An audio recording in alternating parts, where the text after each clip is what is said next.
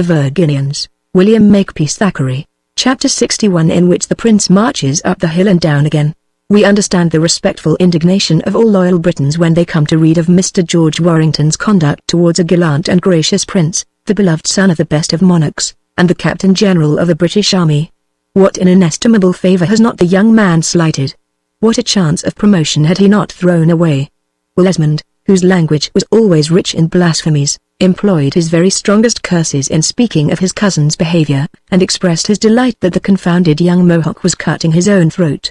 Cousin Castlewood said that a savage gentleman had a right to scalp himself if he liked, or perhaps, he added charitably, our cousin Mr. Warrington heard enough of the war whoop in Braddock's affair, and has no more stomach for fighting.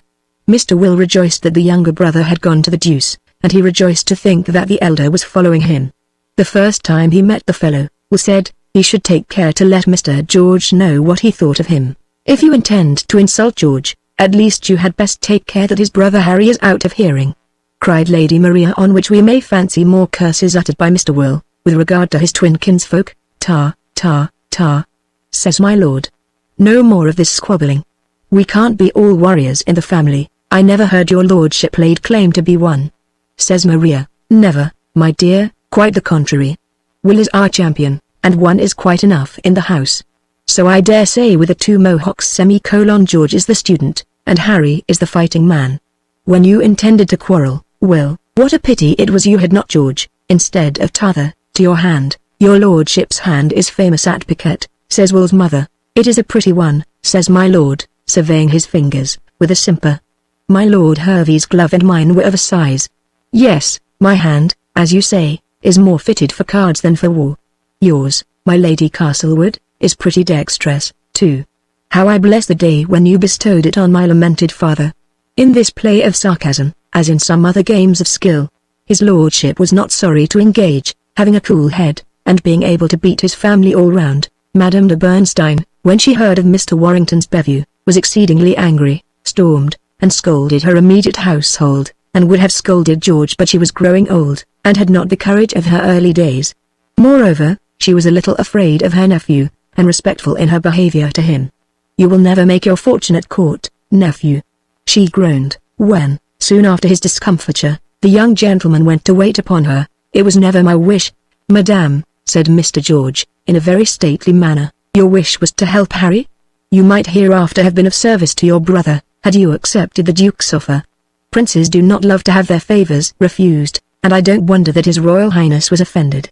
General Lambert said the same thing, George confessed, turning rather red, and I see now that I was wrong. But you must please remember that I had never seen a court before, and I suppose I am scarce likely to shine in one. I think possibly not, my good nephew, says the aunt, taking snuff. And what then? Asked George. I never had ambition for that kind of glory, and can make myself quite easy without it. When His Royal Highness spoke to me most kindly, as I own my thought was, I shall make a very bad soldier, and my brother would be a very good one. He has 100 good qualities for the profession, in which I am deficient, and would have served a commanding officer far better than I ever could. Say the Duke is in battle, and his horse is shot, as my poor chief's was at home, would he not be better for a beast that had courage and strength to bear him anywhere, than with one that could not carry his weight? Au fait. His Royal Highness's charger must be a strong one, my dear, says the old lady. Expend Hannibalum, mutters George, with a shrug. Our Hannibal weighs no trifle. I don't quite follow you, sir, and your Hannibal, the Baroness remarks, when Mr. Wolfe and Mr. Lambert remonstrated with me as you have done. Madame, George rejoins, with a laugh, I made this same defence which I am making to you. I said I offered to the prince the best soldier in the family, and the two gentlemen allow that my blunder at least had some excuse. Who knows but that they may set me right with His Royal Highness? The taste I have had of battles has shown me how little my genius inclines that way. We saw the Scotch play which everybody is talking about t'other night. And when the hero, young Norval, said how he longed to follow to the field some warlike lord, I thought to myself, how like my Harry is to him, except that he doth not brag. Harry is pining now for a red coat, and if we don't mind, we'll take the shilling. He has the map of Germany forever under his eyes, and follows the King of Prussia everywhere. He is not afraid of men or gods. As for me, I love my books and quiet best, and to read about battles in Homer or Lucan. Then what made a soldier of you at all, my dear? "And why did you not send Harry with Mr. Braddock, instead of going yourself?" asked Madame de Bernstein. "My mother loved her younger son the best," said George, darkly. "Besides, with the enemy invading our country, it was my duty, as the head of our family, to go on the campaign. Had I been a Scotchman 12 years ago, I should have been a—" "Hush, sir. Or I shall be more angry than ever," said the old lady, with a perfectly pleased face. George's explanation might thus appease Madame de Bernstein, an old woman whose principles we fear were but loose, but to the loyal heart of Sir Miles Warrington and his lady, the young man's conduct gave a severe blow indeed. "I should have thought," her ladyship said, "from my sister Esmond Warrington's letter, that my brother's widow was a woman of good sense and judgment, and that she had educated her sons in a becoming manner. But what, Sir Miles, what, my dear Thomas Claypole, can we think of an education which has resulted so lamentably for both these young men? The elder seems to know a power of Latin, though, and speaks the French and the German too. I heard him with the Hanover envoy, at the Baroness's rout," says Mr. Claypole. "The French he jabbered quite easy, and when he was at a loss for the High Dutch, he and the envoy began in Latin, and talked away till all the room stared. It is not language, but principles, Thomas Claypole," exclaims the virtuous matron. "What must Mr. Warrington's principles be, when he could reject an offer made him by his prince? Can he speak the High Dutch? So much the more ought he to have accepted his Royal Highness's condescension, and made himself useful in the campaign. Look at our son, look at Miles, hold up thy head, Miley, my boy," says Papa. "I trust, Sir Miles, that, as a member of the House of Commons, as an English gentleman, you will attend his Royal Highness's levee tomorrow, and say, if such an offer had been made to us for the child, we would have taken it, though our boy is but 10 years of age. Faith, Miley, thou wouldst make a good little drummer or fifer," says Papa. "Shouldst like to be a little soldier, Miley?" "Anything, sir, anything. A Warrington ought to be ready at any moment to have himself cut in pieces for his sovereign," cries the matron, pointing to the boy, who, as soon as he comprehended his mother's proposal, protested against it by a loud roar, in the midst of which he was removed by Scrooby. In obedience to the conjugal orders, Sir Miles went to his Royal Highness's levee the next day, and made a protest of his love and duty, which the Prince deigned to accept, saying, "Nobody ever supposed that Sir Miles Warrington would ever refuse any place offered to him," a compliment gracious indeed, and repeated everywhere by Lady Warrington, as showing how implicitly the august family on the throne could rely on the loyalty of the Warringtons. Accordingly, when this worthy couple saw George, they received him with a ghastly commiseration, such as our dear relatives or friends will sometimes extend to us when we have done something fatal or clumsy in life, when we have come badly out of our lawsuit, when we enter the room just as the company has been abusing us, when our banker has broke, or we for our sad part have had to figure in the commercial columns of the London Gazette when, in a word, we are guilty of some notorious fault, or blunder, or misfortune. Who does not know that face of pity? Whose dear relations have not so deplored him, not dead, but living? Not yours? Then, sir, if you have never been in scrapes, if you have never sowed a handful of wild oats or two, if you have always been fortunate, and good, and careful, and butter has never melted in your mouth, and an imprudent word has never come out of it, if you have never sinned and repented, and been a fool and been sorry, then, sir, you are a wiser girl who won't waste your time over an idle novel, and it is not that the fable is narrated at all. Not that it was just on Sir Miles's part to turn upon George, and be angry with his nephew for refusing the offer of promotion made by his Royal Highness, for Sir Miles himself had agreed in George's view of pursuing quite other than a military career, and it was in respect to this plan of her son's that Madame Esmond had written from Virginia to Sir Miles Warrington.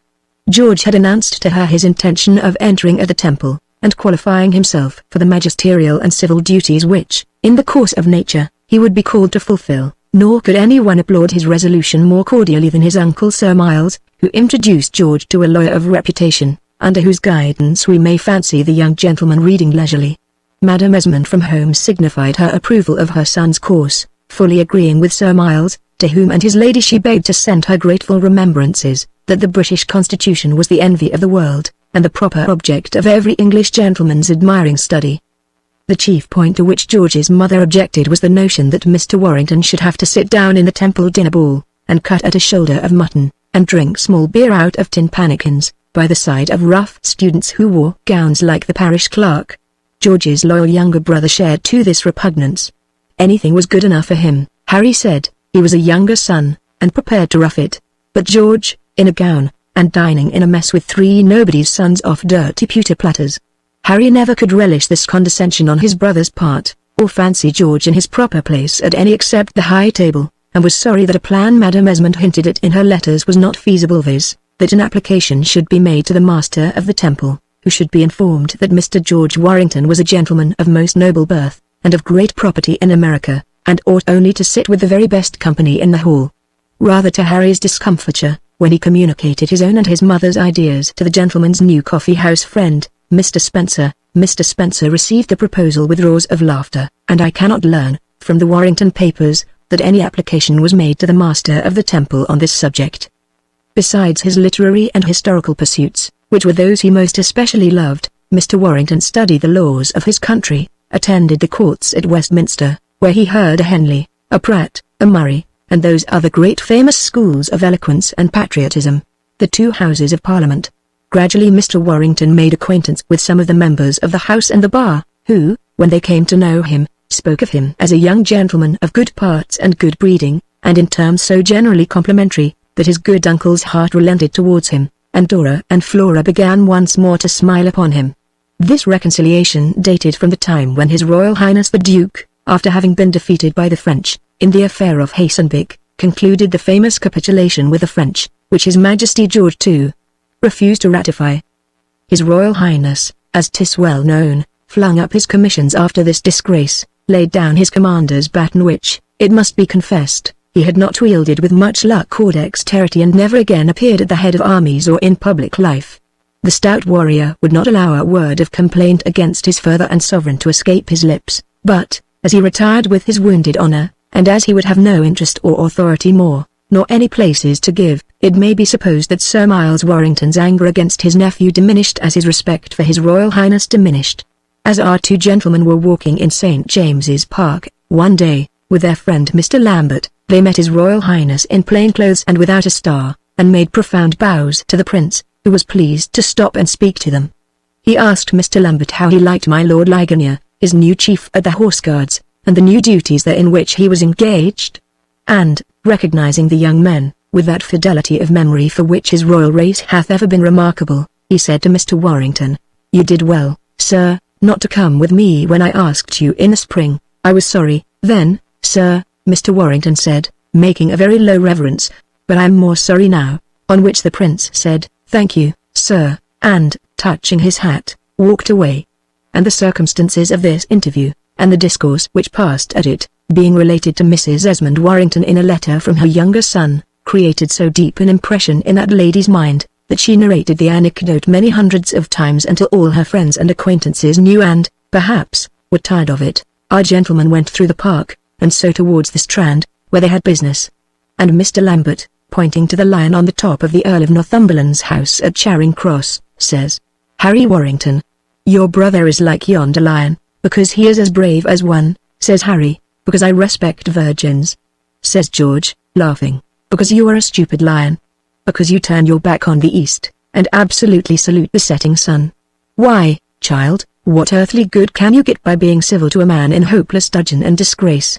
Your uncle will be more angry with you than ever, and so am I, sir." But Mr. Lambert was always laughing in his waggish way, and, indeed, he did not look the least angry. Chapter 62 Arm of Irunk. Indeed, if Harry Warrington had a passion for military pursuits and studies, there was enough of war stirring in Europe, and enough talk in all societies which he frequented in London, to excite and inflame him.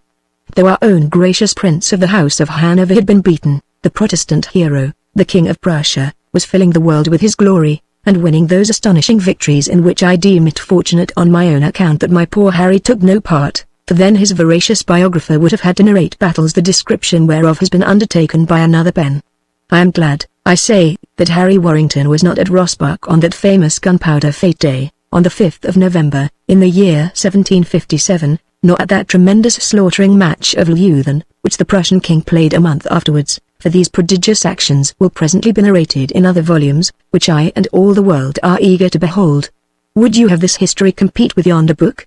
Could my jaunty, yellow park phaeton run counter to that grim chariot of thundering war?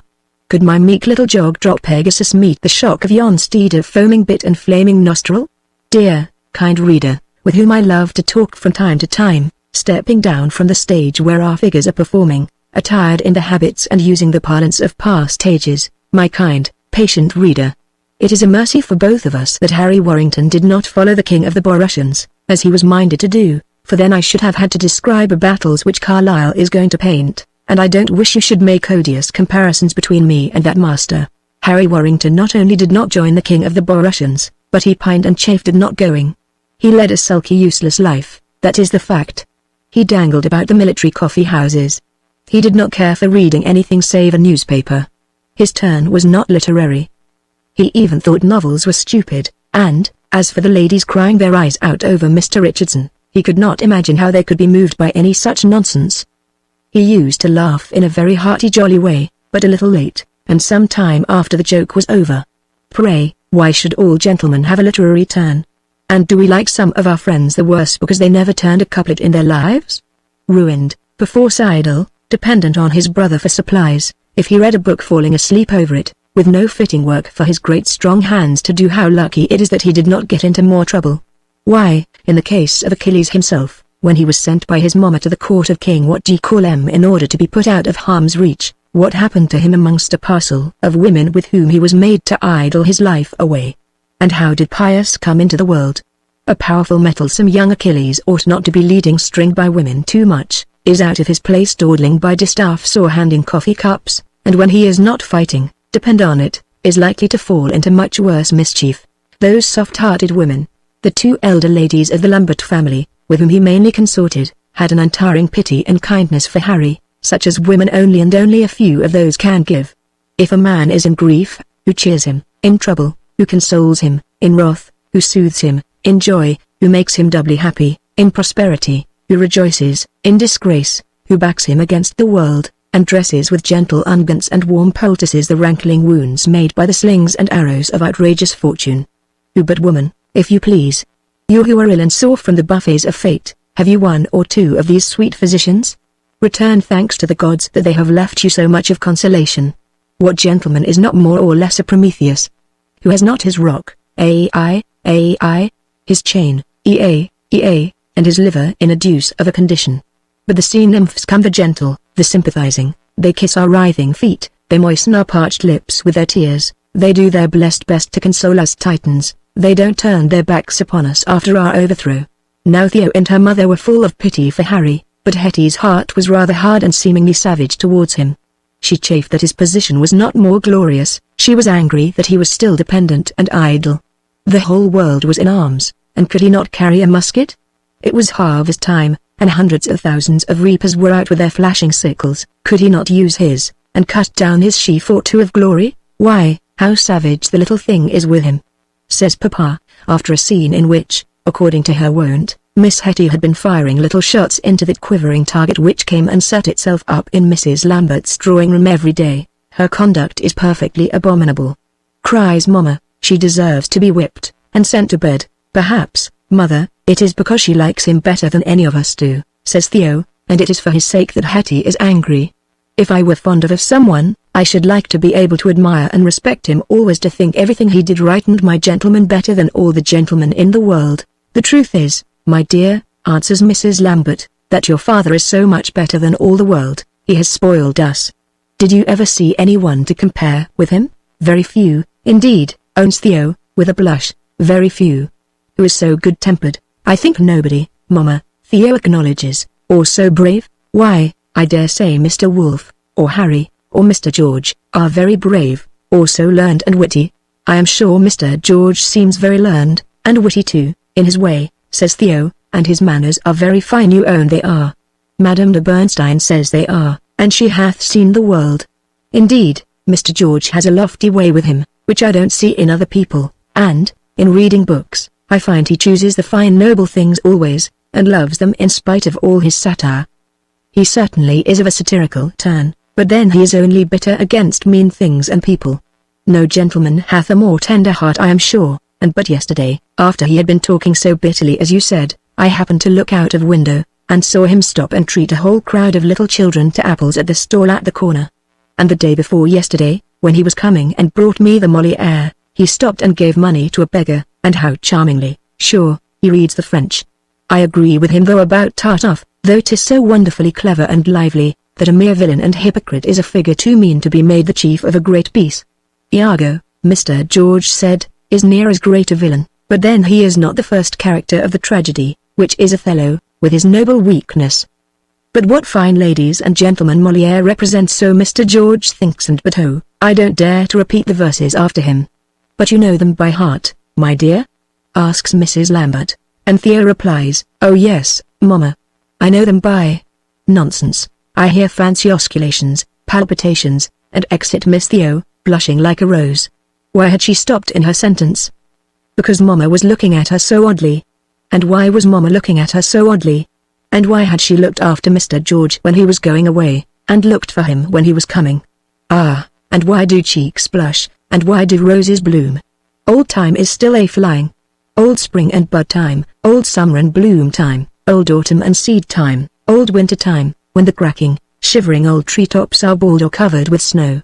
A few minutes after George arrived, Theo would come downstairs with a fluttering heart, maybe, and a sweet nosegay in her cheeks, just culled, as it were, fresh in his honor, and I suppose she must have been constantly at that window which commanded the street, and whence she could espy his generosity to the sweep, or his purchases from the apple woman.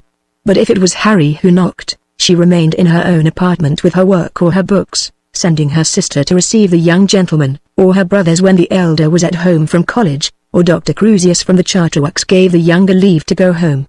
And what good eyes Theo must have had, and often in the evening, to note the difference between Harry's yellow hair and George's dark locks, and between their figures, though they were so like that people continually were mistaking one for the other brother. Now it is certain that Theo never mistook one or t'other, and that Hetty, for her part, was not in the least excited, or rude, or pert, when she found the black-haired gentleman in her mother's drawing-room. Our friends could come when they liked to Mr. Lambert's house, and stay as long as they chose, and, one day, he of the golden locks was sitting on a couch there, in an attitude of more than ordinary idleness and despondency, when who should come down to him but Miss Hetty. I say it was a most curious thing, though the girls would have gone to the rack rather than own any collusion, that when Harry called, Hetty appeared. When George arrived, Theo somehow came, and so, according to the usual dispensation, it was Miss Lambert, Jr., who now arrived to entertain the younger Virginian. After usual ceremonies and compliments, we may imagine that the lady says to the gentleman, "And pray, sir, what makes your honor look so glum this morning?" "Ah, Hetty," says he, "I have nothing else to do but to look glum. I remember when we were boys and I a rare idle one, you may be sure I would always be asking my tutor for a holiday, which I would pass very likely swinging on a gate, or making ducks and drakes over the pond, and those do-nothing days were always the most melancholy. What have I got to do now from morning till night? Breakfast, walk dinner, walk tea, supper, I suppose, and a pipe of your Virginia," says Miss Hetty, tossing her head. "I tell you what, when I went back with Charlie to the Charterworks, t'other night, I had a mind to say to the master, 'Teach me, sir. Here's a boy knows a deal more Latin and Greek, at 13, than I do, who am 10 years older. I have nothing to do from morning till night, and I might as well go to my books again, and see if I can repair my idleness as a boy.' Why do you laugh, Hetty?" "I laugh to fancy you at the head of a class, and called up by the master," cries Hetty. "I shouldn't be at the head of the class," Harry says, humbly. "George might be at the head of any class, but I am not a bookman, you see, and when I was young neglected myself, and was very idle. We would not let our tutors cane us much at home, but, if we had, it might have done me good." Hetty drubbed with her little foot, and looked at the young man sitting before her, strong, idle, melancholy. "Upon my word, it might do you good now," she was minded to say. "What does Tom say about the caning at school? Does his account of it set you longing for it, pray?" she asked. "His account of his school," Harry answered simply, "makes me see that I have been idle when I ought to have worked, and that I have not a genius for books, and for what am I good? Only to spend my patrimony when I come abroad, or to lounge at coffee houses or race courses, or to gallop behind dogs when I am at home. I am good for nothing, I am." "What, such a great, brave, strong fellow as you good for nothing?" cries Het. "I would not confess as much to any woman, if I were twice as good for nothing. What am I to do? I ask for leave to go into the army, and Madame Esmond does not answer me. 'Tis the only thing I am fit for. I have no money to buy. Having spent all my own, and so much of my brother's, I cannot and won't ask for more. If my mother would but send me to the army, you know I would jump to go. A gentleman of spirit does not want a woman to buckle his sword on for him or to clean his firelock. What was that our papa told us of the young gentleman at court yesterday? Sir John Armitage. Sir John Armitage?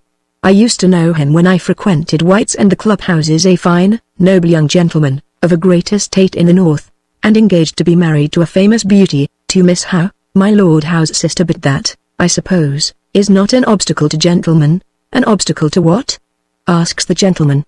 An obstacle to glory, says Miss Hetty. I think no woman of spirit would say stay, though she adored her lover ever so much, when his country said go. Sir John had volunteered for the expedition which is preparing, and being at court yesterday His Majesty asked him when he would be ready to go. Tomorrow, please your Majesty, replies Sir John, and the King said, that was a soldier's answer. My father himself is longing to go, though he has mamma and all us brats at home. Oh dear, oh dear. Why wasn't I a man myself? Both my brothers are for the church, but, as for me, I know I should have made a famous little soldier. And, so speaking, this young person strode about the room, wearing a most courageous military aspect, and looking as bold as Joan of Arc. Harry beheld her with a tender admiration. I think, says he, I would hardly like to see a musket on that little shoulder, nor a wound on that pretty face. Hetty, wounds? Who fears wounds? Cries the little maid. Muskets? If I could carry one, I would use it. You men fancy that we women are good for nothing but to make puddings or stitch samplers. Why wasn't I a man, I say? George was reading to us yesterday out of Thackeray. Look, here it is, and I thought the verses applied to me. See. Here is the book, with the mark in it where we left off. With the mark in it? Says Harry dutifully. Yes. It is about a woman who is disappointed because her brother does not go to war, and she says of herself, alas! Why did not heaven these members frail with lively force and vigor strengthen, so that I this silken gown? Silken gown? Says downright Harry, with a look of inquiry. Well, sir, I notice but but so it is in the book, apostrophe. This silken gown and slender veil might for a breastplate and a helm forego, then should not heat, nor cold, nor rain, nor hail, nor storms that fall, nor blustering winds that blow, withhold me, but I would, both day and night, in pitched field or private combat, fight. Yes, that I would. Why are both my brothers to be parsons, I say? One of my papa's children ought to be a soldier. Harry laughed, a very gentle, kind laugh, as he looked at her. He felt that he would not like much to hit such a tender little warrior as that. Why, says he, holding a finger out, I think here is a finger nigh as big as your arm. How would you stand up before a great, strong man?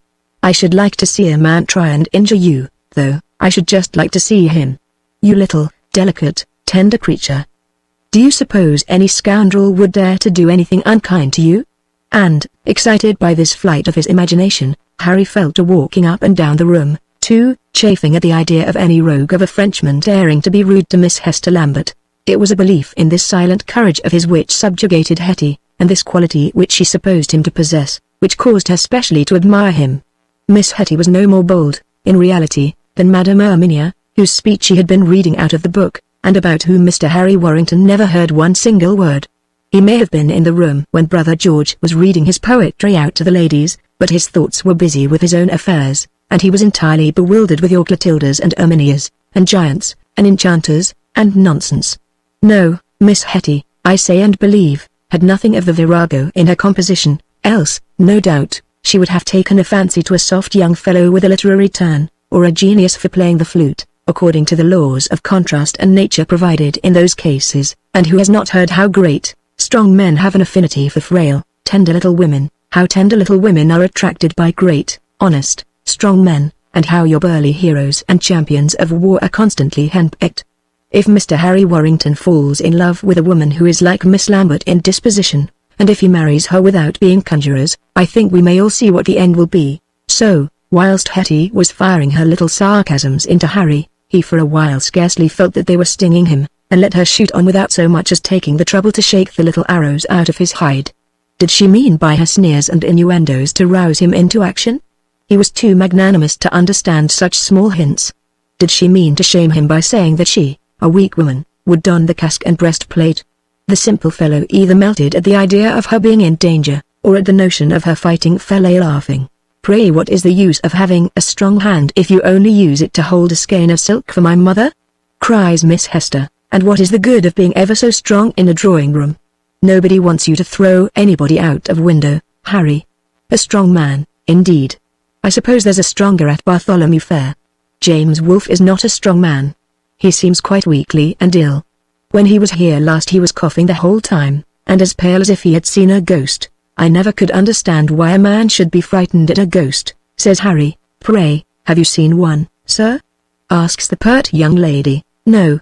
I thought I did once at home when we were boys, but it was only Nathan in his nightshirt, but I wasn't frightened when I thought he was a ghost. I believe there's no such things.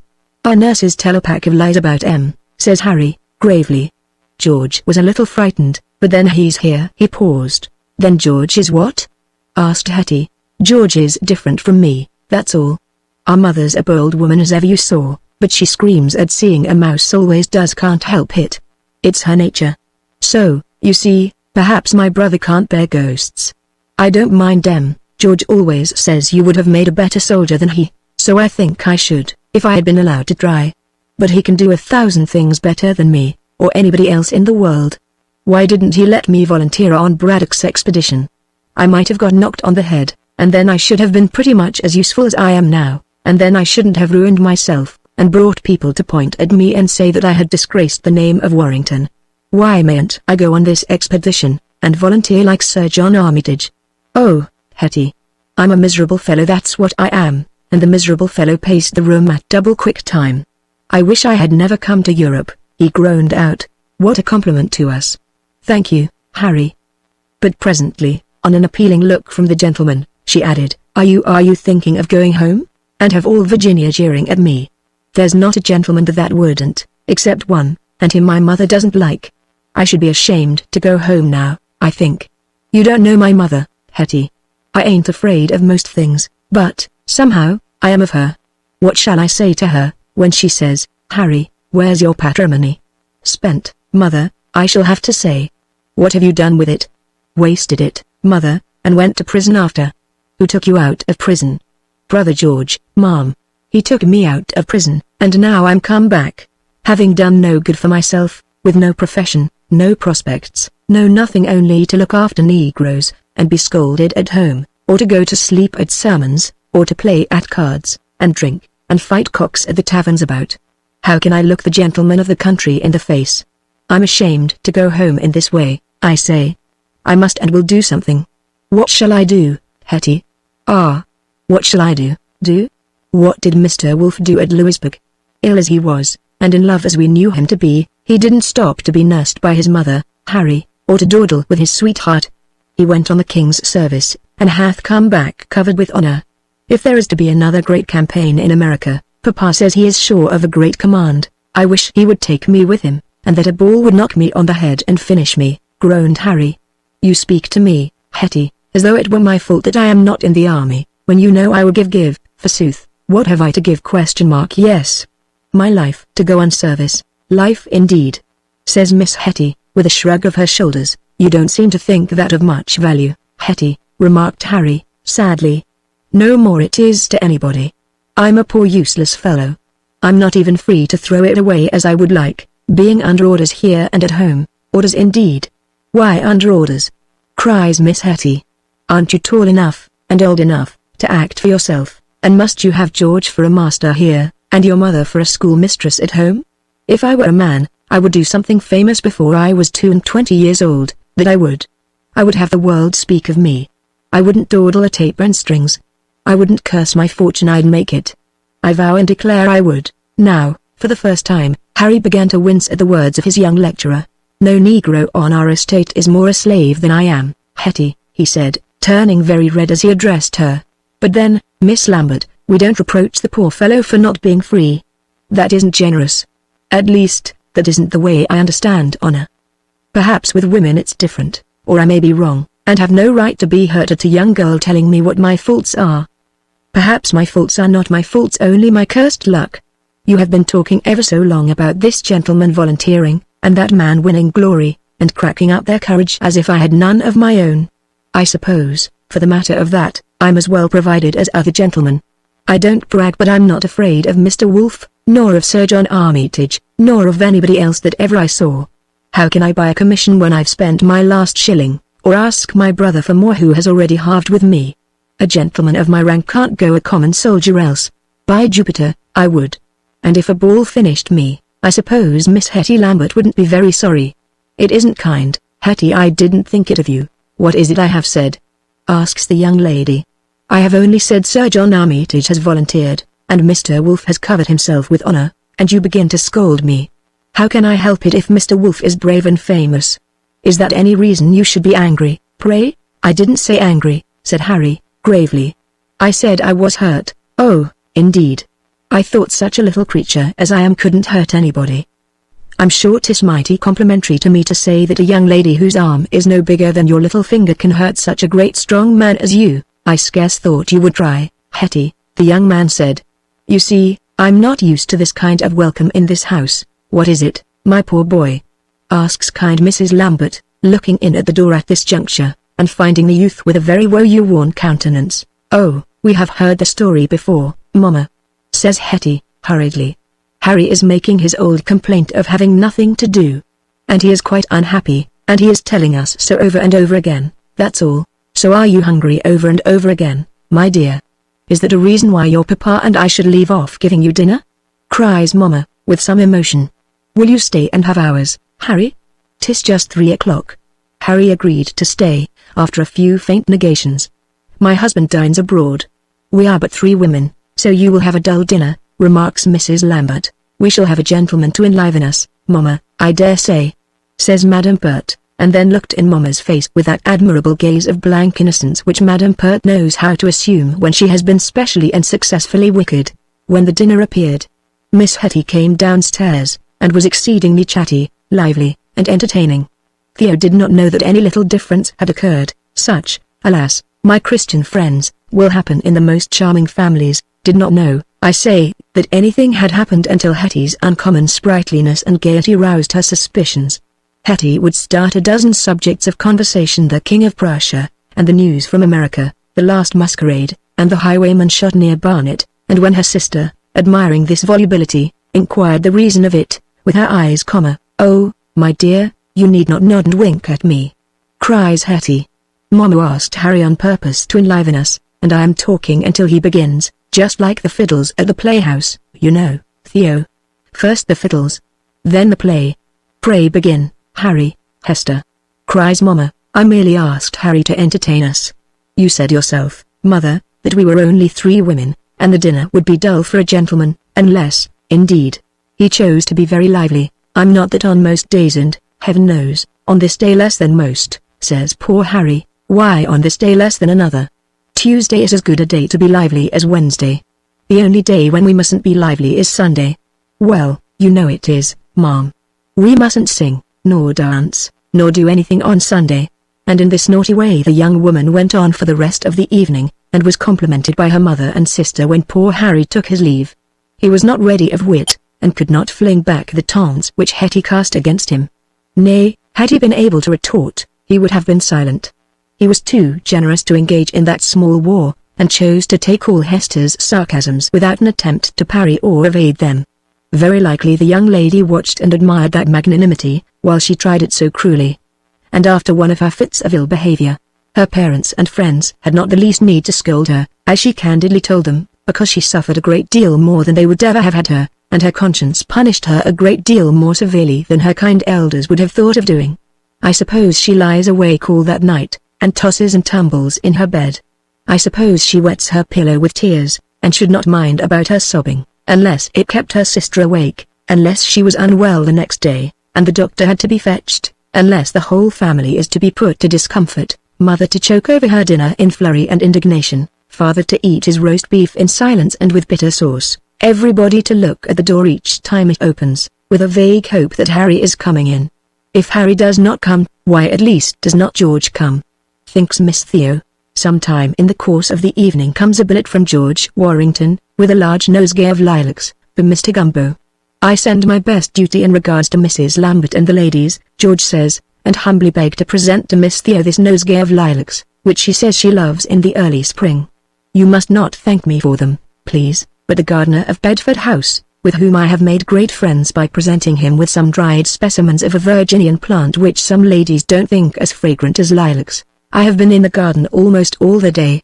It is alive with sunshine and spring, and I have been composing 2 scenes of you-know-what, and polishing the verses which the page sings in the 4th act, under Sibyl's window, which she cannot hear, poor thing, because she has just had her head off, provoking. I wish he would not always sneer and laugh. The verses are beautiful, says Theo. You really think so, my dear? How very odd, remarks Papa. Little Het looks up from her dismal corner with a faint smile of humor. Theo's secret is a secret for nobody in the house, it seems. Can any young people guess what it is? Our young lady continues to read. Spencer has asked the famous Mr. Johnson to breakfast tomorrow, who condescends to hear the play, and who won't, I hope, be too angry because my heroine undergoes the fate of his in Irene. I have heard he came up to London himself as a young man with only his tragedy in his wallet. Shall I ever be able to get mine played? Can you fancy the cat-call music beginning, and the pit hissing at that perilous part of the 4th act, where my executioner comes out from the closet with his great sword, at the awful moment when he is called upon to amputate? They say Mr. Fielding, when the pit hissed at a part of one of his pieces, about which Mr. Garrick had warned him, said, hang them, they have found it out, have they? And finished his punch in tranquility. I suppose his wife was not in the boxes. There are some women to whom I would be very unwilling to give pain, and there are some to whom I would give the best I have. Whom can he mean? The letter is to you, my dear. I protest he is making love to your mother before my face. Cries Papa to Hetty, who only gives a little sigh, puts her hand in her father's hand, and then withdraws it. To whom I would give the best I have. Today it is only a bunch of lilacs. Tomorrow it may be what a branch of rue, a sprig of bays, perhaps anything, so it be my best and my all. I have had a fine long day, and all to myself. What do you think of Harry playing truant? Here we may imagine, what they call in France, or what they used to call, when men dared to speak or citizens to hear, sensation dans l'auditoire. I suppose Carpezan wearied the poor fellow's existence out.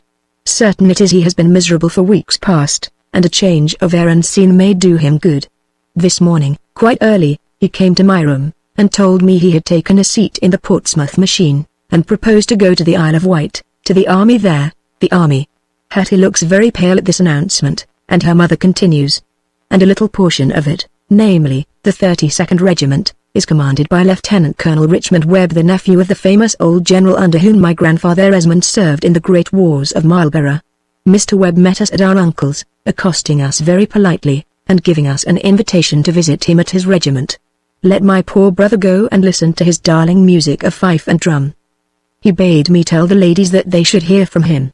I kiss their hands, and go to dress for dinner, at the Star and Garter, in Pall Mall. We are to have Mr. Soame Jennings, Mr. Cambridge, Mr. Walpole, possibly, if he is not too fine to dine in a tavern, a young Irishman, a Mr. B., who they say is a wonder of eloquence and learning, in fine, all the wits of Mr. Dodsley's shop. Quick, gumbo, a coach, and my French grey suit. And if gentlemen ask me, who gave you that sprig of lilac you wear on your heart side? I shall call a bumper, and give lilac for a toast. I fear there is no more rest for Hetty on this night than on the previous one, when she had behaved so mutinously to poor Harry Warrington. Some secret resolution must have inspired that gentleman, for, after leaving Mr. Lambert's table, he paced the streets for a while, and appeared at a late hour in the evening at Madame de Bernstein's house in Clarges Street. Her ladyship's health had been somewhat ailing of late, so that even her favourite routs were denied her, and she was sitting over a quiet game of écarté, with a divine of whom our last news were from a lock-up house hard by that in which Harry Warrington had been himself confined. George, at Harry's request, had paid the little debt under which Mr. Sampson had suffered temporarily. He had been at his living for a year. He may have paid and contracted ever so many debts, have been in and out of jail many times since we saw him. For some time past he had been back in London stout and hearty as usual, and ready for any invitation to cards or claret. Madame de Bernstein did not care to have her game interrupted by her nephew, whose conversation had little interest now for the fickle old woman. Next to the very young, I suppose the very old are the most selfish. Alas, the heart hardens as the blood ceases to run. The cold snow strikes down from the head, and checks the glow of feeling. Who wants to survive into old age after abdicating all his faculties one by one, and be sans teeth, sans eyes, sans memory, sans hope, sans sympathy? How fared it with those patriarchs of old who lived for their 9 centuries, and when were life's conditions so changed that, after 60 years and 10, it became but a vexation and a burden? Getting no reply but yes and no to his brief speeches, poor Harry sat a while on a couch opposite his aunt, who shrugged her shoulders, had her back to her nephew, and continued her game with the chaplain. Sampson sat opposite Mr. Warrington, and could see that something disturbed him.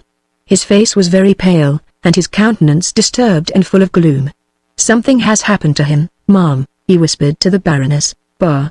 She shrugged her shoulders again, and continued to deal her cards. "What is the matter with you, sir?" she at last said, at a pause in the game, "that you have such a dismal countenance?" "Chaplain, that last game makes us even, I think." Harry got up from his place. "I am going on a journey. I am come to bid you goodbye, aunt," he said, in a very tragical voice. "On a journey? Are you going home to America?"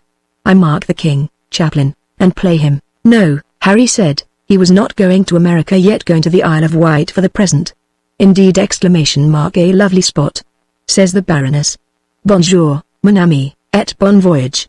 And she kissed a hand to her nephew. "I mayn't come back for some time, aunt," he groaned out. "Indeed. We shall be inconsolable without you. Unless you have a spade, Mr. Sampson, the game is mine. Goodbye, my child. No more about your journey at present. Tell us about it when you come back." And she gaily bade him farewell. He looked for a moment piteously at her, and was gone. "Something grave has happened, madame," says the chaplain. "Oh. The boy is always getting into scrapes. I suppose he has been falling in love with one of those country girls. What are their names, Lambert's ? With whom he is ever dawdling about. He has been doing no good here for some time. I am disappointed in him, really quite grieved about him. I will take 2 cards, if you please again ? Quite grieved. What do you think they say of his cousin the Miss Warrington who made eyes at him when she thought he was a prize? They say the king has remarked her, and the Yarmouth is creving with rage. He, those methodistical Warringtons.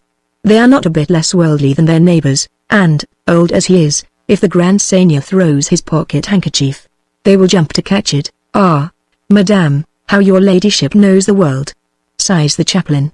"I propose, if you please, I have lived long enough in it, Mr. Sampson, to know something of it. 'Tis sadly selfish, my dear sir, sadly selfish, and everybody is struggling to pass his neighbour. No, I can't give you any more cards. You haven't the king? I play queen, knave, and a 10, a sadly selfish world, indeed.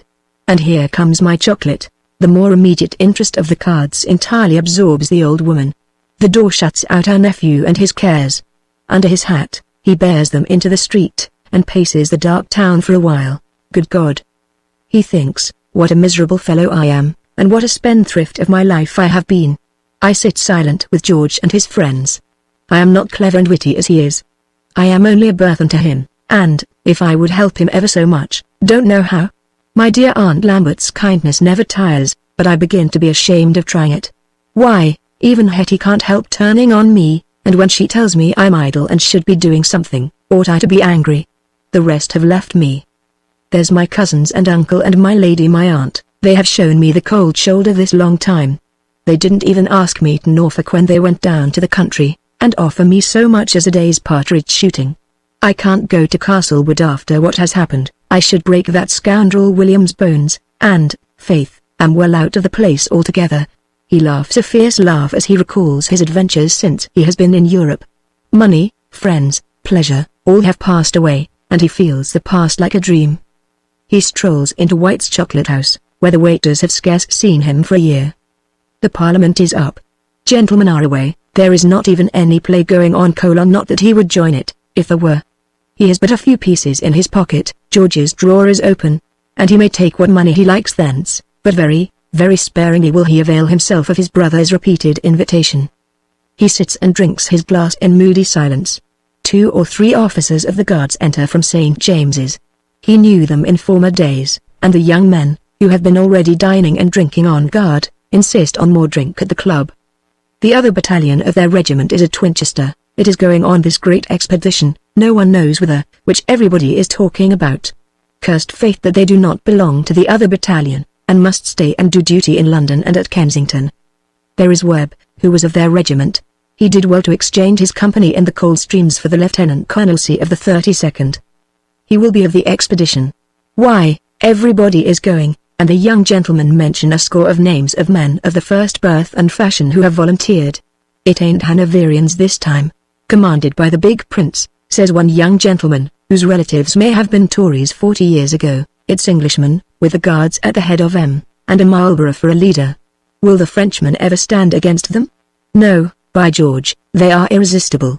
And a fresh bowl is called, and loud toasts are drunk to the success of the expedition. Mr. Warrington, who is a cup too low, the young guardsmen say, walks away when they are not steady enough to be able to follow him, thinks over the matter on his way to his lodgings, and lies thinking of it all through the night. What is it, my boy? Asks George Warrington of his brother, when the latter enters his chamber very early on a blushing May morning. I want a little money out of the drawer, says Harry, looking at his brother. I am sick and tired of London. Good heavens! Can anybody be tired of London? George asks, who has reasons for thinking it the most delightful place in the world. I am for one. I am sick and ill, says Harry. You and Hetty have been quarrelling? She don't care a penny piece about me, nor I for her neither, says Harry, nodding his head. But I am ill, and a little country air will do me good, and he mentions how he thinks of going to visit Mr. Webb in the Isle of Wight, and how a Portsmouth coach starts from Holborn. There's the till, Harry, says George, pointing from his bed. Put your hand in, and take what you will. What a lovely morning, and how fresh the Bedford House garden looks. God bless you, brother. Harry says, have a good time, Harry. And down goes George's head on the pillow again, and he takes his pencil and notebook from under his bolster, and falls to polishing his verses, as Harry, with his cloak over his shoulder and a little valise in his hand, walks to the inn in Holborn once the Portsmouth machine starts. Chapter 63 Melpomene. George Warrington by no means allowed his legal studies to obstruct his comfort and pleasures, or interfere with his precious health. Madame Esmond had pointed out to him in her letters that though he wore a student's gown, and sate down with a crowd of nameless people to Hall Commons, he had himself a name, and a very ancient one, to support, and could take rank with the first persons at home or in his own country, and desired that he would study as a gentleman, not a mere professional drudge. With this injunction the young man complied obediently enough, so that he may be said not to have belonged to the rank and file of the law, but may be considered to have been a volunteer in her service, like some young gentleman of whom we have just heard.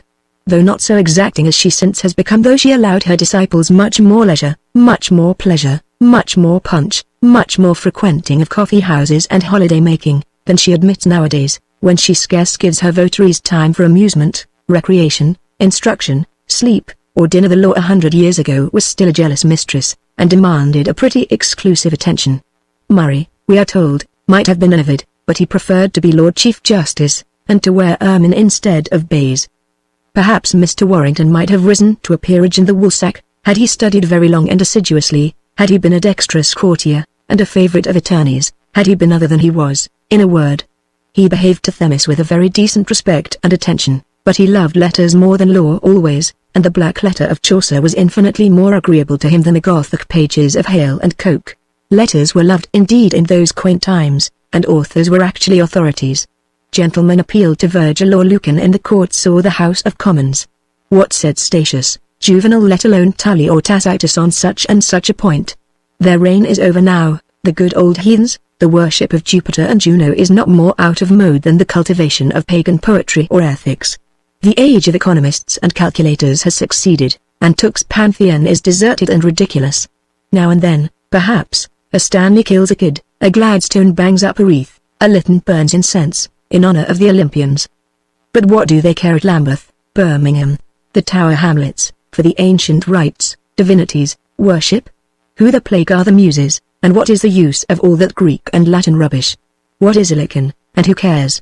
Who was Thalia, pray, and what is the length of her eye? Is Melpomene's name in 3 syllables or 4?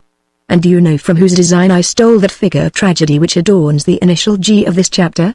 Now, it has been said how Mr. George in his youth, and in the long leisure which he enjoyed at home, and during his imprisonment in the French fort on the banks of Monongahela, had whiled away his idleness by paying court to Melpomene, and the result of their union was a tragedy, which has been omitted in Bell's Theatre, though I dare say it is no worse than some of the pieces printed there.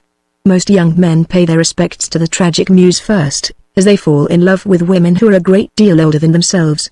Let the candid reader own, if ever he had a literary turn, that his ambition was of the very highest, and that however, in his riper age, he might come down in his pretensions, and think that to translate an ode of Horace, or to turn a song of Waller or Prior into decent Alcuics or Sapphics, was about the utmost of his capability. Tragedy and epic only did his green unknowing youth engage, and no prize but the highest was fit for him. George Warrington, then, on coming to London, attended the theatrical performances at both houses, frequented the theatrical coffee houses, and heard the opinions of the critics, and might be seen at the Bedford between the plays, or supping at the Cecil along with the wits and actors when the performances were over. Here he gradually became acquainted with the players and such of the writers and poets as were known to the public. The tough old Macklin, the frolicsome Foote, the vivacious Hip Isley, the sprightly Mr. Garrick himself, might occasionally be seen at these houses of entertainment, and our gentleman, by his wit and modesty, as well, perhaps, as for the high character for wealth which he possessed, came to be very much liked in the coffee-house circles, and found that the actors would drink a bowl of punch with him, and the critics sup at his expense with great affability.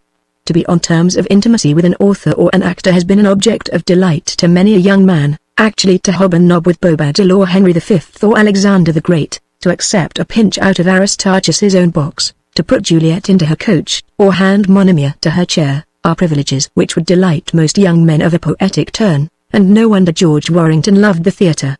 Then he had the satisfaction of thinking that his mother only half approved of plays and playhouses, and of feasting on fruit forbidden at home. He gave more than one elegant entertainment to the players, and it was even said that one or two distinguished geniuses had condescended to borrow money of him.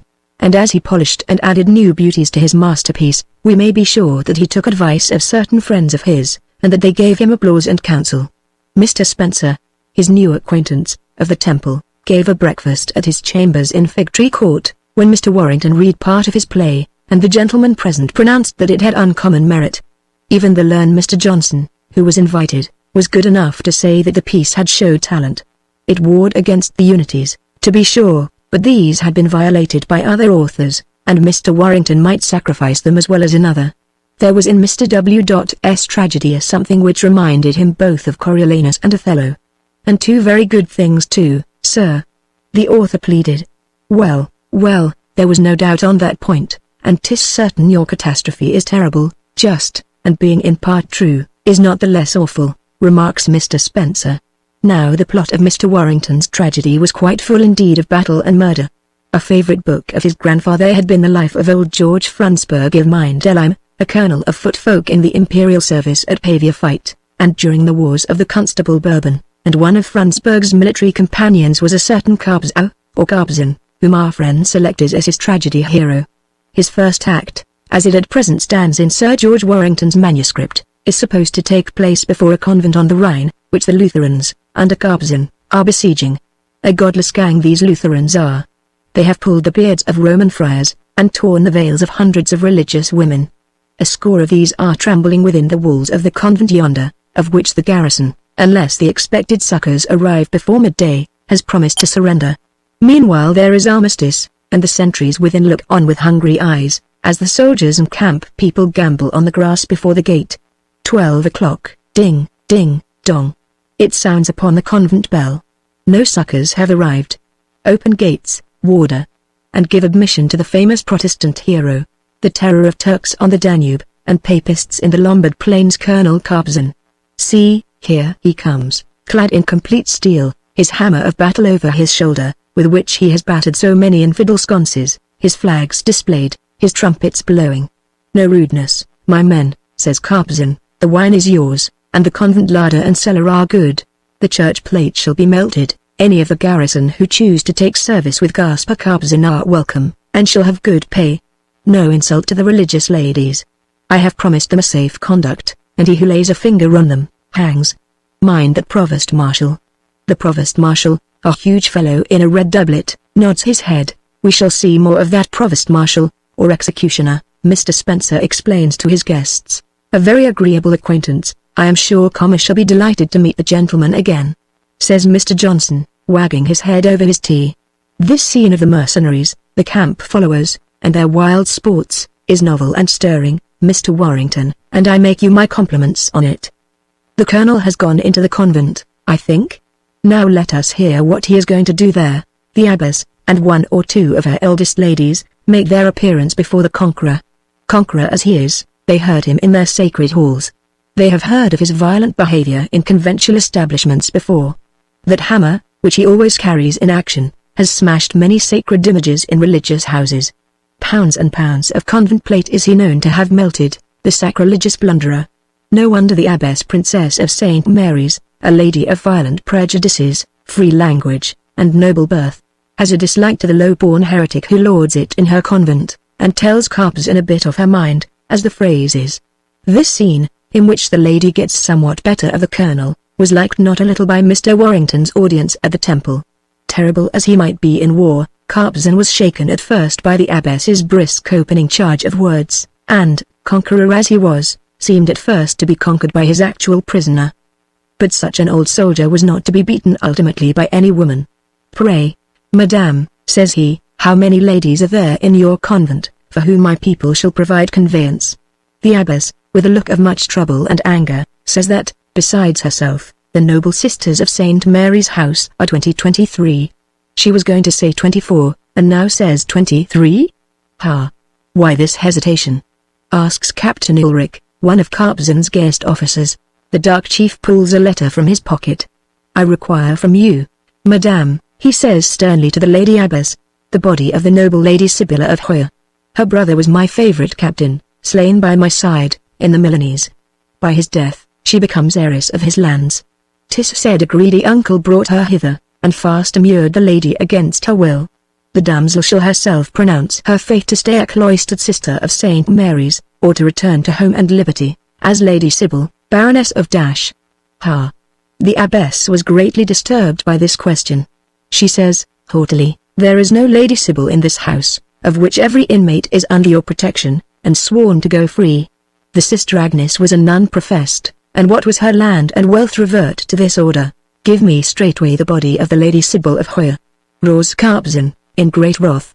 "If not, I make a signal to my reiters, and give you and your convent up to war. Faith, if I lead the storm, and have my right, 'tis not my lady abbess that I'll choose," says Captain Ulrich, but rather some plump, smiling, red-lipped maid like here, as he, the sly fellow, is looking under the veils of the two attendant nuns.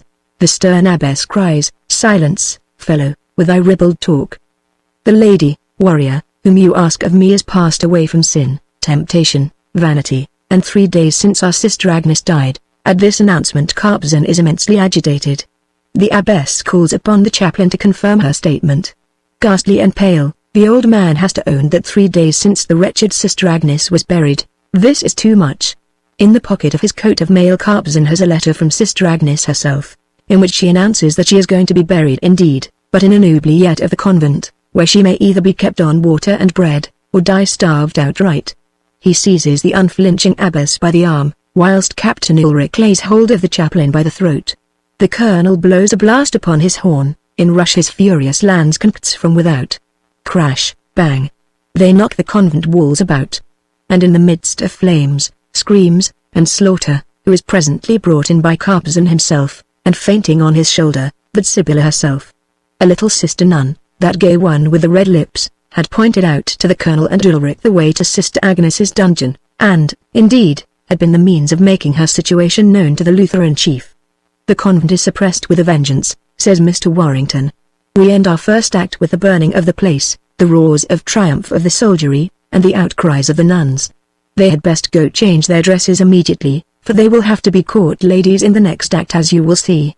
Here the gentleman talked the matter over. If the piece were to be done at Drury Lane, Mrs. Pritchard would hardly like to be Lady Abbess, as she doth but appear in the first act. Miss Pritchard might make a pretty Sibylla, and Miss Gates the attendant nun. Mr. Garrick was scarce tall enough for Carpzan, though, when he is excited, nobody ever thinks of him but as big as a grenadier. Mr. Johnson owns Woodward will be a good Ulrich, as he plays the Mercutio parts very gaily, and so, by one and t'other, the audience fancies the play already on the boards, and casts the characters.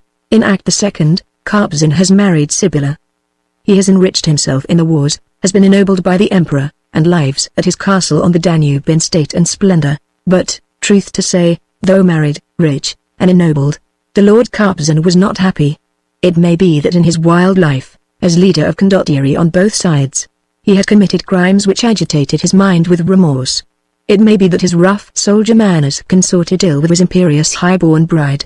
She led him such a life I am narrating as it were the Warrington manuscript, which is too long to print in entire, taunting him with his low birth, his vulgar companions, whom the old soldier loved to see about him, and so forth, that there were times when he rather wished that he had never rescued this lovely, quarrelsome, wayward vixen from the oubliette out of which he fished her. After the bustle of the first act, this is a quiet one, and passed chiefly in quarrelling between the Baron and Baroness Carpezan, until horns blow, and it is announced that the young King of Bohemia and Hungary is coming bunting that way. Act 3 is passed at Prague, whither His Majesty has invited Lord Carpezan and his wife, with noble offers of preferment to the latter. From Baron he shall be promoted to be Count, from Colonel he shall be General-in-Chief.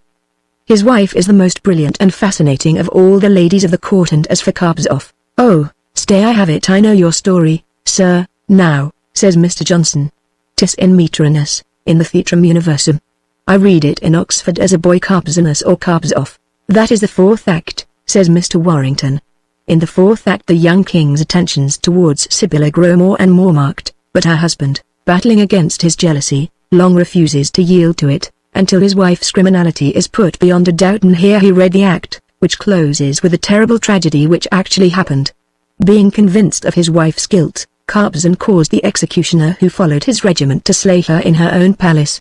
And the curtain of the act falls just after the dreadful deed is done, in a side chamber illuminated by the moon shining through a great oriel windows, under which the king comes with his lute, and plays the song which was to be the signal between him and his guilty victim. This song, writ in the ancient style, and repeated in the piece, being sung in the third act previously at a great festival given by the king and queen, was pronounced by Mr. Johnson to be a happy imitation of Mr. Waller's manner, and its gay repetition at the moment of guilt, murder, and horror, very much deepened the tragic gloom of the scene. But whatever came afterwards? He asked. I remember in the Theatrum, Carpezan is said to have been taken into favour again by Count Mansfield, and doubtless to have murdered other folks on the reformed side. Here our poet has departed from historic truth. In the fifth act of Carpezan, King Louis of Hungary and Bohemia, sufficiently terror-stricken, no doubt, by the sanguinary termination of his intrigue, has received word that the Emperor Soliman is invading his Hungarian dominions. Enter two noblemen who relate how, in the council which the king held upon the news, the injured Carpezan rushed infuriated into the royal presence, broke his sword, and flung it at the king's feet along with a glove which he dared him to wear, and which he swore he would one day claim. After that wild challenge the rebel fled from Prague, and had not since been heard of, but it was reported that he had joined the Turkish invader, assumed the turban, and was now in the camp of the Sultan, whose white tents glance across the river yonder, and against whom the king was now on his march. Then the king comes to his tent with his generals, prepares his order of battle, and dismisses them to their posts, keeping by his side an aged and faithful knight, his master of the horse, to whom he expresses his repentance for his past crimes, his esteem for his good and injured queen, and his determination to meet the day's battle like a man. What is this field called? Mohacs, my liege, says the old warrior, adding the remark that ere set of sun, Mohacs will see a battle bravely won. Trumpets and alarms now sound, they are the cymbals and barbaric music of the Janissaries. We are in the Turkish camp, and yonder, surrounded by turbaned chiefs, walks the Sultan Soliman's friend, the conqueror of Rhodes, the redoubted Grand Vizier. Who is that warrior in an eastern habit, but with a glove in his cap? 'Tis Carpezan. Even Soliman knew his courage and ferocity as a soldier. He knows the ordnance of the Hungarian host, in what arms King Louis is weakest, how his cavalry, of which the shock is tremendous, should be received, and inveigled into yonder morass, where certain death may await them. He prays for a command in the front, and as near as possible to the place where the traitor King Louis will engage. 'Tis well, says the grim vizier, our invincible emperor surveys the battle from yonder tower. At the end of the day, he will know how to reward your valor. The signal guns fire, the trumpets blow, the Turkish captains retire, vowing death to the infidel, and eternal fidelity to the Sultan. And now the battle begins in earnest, and with those various incidents which the lover of the theatre knoweth. Christian knights and Turkish warriors clash and skirmish over the stage. Continued alarms are sounded. Troops on both sides advance and retreat. Carpezan, with his glove in his cap, and his dreadful hammer smashing all before him, rages about the field, calling for King Louis.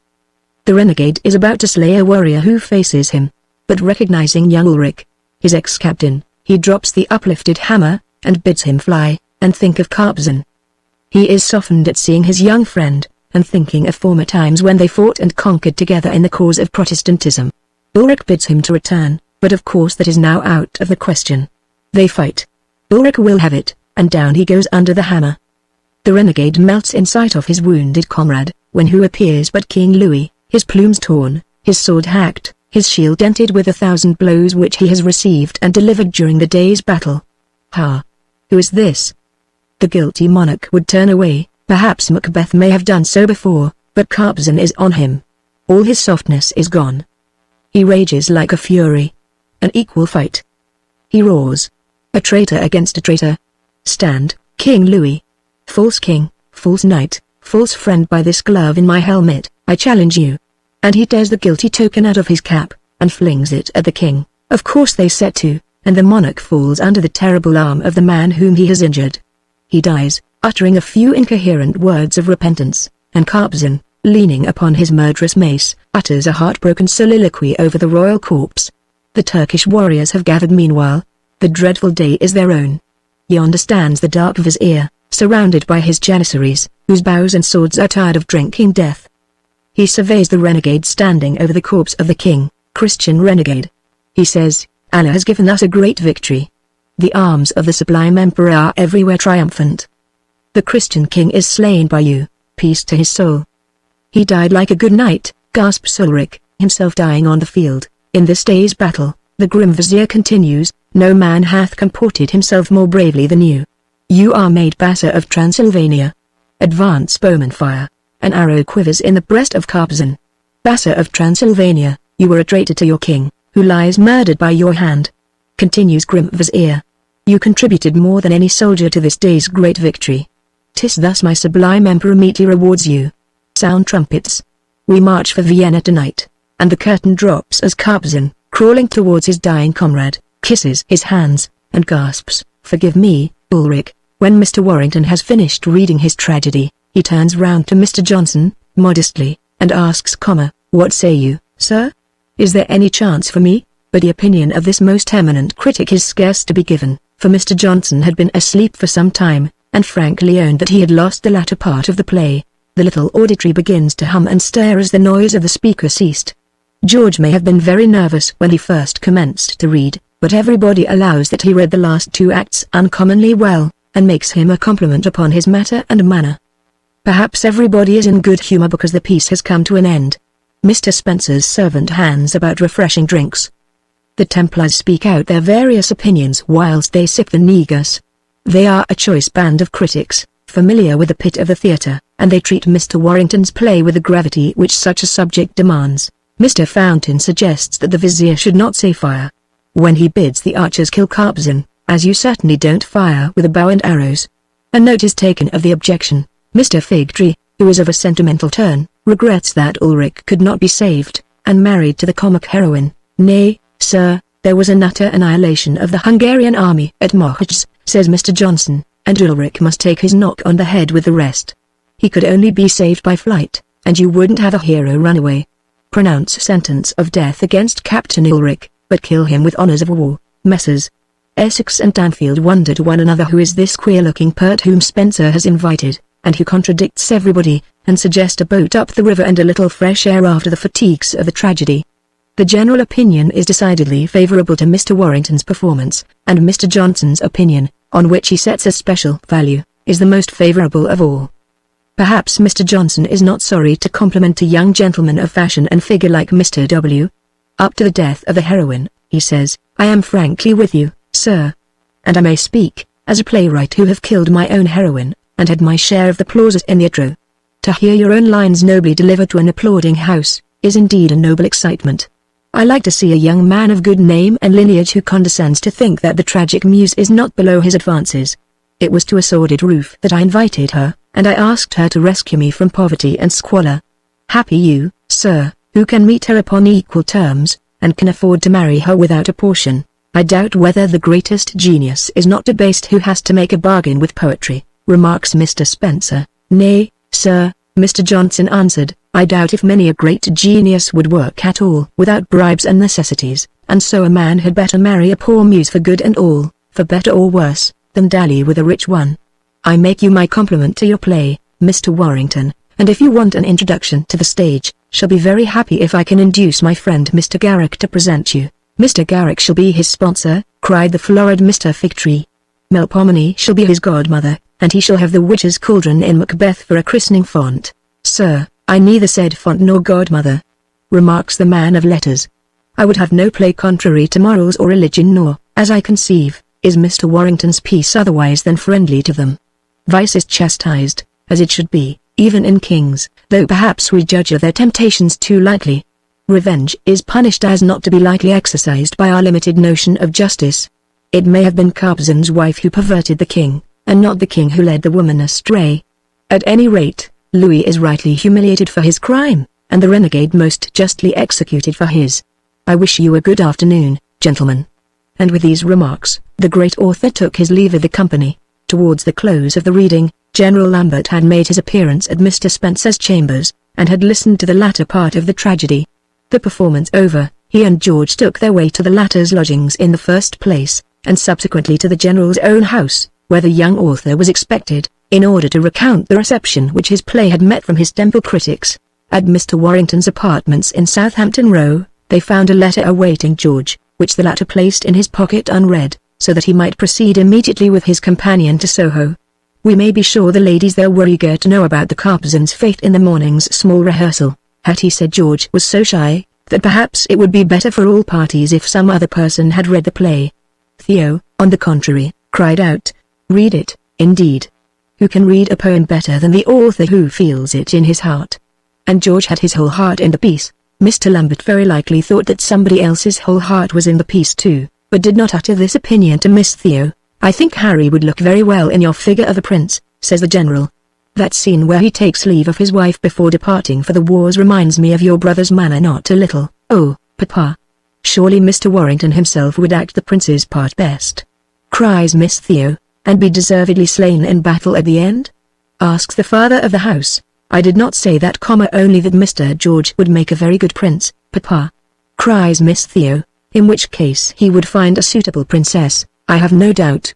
What news of your brother Harry?" George, who had been thinking about theatrical triumphs, about Monumentum Mare Perennius, about lilacs, about love whispered and tenderly accepted, remembers that he has a letter from Harry in his pocket, and gaily produces it. "Let us hear what Mr. Truant says for himself, Aunt Lambert," cries George, breaking the seal. Why is he so disturbed, as he reads the contents of his letter? Why do the women look at him with alarmed eyes? And why, above all, is Hattie so pale? "Here is the letter," says George, and begins to read it. Ride, June 1st, 1758. "I did not tell my dearest George what I hoped and intended, when I left home on Wednesday. 'Twas to see Mr. Webb at Portsmouth or the Isle of Wight, wherever his regiment was, and if need was to go down on my knees to him to take me as volunteer on the expedition. I took boat from Portsmouth, where I learned that he was with our regiment encamped at the village of Ryde. Was received by him most kindly, and my petition granted out of hand. That is why I say our regiment. We are 8 gentlemen volunteers with Mr. Webb, all men of birth, and good fortunes except poor me, who don't deserve one. We are to mess with the officers, we take the right of the column, and have always the right to be in front, and in an hour we embark on board His Majesty's ship the Rochester of 60 guns, while our Commodore's, Mr. Howe's, is the Essex, 70. His squadron is about 20 ships, and I should think 100 transports at least. Though 'tis a secret expedition, we make no doubt France is our destination, where I hope to see my friends the Messieurs once more, and win my colors, à la pointe de mon épée, as we used to say in Canada. Perhaps my service as interpreter may be useful. I speaking the language not so well as someone I know, but better than most here. I scarce venture to write to our mother to tell her of this step. Will you, who have a coaxing tongue will wheedle anyone, write to her as soon as you have finished the famous tragedy? Will you give my affectionate respects to dear General Lambert and ladies? And if any accident should happen, I know you will take care of poor Gumbo as belonging to my dearest best George's most affectionate brother, Henry E. Warrington. P.S. Love to all at home when you write, including Dempster, Mountain, and Fanny M.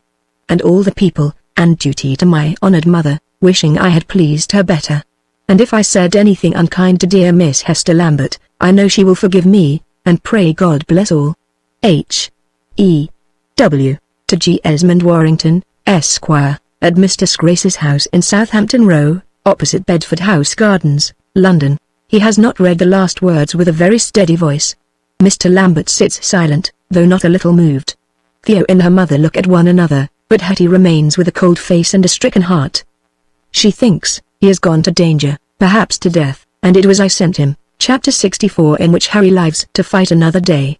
The trusty Gumbo could not console himself for the departure of his beloved master, at least, to judge from his tears and howls on first hearing the news of Mr. Harry's enlistment. You would have thought the Negro's heart must break at the separation. No wonder he went for sympathy to the maidservants at Mr. Lambert's lodgings. Wherever that dusky youth was, he sought comfort in the society of females. Their fair and tender bosoms knew how to feel pity for the poor African, and the darkness of Gumbo's complexion was no more repulsive to them than Othello's to Desdemona. I believe Europe has never been so squeamish in regard to Africa, as a certain other respected quarter. Nay, some Africans witness the Chevalier de St. George's, for instance, have been notorious favourites with the fair sex. So, in his humbler walk, was Mr. Gumbo. The Lambert servants wept freely in his company. The maids kindly considered him not only as Mr. Harry's man, but their brother. Hetty could not help laughing when she found Gumbo roaring because his master had gone volunteer, as he called it, and had not taken him. He was ready to save Master Harry's life any day, and would have done it and had himself cut in 20,000 pieces for Master Harry, that he would. Meanwhile, nature must be supported, and he condescended to fortify her by large supplies of beer and cold meat in the kitchen. That he was greedy, idle, and told lies, is certain, but yet Hetty gave him £50, and was especially kind to him. Her tongue, that was wont to wag so pertly, was so gentle now, that you might fancy it had never made a joke. She moved about the house mum and meek. She was humble to Mamma, thankful to John and Betty when they waited at dinner, patient to Polly when the latter pulled her hair in combing it, long-suffering when Charlie from school trod on her toes, or deranged her work-box, silent in Papa's company, oh, such a transmogrified little Hetty. If Papa had ordered her to roast a leg of mutton, or walk to church arm in arm with Gumbo, she would have made a curtsy, and said, "Yes, if you please, dear Papa." Leg of mutton. What sort of meal were some poor volunteers having, with the cannonballs flying about their heads? Church. When it comes to the prayer in time of war, oh, how her knees smite together as she kneels, and hides her head in the pew. She holds down her head when the parson reads out, "Thou shalt do no murder," from the communion rail, and fancies he must be looking at her. How she thinks of all travellers by land or by water. How she sickens as she runs to the paper to read if there is news of the expedition. How she watches Papa when he comes home from his ordnance office, and looks in his face to see if there is good news or bad. Is he well? Is he made a general yet? Is he wounded and the maid a prisoner? Army. Or, perhaps, are both his legs taken off by one shot, like that pensioner they saw in Chelsea Garden t'other day? She would go on wooden legs all her life, if his can but bring him safe home. At least, she ought never to get up off her knees until he is returned. "Haven't you heard of people, Theo," says she, "whose hair has grown grey in a single night? I shouldn't wonder if mine did. Shouldn't wonder in the least." And she looks in the glass to ascertain that phenomenon. "Hetty dear, you used not to be so nervous when Papa was away in Minorca," remarks Theo. "Ah, Theo. One may very well see that George is not with the army, but safe at home," rejoins Hetty, whereat the elder sister blushes, and looks very pensive. "Au fait, if Mr. George had been in the army, that, you see, would have been another pair of boots. Meanwhile, we don't intend to harrow anybody's kind feelings any longer, but may as well state that Harry is, for the present, as safe as any officer of the Life Guards at Regent's Park Barracks. The first expedition in which our gallant volunteer was engaged may be called successful, but certainly was not glorious.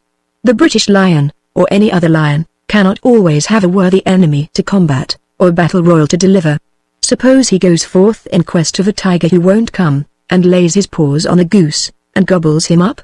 Lions, we know, must live like any other animals. But suppose, advancing into the forest in search of the tiger aforesaid, and bellowing his challenge of war, he espies not one but 6 tigers coming towards him? This manifestly is not his game at all. He puts his tail between his royal legs, and retreats into his own snug den as quickly as he may. Were he to attempt to go and fight 6 tigers, you might write that lion down an ass. Now, Harry Warrington's first feat of war was in this wise. He and about 13,000 other fighting men embarked in various ships and transports on the 1st of June, from the Isle of Wight, and at daybreak on the 5th the fleet stood into the Bay of Cancale in Brittany. For a while he and the gentlemen volunteers had the pleasure of examining the French coast from their ships, whilst the commander-in-chief and the commodore reconnoitred the bay in a cutter. Cattle were seen, and some dragoons, who trotted off into the distance, and a little fort with a couple of guns had the audacity to fire at His Grace of Marlborough and the commodore in the cutter. By 2 o'clock the whole British fleet was at anchor, and signal was made for all the grenadier companies of 11 regiments to embark on board flat-bottomed boats and assemble round the commodore's ship, the Essex. Meanwhile, Mr. Howe, hoisting his broad pennant on board the Success frigate, went in as near as possible to shore, followed by the other frigates, to protect the landing of the troops, and, now, with Lord George Sackville and General Dury in command, the gentlemen volunteers, the grenadier companies, and 3 battalions of guards pulled to shore. The gentlemen volunteers could not do any heroic deed upon this occasion, because the French, who should have stayed to fight them, ran away, and the frigates having silenced the fire of the little fort which had disturbed the reconnaissance of the commander-in-chief, the army presently assaulted it, taking the whole garrison prisoner, and shooting him in the leg. Indeed, he was but one old gentleman, who gallantly had fired his 2 guns, and who told his conquerors, "If every Frenchman had acted like me, you would not have landed at Cancale at all." The advanced detachment of invaders took possession of the village of Cancale, where they lay upon their arms all night, and our volunteer was joked by his comrades about his eagerness to go out upon the warpath, and bring in 2 or 3 scalps of Frenchmen. None such, however, fell under his tomahawk, the only person slain on the whole day being a French gentleman, who was riding with his servant, and was surprised by Volunteer Lord Down, marching in the front with a company of Kingsleys. My Lord Down offered the gentleman quarter, which he foolishly refused, whereupon he, his servant, and the 2 horses, were straightway shot. Next day the whole force was landed, and advanced from Cancale to Street Marlow. All the villages were emptied through which the troops passed, and the roads were so narrow in many places that the men had to march single file, and might have been shot down from behind the tall leafy hedges had there been any enemy to disturb them. At nightfall the army arrived before Street Marlow, and were saluted by a fire of artillery from that town, which did little damage in the darkness. Under cover of this, the British set fire to the ships, wooden buildings, pitch and tar magazines in the harbour, and made a prodigious conflagration that lasted the whole night. This feat was achieved without any attempt on the part of the French to molest the British force, but, as it was confidently asserted that there was a considerable French force in the town of Street Marlow, though they wouldn't come out, His Grace the Duke of Marlborough and my Lord George Sackville determined not to disturb the garrison, marched back to Cancale again, and so got on board their ships. If this were not a veracious history, don't you see that it would have been easy to send our Virginian on a more glorious campaign? Exactly 4 weeks after his departure from England, Mr. Warrington found himself at Portsmouth again, and addressed a letter to his brother George, with which the latter ran off to Dean Street so soon as ever he received it. "Glorious news, ladies!" cries he, finding the Lambert family all at breakfast. "Our champion has come back. He has undergone all sorts of dangers, but has survived them all. He has seen dragons, upon my word. He says so." "Dragons? What do you mean, Mr. Warrington?" "But not killed any. He says so, as you shall hear. He writes, 'Dearest brother, I think you will be glad to hear that I am returned, without any commission as yet, without any wounds or glory, but at any rate, alive and hearty. On board our ship, we were almost as crowded as poor Mr. Holwell and his friends in their black hole at Calicut. We had rough weather, and some of the gentlemen volunteers, who prefer smooth water, grumbled not a little. My gentlemen's stomachs are dainty, and after Brown's cookery and White's kickshaws, they don't like plain sailor's rum and biscuit. But I, who have been at sea before, took my rations and can flip very contentedly, being determined to put a good face on everything before our fine English macaronis, and show that a Virginia gentleman is as good as the best of them. I wish, for the honor of old Virginia, that I had more to brag about. But all I can say in truth is, that we have been to France and come back again. Why, I don't think even your tragic pen could make anything of such a campaign as ours has been. We landed on the 6th at Cancale Bay. We saw a few dragons on a hill, there." "Did I not tell you there were dragons?" asks George, laughing. "Mercy! What can he mean by dragons?" cries Hetty. "Immense, long-tailed monsters, with steel scales on their backs, who vomit fire, and gobble up a virgin a day. Haven't you read about them in the 7 Champions?" says Papa. "Seeing St. George's flag, I suppose. They slunk off. I have read of 'em. says the little boy from Charterworks, solemnly. They like to eat women. One was going to eat Andromeda, you know, Papa, and Jason killed another, who was guarding the apple tree. A few dragons on a hill, George resumes, who rode away from us without engaging. We slept under canvas. We marched to Street Marlow, and burned ever so many privateers there. And we went on board ship again, without ever crossing swords with an enemy or meeting any except a few poor devils whom the troops plundered. Better luck next time. This hasn't been very much nor particular glorious, but I have liked it for my part. I have smelled powder, besides a good deal of rosin and pitch we burned. I've seen the enemy, have slept under canvas, and been dreadful crowded and sick at sea. I like it. My best compliments to dear Aunt Lambert, and tell Miss Hetty I wasn't very much frightened when I saw the French horse. Your most affectionate brother, H. E. Warrington. We hope Miss Hetty's qualms of conscience were allayed by Harry's announcement that his expedition was over, and that he had so far taken no hurt. Far otherwise. Mr. Lambert, in the course of his official duties, had occasion to visit the troops at Portsmouth and the Isle of Wight, and George Warrington bore him company. They found Harry vastly improved in spirits and health from the excitement produced by the little campaign, quite eager and pleased to learn his new military duties, active, cheerful, and healthy, and altogether a different person from the listless moping lad who had dawdled in London coffee-houses and Mrs. Lambert's drawing-room. The troops were under canvas, the weather was glorious, and George found his brother a ready pupil in a fine brisk open-air school of war. Not a little amused, the elder brother, arm in arm with a young volunteer, paced the streets of the warlike city, recalled his own brief military experiences of 2 years back, and saw here a much greater army than that ill-fated one of which he had shared the disasters. The expedition, such as we have seen it, was certainly not glorious, and yet the troops and the nation were in high spirits with it. We were said to have humiliated the proud Gaul. We should have vanquished as well as humbled him had he dared to appear. What valor, after all, is like British valor? I dare say some such expressions have been heard in later times. Not that I would hint that our people brag much more than any other, or more now than formerly.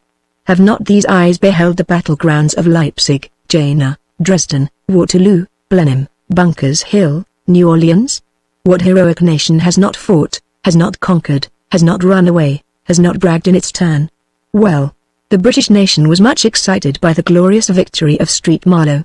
Captured treasures were sent home and exhibited in London. The people were so excited, that more laurels and the more victories were demanded, and the enthusiastic army went forth to seek some. With this new expedition went a volunteer so distinguished, that we must give him precedence of all other amateur soldiers or sailors. This was our sailor prince, H.R.H. Prince Edward, who was conveyed on board the Essex in the ship's 12-oared barge, the standard of England flying in the bow of the boat, the admiral with his flag and boat following the princes, and all the captains following in seniority. Away sails the fleet, Harry, in high health and spirits, waving his hat to his friends as they cheer from the shore. He must and will have his commission before long. There can be no difficulty about that, George thinks. There is plenty of money in his little store to buy his brother's ensigncy, but if he can win it without purchase by gallantry and good conduct, that were best. The colonel of the regiment reports highly of his recruit, men and officers like him. It is easy to see that he is a young fellow of good promise and spirit. Hip, hip, huts. What famous news are these which arrive 10 days after the expedition has sailed? On the 7th and 8th of August His Majesty's troops had effected a landing in the Baie des Marais, 2 leagues westward of Cherbourg, in the face of a large body of the enemy. Awed by the appearance of British valor, that large body of the enemy has disappeared. Cherbourg has surrendered at discretion, and the English colours are hoisted on the 3 outlying forts. 27 ships have been burned in the harbours, and a prodigious number of fine brass cannon taken. As for your common iron guns, we have destroyed them, likewise the basin, about which the Mounts ears bragged so, and the 2 piers at the entrance to the harbour. There is no end of jubilation in London. Just as Mr. Howe's guns arrive from Cherbourg, come Mr. Wolfe's colours captured at Louisbourg. The colours are taken from Kensington to St. Paul's, escorted by 40 life guards and 40 horse grenadiers with officers in proportion. Their standards, kettle drums, and trumpets. At St. Paul's they are received by the Dean and Chapter at the West Gate, and at that minute bang, bong, bung the Tower and Park guns salute them. Next day is the turn of the Cherbourg cannon and mortars. These are the guns we took. Look at them with their carving and flaunting emblems, their lilies, and crowns, and mottos. Here they are, the Téméraire, the Malfaisant, the Vaincre, indeed. A pretty Vaincre of Britons, and ever so many more. How the people shout as the pieces are trailed through the streets in procession. As for Hetty and Mrs. Lambert, I believe they are of opinion that Harry took every one of the guns himself, dragging them out of the batteries, and destroying the artillerymen. He has immensely risen in the general estimation in the last few days. Madame de Bernstein has asked about him. Lady Maria has begged her dear cousin George to see her, and, if possible, give her news of his brother. George, who was quite the head of the family a couple of months since, finds himself deposed, and of scarce any account, in Miss Hetty's eyes at least. Your wit, and your learning, and your tragedies, may be all very well, but what are these in comparison to victories and brass cannon? George takes his deposition very meekly. They are 15,000 Britons. Why should they not march and take Paris itself? Nothing more probable, think some of the ladies. They embrace, they congratulate each other, they are in a high state of excitement. For once, they long that Sir Miles and Lady Warrington were in town, so that they might pay her ladyship a visit, and ask, "What do you say to your nephew now, pray? Has he not taken 21 finest brass cannon, flung 120 iron guns into the water, seized 27 ships in the harbour, and destroyed the basin and the 2 piers at the entrance?" As the whole town rejoices and illuminates, so these worthy folks display brilliant red hangings in their cheeks, and light up candles of joy in their eyes, in honour of their champion and conqueror. But now, I grieve to say, comes a cloudy day after the fair weather. The appetite of our commanders, growing by what it fed on, led them to think they had not feasted enough on the plunder of Street Marlow, and thither, after staying a brief time at Portsmouth and the White, the conquerors of Cherbourg returned. They were landed in the Bay of Street Luna, at a distance of a few miles from the place, and marched towards it, intending to destroy it this time. Meanwhile the harbour of Street Luna was found insecure, and the fleet moved up to Street Caz, keeping up its communication with the invading army. Now the British Lion found that the town of Street Marlow, which he had proposed to swallow at a single mouthful, was guarded by an army of French, which the governor of Brittany had brought to the succour of his good town, and the meditated coup de main being thus impossible, our leaders marched for their ships again, which lay duly awaiting our warriors in the Bay of Street Caz. Hide, blushing glory, hide Street Caz's day.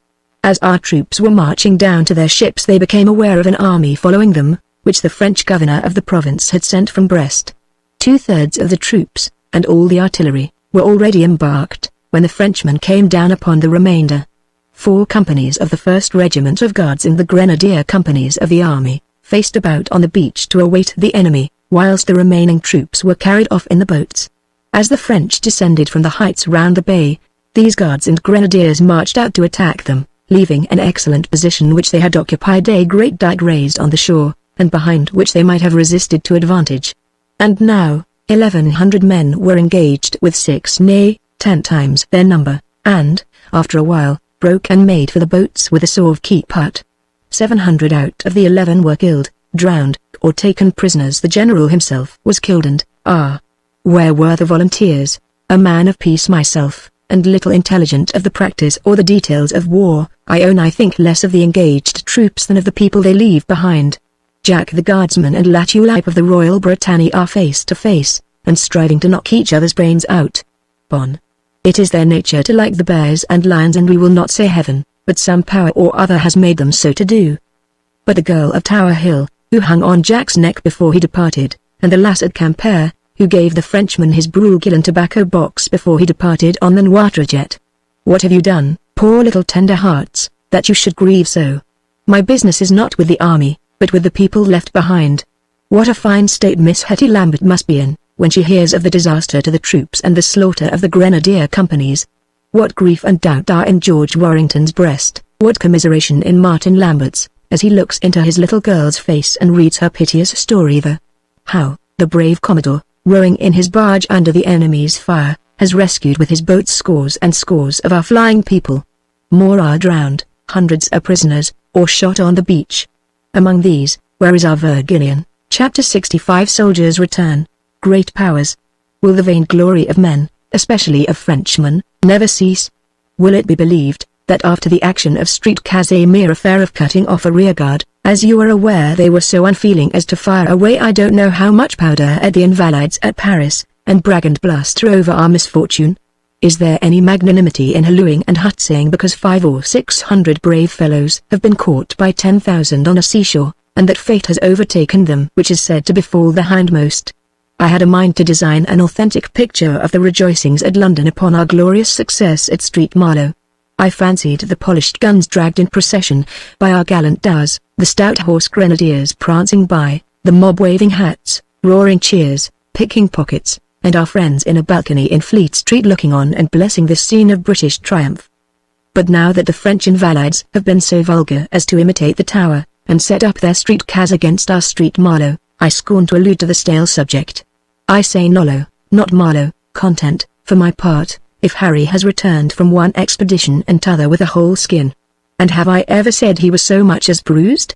Have I not, for fear of exciting my fair young reader, said that he was as well as ever he had been in his life? The sea air had browned his cheek, and the ball whistling by his side curl had spared it. The ocean had wet his gaiters and other garments, without swallowing up his body. He had, it is true, shown the lapels of his coat to the enemy, but for as short a time as possible, withdrawing out of their sight as quick as might be. And what, pray, are lapels but reverses? Coats have them, as well as men, and our duty is to wear them with courage and good humor. I can tell you, said Harry, we all had to run for it, and when our line broke, it was he who could get to the boats who was most lucky. The French horse and foot pursued us down to the sea, and were mingled among us, cutting our men down, and bayoneting them on the ground. Poor Armitage was shot in advance of me, and fell, and I took him up and staggered through the surf to a boat. It was lucky that the sailors in our boat weren't afraid, for the shot were whistling about their ears, breaking the blades of their oars, and riddling their flag with shot, but the officer in command was as cool as if he had been drinking a bowl of punch at Portsmouth, which we had won on landing, I can promise you. Poor Sir John was less lucky than me. He never lived to reach the ship, and the service has lost a fine soldier, and Miss Howe a true gentleman to her husband. There must be these casualties, you see, and his brother gets the promotion, the baronetcy. It is of the poor lady I am thinking, says Miss Hetty, to whom happily our volunteer is telling his story, and the king. Why did the king encourage Sir John Armitage to go? A gentleman could not refuse a command from such a quarter. And now the poor gentleman is dead. Oh, what a state his majesty must be in. I have no doubt his majesty will be in a deep state of grief, says Papa, wagging his head. Now you are laughing. Do you mean, sir, that when a gentleman dies in his service, almost at his feet, the King of England won't feel for him? Hetty asks. If I thought that, I vow I would be for the Pretender. The saucebox would make a pretty little head for Temple Bar, says the general, who could see Miss Hetty's meaning behind her words, and was aware in what a tumult of remorse, of consternation, of gratitude that the danger was over, the little heart was beating. No, says he, my dear. Were kings to weep for every soldier, what a life you would make for them. I think better of his majesty than to suppose him so weak, and, if Miss Hester Lambert got her Pretender, I doubt whether she would be any the happier. That family was never famous for too much feeling, but if the king sent Sir John Armitage actually to the war in which he lost his life, oughtn't his majesty to repent very much? Asks the young lady. If Harry had fallen, no doubt the court would have gone into mourning. As it is, gentlemen and ladies were in coloured clothes yesterday, remarks the general. Why should we not make bonfires for a defeat, and put on sackcloth and ashes after a victory? Asks George. I protest I don't want to thank heaven for helping us to burn the ships at Cherbourg. Yes you do, George. Not that I have a right to speak, and you ain't ever so much cleverer. But when your country wins you're glad, I know I am. When I run away before Frenchmen I'm ashamed I can't help it, though I done it, says Harry. It don't seem to me right somehow that Englishmen should have to do it, he added, gravely. And George smiled, but did not choose to ask his brother what, on the other hand, was the Frenchman's opinion. "'Tis a bad business," continued Harry, gravely, "but 'tis lucky 'twas no worse. The story about the French is, that their governor, the Duke of Aiguillon, was rather what you call a moistened chicken. Our whole retreat might have been cut off, only, to be sure, we ourselves were in a mighty hurry to move. The French local militia behaved famous, I am happy to say, and there was ever so many gentlemen volunteers with them, who showed, as they ought to do, in the front. They say the Chevalier of Tordoven engaged in spite of the Duke of Aiguillon's orders. Officers told us, who came off with a list of our prisoners and wounded to General Bligh and Lord Howe. He is a lord now, since the news came of his brother's death to home, George. He is a brave fellow, whether lord or commoner. And his sister, who was to have married poor Sir John Armitage, think what her state must be. Sighs Miss Hetty, who has grown of late so sentimental. And his mother. Cries Mrs. Lambert. Have you seen her ladyship's address in the papers to the electors of Nottingham? Lord Howe being now absent upon the public service, and Lieutenant Colonel Howe with his regiment at Louisburg, it rests upon me to beg the favour of your votes and interests that Lieutenant Colonel Howe may supply the place of his late brother as your representative in Parliament. Isn't this a gallant woman, a laconic woman, says George. How can sons help being brave who have been nursed by such a mother as that? Asks the General. Our two young men looked at each other. If one of us were to fall in defence of his country, we have a mother in Sparta who would think and write so too, says George. If Sparta is anywhere Virginia way, I reckon we have, remarks Mr. Harry. And to think that we should both of us have met the enemy, and both of us been whipped by him, brother. He adds pensively. Hetty looks at him, and thinks of him only as he was the other day, tottering through the water towards the boats. His comrade bleeding on his shoulder, the enemy in pursuit, the shot flying round. And it was she who drove him into the danger. Her words provoked him. He never rebukes her now he is returned. Except when asked, he scarcely speaks about his adventures at all. He is very grave and courteous with Hetty, with the rest of the family especially frank and tender. But those taunts of hers wounded him. Little hand. His looks and demeanour seemed to say, thou shouldst not have been lifted against me. It is ill to scorn anyone, much more one who has been so devoted to you and all yours. I may not be over quick of wit, but in as far as the heart goes, I am the equal of the best, and the best of my heart your family has had. Harry's wrong, and his magnanimous endurance of it, served him to regain in Miss Hetty's esteem that place which he had lost during the previous months in glorious idleness. The respect which the fair pay to the brave she gave him. She was no longer pert in her answers, or sarcastic in her observations regarding his conduct. In a word, she was a humiliated, an altered, an improved Miss Hetty, and all the world seemed to change towards Harry, as he towards the world. He was no longer sulky and indolent, he no more desponded about himself, or defied his neighbours. The colonel of his regiment reported his behaviour as exemplary, and recommended him for one of the commissions vacated by the casualties during the expedition. Unlucky as its termination was, it at least was fortunate to him. His brother volunteers, when they came back to St. James's Street, reported highly of his behaviour. These volunteers and their actions were the theme of everybody's praise. Had he been a general commanding, and slain in the moment of victory, Sir John Armitage could scarce have had more sympathy than that which the nation showed him. The papers teemed with letters about him, and men of wit and sensibility vied with each other in composing epitaphs in his honour. The fate of his affianced bride was bewailed. She was, as we have said, the sister of the brave Commodore who had just returned from this unfortunate expedition, and succeeded to the title of his elder brother, an officer as gallant as himself, who had just fallen in America. My Lord Howe was heard to speak in special praise of Mr. Warrington, and so he had a handsome share of the fashion and favour which the town now bestowed on the volunteers. Doubtless there were thousands of men employed who were as good as they, but the English ever love their gentlemen, and love that they should distinguish themselves, and these volunteers were voted paladins and heroes by common accord. As our young noblemen will, they accepted their popularity very affably. White's and Almack's illuminated when they returned, and St. James's embraced its young knights. Harry was restored to full favour amongst them. Their hands were held out eagerly to him again. Even his relations congratulated him, and there came a letter from Castlewood, whither Aunt Bernstein had by this time betaken herself, containing praises of his valour, and a pretty little bank bill, as a token of his affectionate aunt's approbation. This was under my Lord Castlewood's frank, who sent his regards to both his kinsmen, and an offer of the hospitality of his country house, if they were minded to come to him. And besides this, there came to him a private letter through the post, not very well spelt, but in a handwriting which Harry smiled to see again, in which his affectionate cousin, Maria Esmond, told him she always loved to hear his praises, which were in everybody's mouth now, and sympathized in his good or evil fortune, and that, whatever occurred to him, she begged to keep a little place in his heart. Parson Sampson, she wrote, had preached a beautiful sermon about the horrors of war, and the noble actions of men who volunteered to face battle and danger in the service of their country. Indeed, the chaplain wrote himself, presently, a letter full of enthusiasm, in which he saluted Mr. Harry as his friend, his benefactor, his glorious hero. Even Sir Miles Warrington dispatched a basket of game from Norfolk, and one bird, shot sitting, with love to my cousin, had a string and paper round the leg, and was sent as the first victim of young Miles's fowling piece.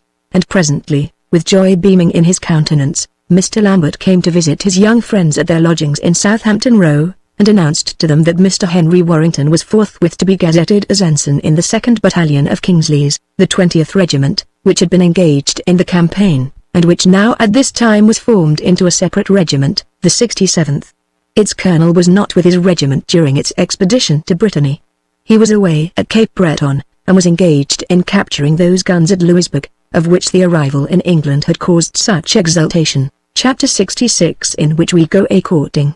Some of my amiable readers no doubt are in the custom of visiting that famous garden in the Regent's Park, in which so many of our finned, feathered, four-footed fellow creatures are accommodated with board and lodging, in return for which they exhibit themselves for our instruction and amusement, and there, as a man's business and private thoughts follow him everywhere, and mix themselves with all life and nature round about him, I found myself, whilst looking at some fish in the aquarium, still actually thinking of our friends the Virginians. One of the most beautiful motion masters I ever beheld, sweeping through his green bath in harmonious curves, now turning his black glistening back to me, now exhibiting his fair white chest, in every movement active and graceful, turned out to be our old homely friend the flounder, whom we have all gobbled up out of his bath of water Souchy at Greenwich, without having the slightest idea that he was a beauty. As is the race of man, so is the race of flounders. If you can but see the latter in his right element, you may view him agile, healthy, and comely, put him out of his place, and behold his beauty is gone, his motions are disgraceful, he flaps the unfeeling ground ridiculously with his tail, and will presently gasp his feeble life out. Take him up tenderly, ere it be too late, and cast him into his native Thames again. But stop, I believe there is a certain proverb about fish out of water, and that other profound naturalists have remarked on them before me. Now Harry Warrington had been floundering for ever so long a time past, and out of his proper element. As soon as he found it, health, strength, spirits, energy, returned to him, and with a tap of the epaulette on his shoulder he sprang up an altered being. He delighted in his new profession, he engaged in all its details, and mastered them with eager quickness. Had I the skill of my friend Lorriker, I would follow the other Harry into camp, and see him on the march, at the mess, on the parade ground. I would have many a carouse with him and his companions, I would cheerfully live with him under the tents, I would knowingly explain all the maneuvers of war, and all the details of the life military. As it is, the reader must please, out of his experience and imagination, to fill in the colours of the picture of which I can give but meagre hints and outlines, and, above all, fancy Mr. Harry Warrington in his new red coat and yellow facings, very happy to bear the King's colours, and pleased to learn and perform all the duties of his new profession. As each young man delighted in the excellence of the other, and cordially recognized his brother's superior qualities, George, we may be sure, was proud of Harry's success, and rejoiced in his returning good fortune. He wrote an affectionate letter to his mother in Virginia, recounting all the praises which he had heard of Harry, and which his brother's modesty, George knew, would never allow him to repeat. He described how Harry had won his own first step in the army, and how he, George, would ask his mother leave to share with her the expense of purchasing a higher rank for him. Nothing, said George, would give him a greater delight, than to be able to help his brother, and the more so, as, by his sudden return into life, as it were, he had deprived Harry of an inheritance which he had legitimately considered as his own. Laboring under the misconception, Harry had indulged in greater expenses than he ever would have thought of incurring as a younger brother, and George thought it was but fair, and as it were, as a thank-offering for his own deliverance, that he should contribute liberally to any scheme for his brother's advantage. And now, having concluded his statement respecting Harry's affairs, George took occasion to speak of his own, and addressed his honoured mother on a point which very deeply concerned himself. She was aware that the best friends he and his brother had found in England were the good Mr. and Mrs. Lambert, the latter Madame Esmond's schoolfellow of earlier years. Where their own blood relations had been worldly and unfeeling, these true friends had ever been generous and kind. The general was respected by the whole army, and beloved by all who knew him. No mother's affection could have been more touching than Mrs. Lambert's for both Madame Esmond's children, and now, wrote Mr. George, he himself had formed an attachment for the elder Miss Lambert, on which he thought the happiness of his life depended, and which he besought his honoured mother to approve. He had made no precise offers to the young lady or her parents, but he was bound to say that he had made little disguise of his sentiments, and that the young lady, as well as her parents, seemed favourable to him. She had been so admirable and exemplary a daughter to her own mother, that he felt sure she would do her duty by his. In a word, Mr. Warrington described the young lady as a model of perfection, and expressed his firm belief that the happiness or misery of his own future life depended upon possessing or losing her. "Why do you not produce this letter?" haply asks some sentimental reader, of the present editor, who has said how he has the whole Warrington correspondence in his hands. Why not? Because 'tis cruel to babble the secrets of a young man's love, to overhear his incoherent vows and wild raptures, and to note, in cold blood, the secrets it may be, the follies of his passion. Shall we play eavesdropper at twilight embrasures, count sighs and handshakes, bottle hot tears, lay our stethoscope on delicate young breasts, and feel their heart throbs? I protest, for one, love is sacred. Wherever I see it, as one sometimes may in this world, shooting suddenly out of two pair of eyes, or glancing sadly even from one pair, or looking down from the mother to the baby in her lap, or from papa to his girl's happiness as she is whirling round the room with the captain, or from John Anderson, as his old wife comes into the room, the Bonville, the ever peerless among women. Wherever we see that signal, I say, let us salute it. It is not only wrong to kiss and tell, but to tell about kisses. Everybody who has been admitted to the mystery, hush about it. Down with him, qui de sacrum vulgarit arcani. Beware how you dine with him, he will print your private talk. As sure as you sail with him, he will throw you over. Whilst Harry's love of battle has led him to smell powder to rush upon reluctant as dragons, and to carry wounded comrades out of fire, George has been pursuing an amusement much more peaceful and delightful to him, penning sonnets to his mistress's eyebrow, mayhap, pacing in the darkness under her window, and watching the little lamp which shone upon her in her chamber, finding all sorts of pretexts for sending little notes which don't seem to require little answers, but get them, culling bits out of his favourite poets, and flowers out of Covent Garden for somebody's special adornment and pleasure, walking to St. James's Church, singing very likely out of the same prayer book, and never hearing one word of the sermon, so much do other thoughts engross him, being prodigiously affectionate to all Miss Theo's relations, to her little brother and sister at school, to the elder at college, to Miss Hetty, with whom he engages in gay passages of wit, and to Mamma, who is half in love with him herself. Martin Lambert says, for if fathers are sometimes sulky at the appearance of the destined son-in-law, is it not a fact that mothers become sentimental and, as it were, love their own loves over again? Gumbo and Sadie are forever on the trot between Southampton Row and Dean Street. In the summer months all sorts of junketings and pleasure parties are devised, and there are countless proposals to go to Ranelagh, to Hampstead, to Vauxhall, to Marylebone Gardens, and what not. George wants the famous tragedy copied out fair for the stage, and who can write such a beautiful Italian hand as Miss Theo? As the sheets pass to and fro they are accompanied by little notes of thanks, of interrogation, of admiration, always.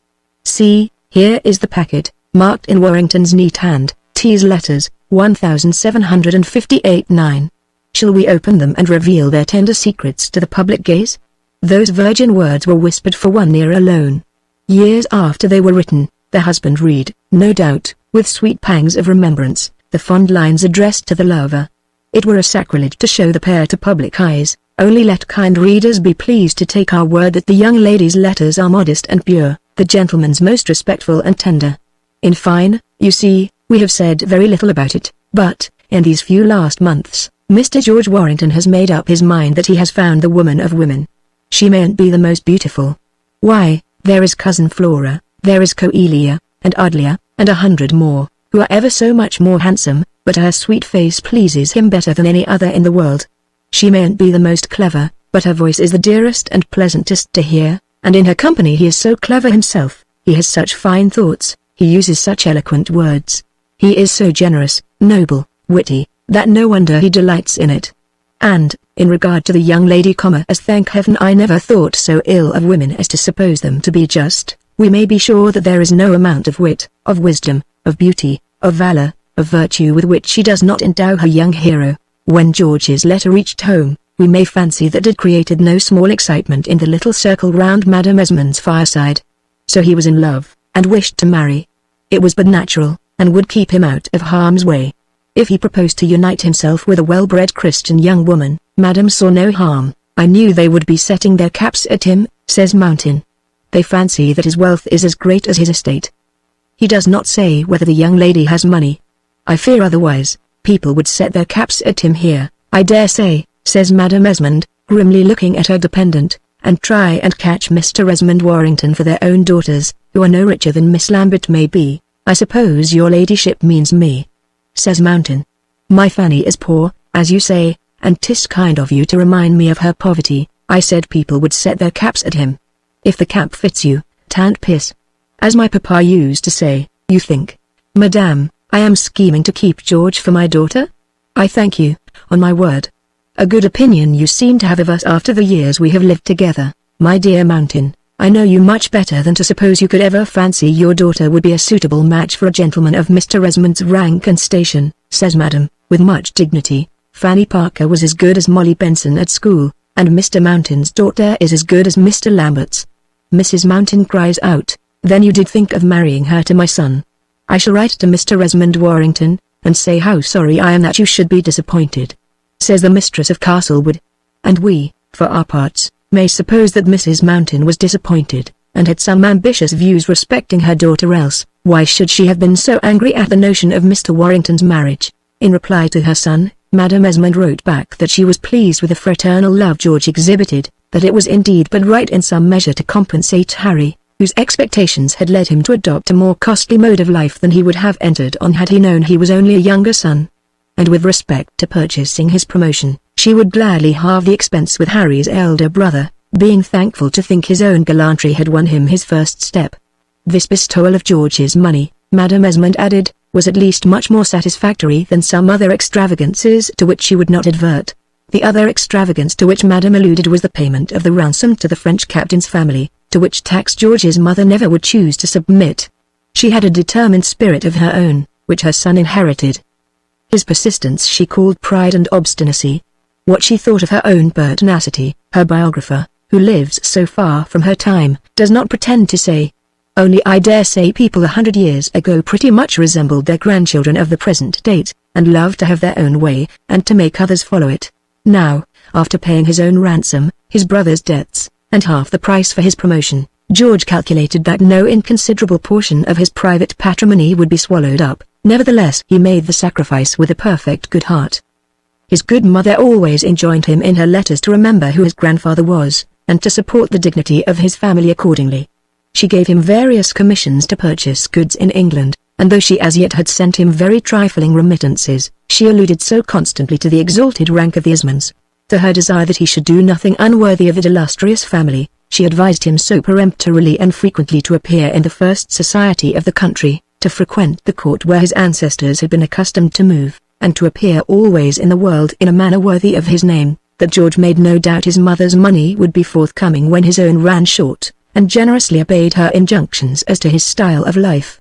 I find in the Esmond papers of this period, bills for genteel entertainments, tailors' bills for court suits supplied, and liveries for his honour's negro servants and chairmen, horse dealers' receipts, and so forth, and am thus led to believe that the elder of our Virginians was also after a while living at a considerable expense. He was not wild or extravagant like his brother.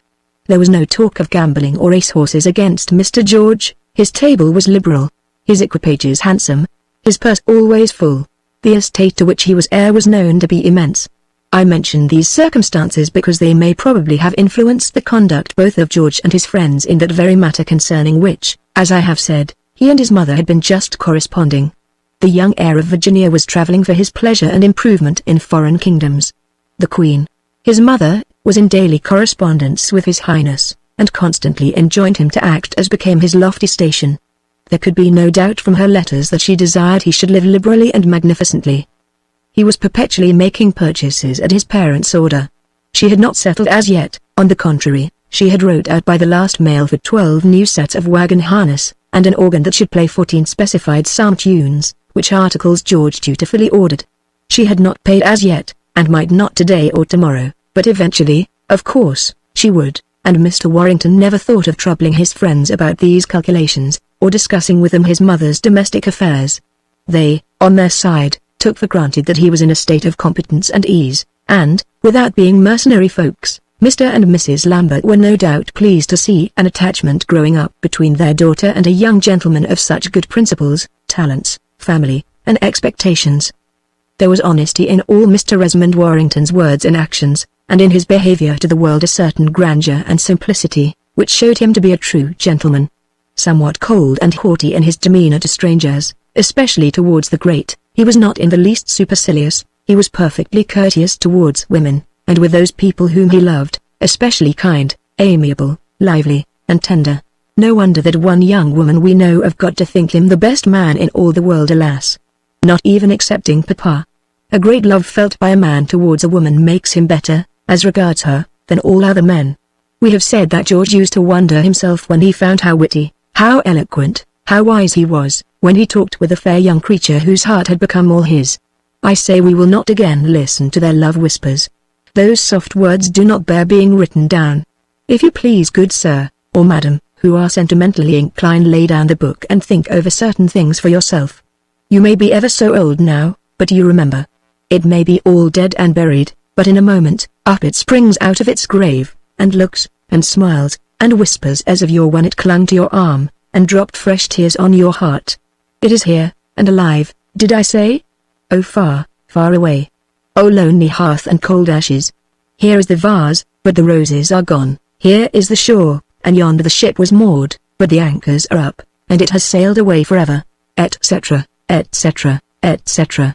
This, however, is mere sentimentality, and as regards George and Theo, is neither here nor there. What I mean to say is, that the young lady's family were perfectly satisfied with the state of affairs between her and Mr. Warrington, and though he had not as yet asked the decisive question, everybody else knew what the answer would be when it came. Mamma perhaps thought the question was a long time coming. Sure, my dear, says the General. There is time enough in all conscience. Theo is not much more than 17, George, if I mistake not, is under 40, and, besides, he must have time to write to Virginia, and ask Mamma. But suppose she refuses, that will be a bad day for old and young, says the General. Let us rather say, suppose she consents, my love ? I can't fancy anybody in the world refusing Theo anything she has set her heart on, adds the father, and I am sure 'tis bent upon this match. So they all waited with the utmost anxiety until an answer from Madame Esmond should arrive, and trembled lest the French privateers should take the packet ship by which the precious letter was conveyed. Chapter 67, in which a tragedy is acted, and two more are begun. James Wolfe, Harry's new colonel, came back from America a few weeks after our Virginian had joined his regiment. Wolfe had previously been lieutenant colonel of Kingsley's, and a second battalion of the regiment had been formed and given to him in reward for his distinguished gallantry and services at Cape Breton. Harry went with quite unfeigned respect and cordiality to pay his duty to his new commander, on whom the eyes of the world began to be turned now, the common opinion being that he was likely to become a great general. In the late affairs in France, several officers of great previous repute had been tried and found lamentably wanting. The Duke of Marlborough had shown himself no worthy descendant of his great ancestor. About my Lord George Sackville's military genius there were doubts, even before his unhappy behavior at Minden prevented a great victory. The nation was longing for military glory, and the minister was anxious to find a general who might gratify the eager desire of the people. Mr. Wolfe's and Mr. Lambert's business keeping them both in London, the friendly intercourse between those officers was renewed, no one being more delighted than Lambert at his younger friend's good fortune. Harry, when he was away from his duty, was never tired of hearing Mr. Wolfe's details of the military operations of the last year, about which Wolfe talked very freely and openly. Whatever thought was in his mind, he appears to have spoken it out generously.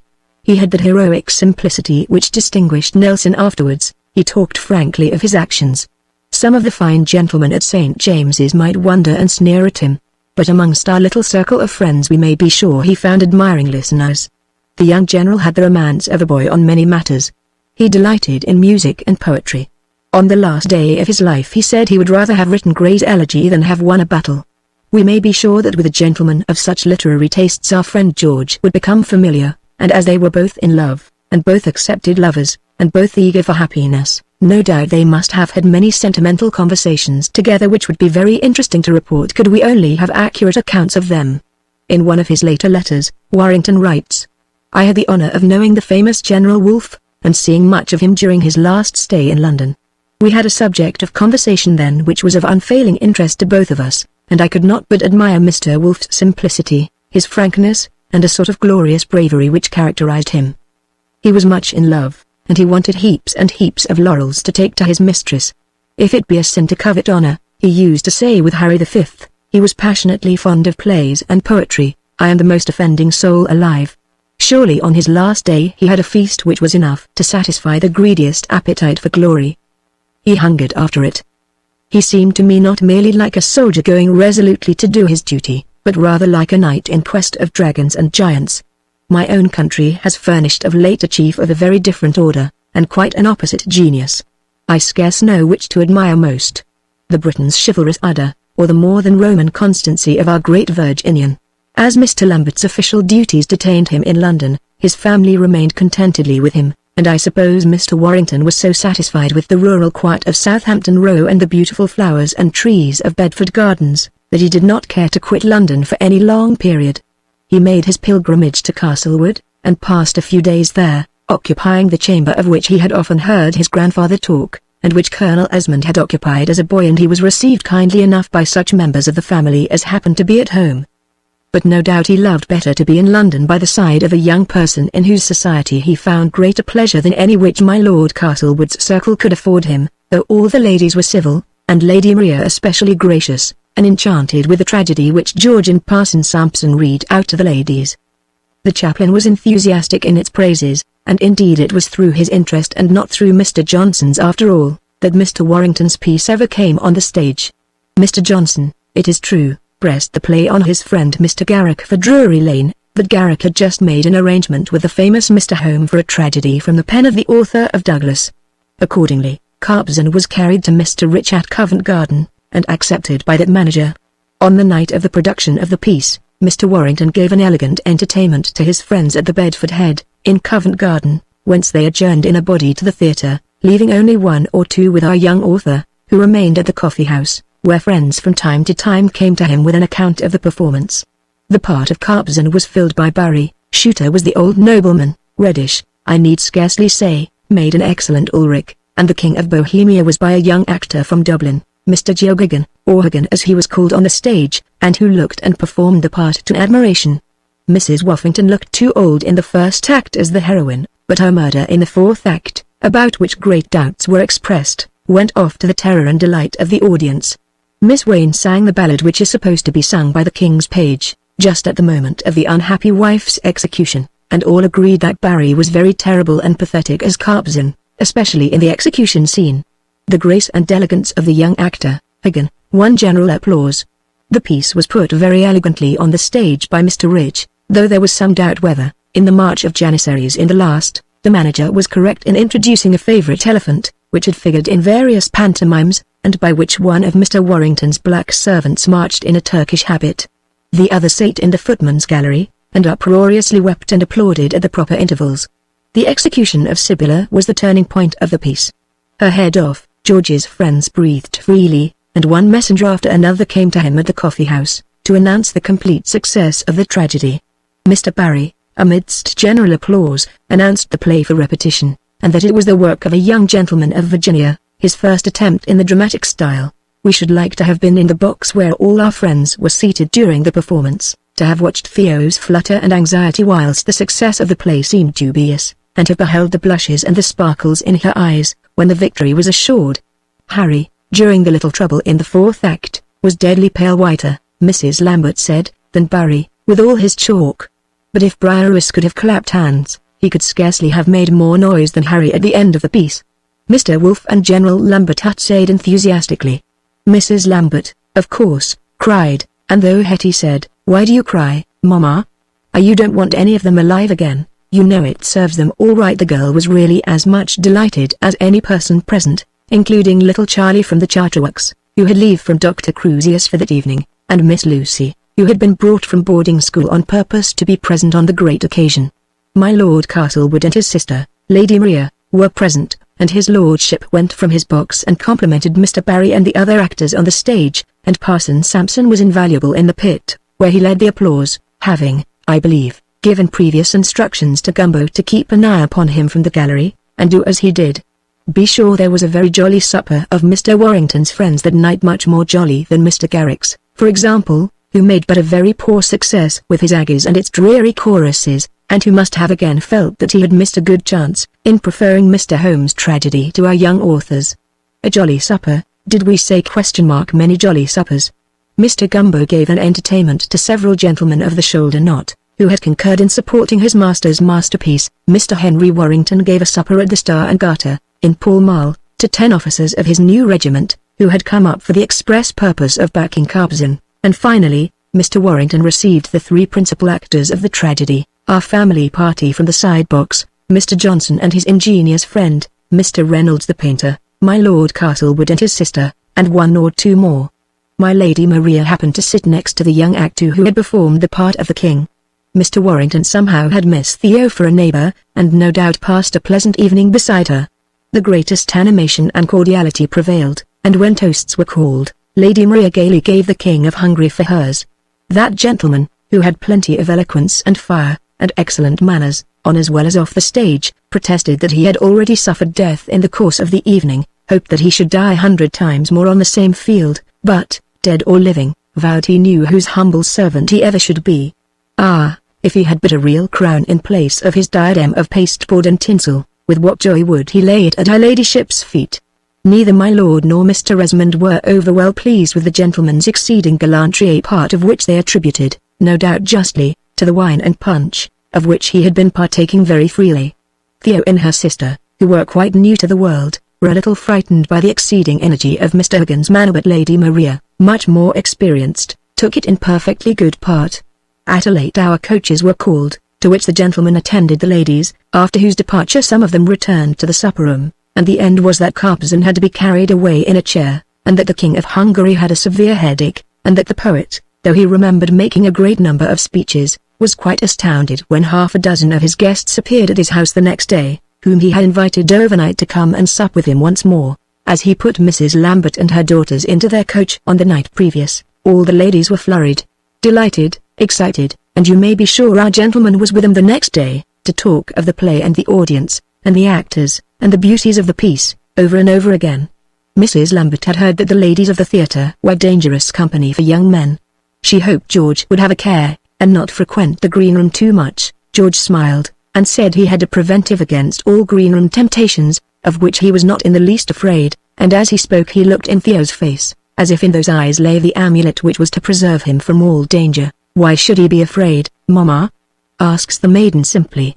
She had no idea of danger or of guile. "No, my darling, I don't think he need be afraid," says the mother, kissing her. "You don't suppose Mr. George would fall in love with that painted old creature who performed the chief part?" asks Miss Hetty, with a toss of her head.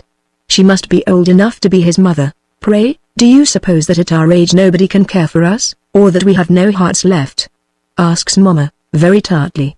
"I believe, or I may say, I hope and trust, your father thinks otherwise. He is, I imagine, perfectly satisfied, miss. He does not sneer at age, whatever little girls out of the schoolroom may do. And they had much better be back there, and they had much better remember what the 5th commandment is that they had, Hetty. I didn't think I was breaking it by saying that an actress was as old as George's mother," pleaded Hetty. "George's mother is as old as I am, miss ! At least she was when we were at school. And Fanny Parker, Mrs. Mountain, who now is, was 7 months older, and we were in the French class together, and I have no idea that our age is to be made the subject of remarks and ridicule by our children, and I will thank you to spare it, if you please."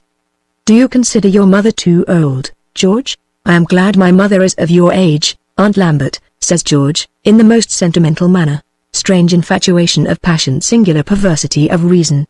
At some period before his marriage, it not unfrequently happens that a man actually is fond of his mother-in-law. At this time our good general vowed, and with some reason, that he was jealous. Mrs. Lambert made much more of George than of any other person in the family. She dressed up Theo to the utmost advantage in order to meet him. She was forever caressing her, and appealing to her when he spoke. It was, "Don't you think he looks well? Don't you think he looks pale, Theo, today? Don't you think he has been sitting up over his books too much at night?" and so forth. If he had a cold, she would have liked to make gruel for him and see his feet in hot water. She sent him recipes of her own for his health. When he was away, she never ceased talking about him to her daughter. I dare say Miss Theo liked the subject well enough. When he came, she was sure to be wanted in some other part of the house, and would bid Theo take care of him till she returned. Why, before she returned to the room, could you hear her talking outside the door to her youngest innocent children, to her servants in the upper regions, and so forth. When she reappeared, Was not Mr. George always standing or sitting at a considerable distance from Miss Theo, except, to be sure, on that one day when she had just happened to drop her scissors, and he had naturally stooped down to pick them up? Why was she blushing? Were not youthful cheeks made to blush, and roses to bloom in the spring? Not that Mamma ever noted the blushes, but began quite an artless conversation about this or that, as she sat down brimful of happiness to her work table. And at last there came a letter from Virginia in Madame Esmond's neat, well-known hand, and over which George trembled and blushed before he broke the seal. It was in answer to the letter which he had sent home, respecting his brother's commission and his own attachment to Miss Lambert. Of his intentions respecting Harry, Madame Esmond fully approved. As for his marriage, she was not against early marriages. She would take his picture of Miss Lambert with the allowance that was to be made for lovers' portraits, and hope, for his sake, that the young lady was all he described her to be. With money, as Madame Esmond gathered from her son's letter, she did not appear to be provided at all, which was a pity, as, though wealthy in land, their family had but little ready money. However, by Heaven's blessing, there was plenty at home for children and children's children, and the wives of her sons should share all she had. When she heard more at length from Mr. and Mrs. Lambert, she would reply for her part more fully. She did not pretend to say that she had not greater hopes for her son, as a gentleman of his name and prospects might pretend to the hand of the first lady of the land, but as Heaven had willed that her son's choice should fall upon her old friend's daughter, she acquiesced, and would welcome George's wife as her own child. This letter was brought by Mr. Van den Bosch of Albany, who had lately bought a very large estate in Virginia, and who was bound for England to put his granddaughter to a boarding school. She, Madame Esmond, was not mercenary, nor was it because this young lady was heiress of a very great fortune that she desired her sons to pay Mr. Van D. B. every attention. Their properties lay close together, and could Harry find in the young lady those qualities of person and mind suitable for a companion for life, at least she would have the satisfaction of seeing both her children near her in her declining years. Madame Esmond concluded by sending her affectionate compliments to Mrs. Lambert, from whom she begged to hear further, and her blessing to the young lady who was to be her daughter-in-law. The letter was not cordial, and the writer evidently but half satisfied, but, such as it was, her consent was here formally announced. How eagerly George ran away to Soho with the long-desired news in his pocket.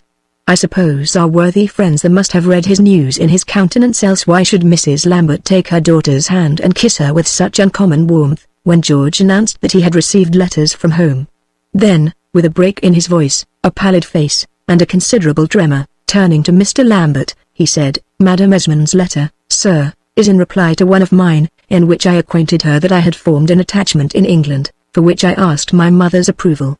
She gives her consent, I am grateful to say, and I have to pray my dear friends to be equally kind to me. God bless thee, my dear boy," says the good general, laying a hand on the young man's head. "I am glad to have thee for a son, George. There, don't go down on your knees, young folks. George may, to be sure, and thank God for giving him the best little wife in all England. Yes, my dear, except when you were ill, you never caused me a heartache, and happy is the man, I say, who wins thee." I have no doubt the young people knelt before their parents, as was the fashion in those days, and am perfectly certain that Mrs. Lambert kissed both of them, and likewise bedewed her pocket handkerchief in the most plentiful manner. Hetty was not present at this sentimental scene, and when she heard of it, spoke with considerable asperity, and a laugh that was by no means pleasant, saying, "Is this all the news you have to give me? Why, I have known it these months past. Do you think I have no eyes to see, and no ears to hear, indeed?" But in private she was much more gentle. She flung herself on her sister's neck, embracing her passionately, and vowing that never would Theo find anyone to love her like her sister. With Theo she became entirely mild and humble. She could not abstain from her jokes and satire with George, but he was too happy to heed her much, and too generous not to see the cause of her jealousy. When all parties concerned came to read Madame Esmond's letter, that document, it is true, appeared rather vague. It contained only a promise that she would receive the young people at her house, and no sort of proposal for a settlement. The general shook his head over the letter. He did not think of examining it until some days after the engagement had been made between George and his daughter. But now he read Madame Esmond's words. They gave him but small encouragement. "Bah," says George. "I shall have £300 for my tragedy.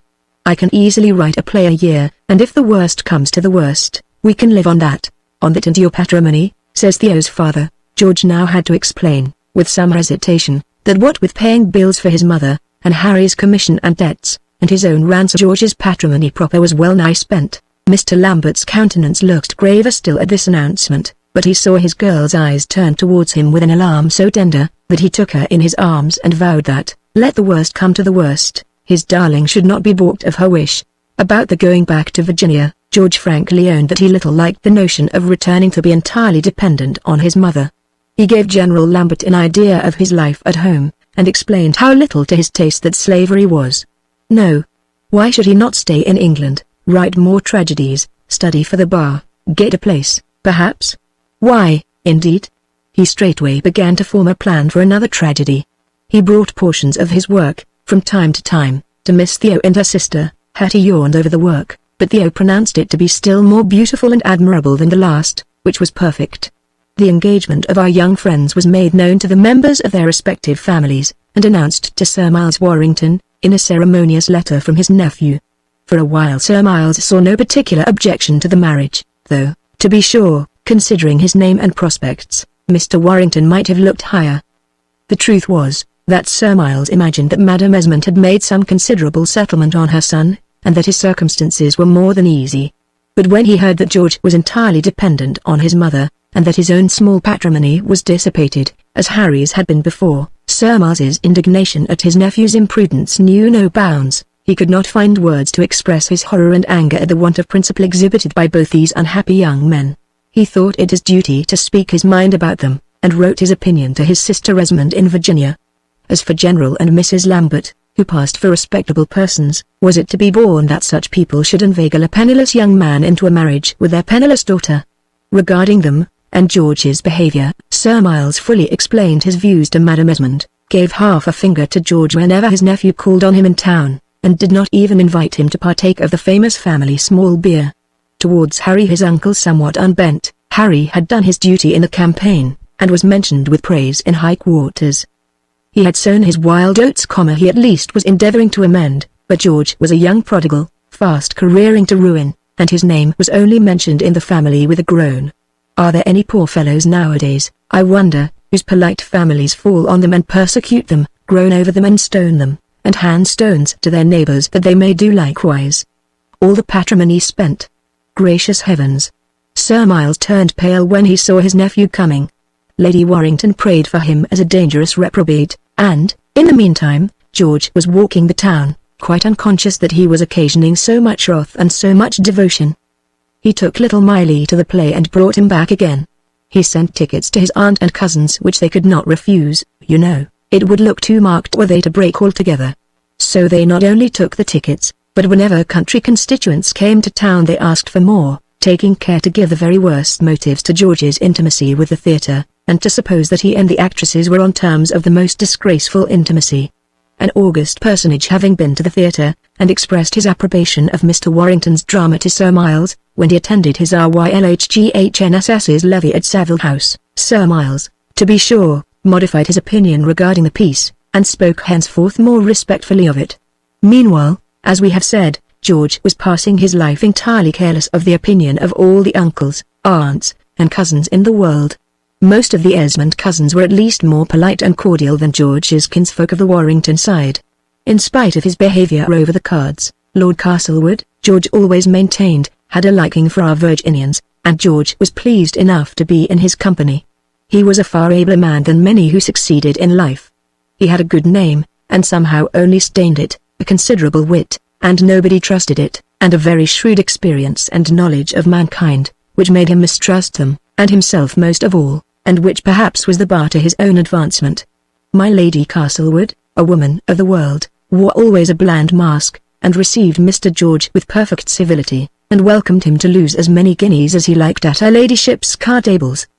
Between Mr. William and the Virginian brothers there never was any love lost, but, as for Lady Maria, though her love affair was over, she had no rancour. She professed for her cousins a very great regard and affection, a part of which the young gentleman very gratefully returned. She was charmed to hear of Harry's valour in the campaign, she was delighted with George's success at the theatre, she was forever going to the play, and had all the favourite passages of Carpzan by heart. One day, as Mr. George and Miss Theo were taking a sentimental walk in Kensington Gardens, Whom should they light upon but their cousin Maria in company with a gentleman in a smart suit and handsome laced hat, and who should the gentleman be but His Majesty King Louis of Hungary, Mr. Hagen. He saluted the party, and left them presently. Lady Maria had only just happened to meet him. Mr. Hagen came sometimes, he said, for quiet, to study his parts in Kensington Gardens, and George and the two ladies walked together to Lord Castlewood's door in Kensington Square, Lady Maria uttering 1,000 compliments to Theo upon her good looks, upon her virtue, upon her future happiness, upon her papa and mamma, upon her destined husband, upon her paduasoy cloak and dear little feet and shoe buckles. Harry happened to come to London that evening, and slept at his accustomed quarters. When George appeared at breakfast, the captain was already in the room. The custom of that day was to call all army gentlemen captains, and looking at the letters on the breakfast table, "Why, George," he cries, "there is a letter from Maria, little boy bring it from Common Garden last night." "Master George asleep," says Gumbo. "What can it be about?" asks Harry, as George peruses his letter with a queer expression of face. "About my play, to be sure," George answers, tearing up the paper, and still wearing his queer look. "What, she is not writing love letters to you, is she, Georgie?" "No, certainly not to me," replies the other. But he spoke no word more about the letter, and when at dinner in Dean Street Mrs. Lambert said, "So you met somebody walking with the King of Hungary yesterday in Kensington Gardens, what little telltale told you?" "A mere casual rencontre to the King goes there to study his parts, and Lady Maria happened to be crossing the garden to visit some of the other King's servants at Kensington Palace. And so there was an end to that matter for the time being. Other events were at hand fraught with interest to our Virginians. One evening after Christmas, the two gentlemen, with a few more friends, were met round at General Lambert's supper table, and among the company was Harry's new colonel of the 67th, Major General Wolfe. The young general was more than ordinarily grave. The conversation all related to the war. Events of great importance were pending. The great minister now in power was determined to carry on the war on a much more extended scale than had been attempted hitherto. An army was ordered to Germany to help Prince Ferdinand. Another great expedition was preparing for America, and here, says Mr. Lambert, "I will give you the health of the commander, a glorious campaign, and a happy return to him." "Why do you not drink the toast, General James?" asked the hostess of her guest. "He must not drink his own toast," says General Lambert. "It is we must do that." "What? Was James appointed? All the ladies must drink such a toast as that, and they mingled their kind voices with the applause of the rest of the company. Why did he look so melancholy? The ladies asked of one another when they withdrew. In after days they remembered his pale face. "Perhaps he has been parting from his sweetheart," suggests tender-hearted Mrs. Lambert. And at this sentimental notion, no doubt all the ladies looked sad. The gentlemen, meanwhile, continued their talk about the war and its chances. Mr. Wolfe did not contradict the speakers when they said that the expedition was to be directed against Canada. "Ah, sir," says Harry, "I wish your regiment was going with you, and that I might pay another visit to my old friends at Quebec." What, had Harry been there? Yes.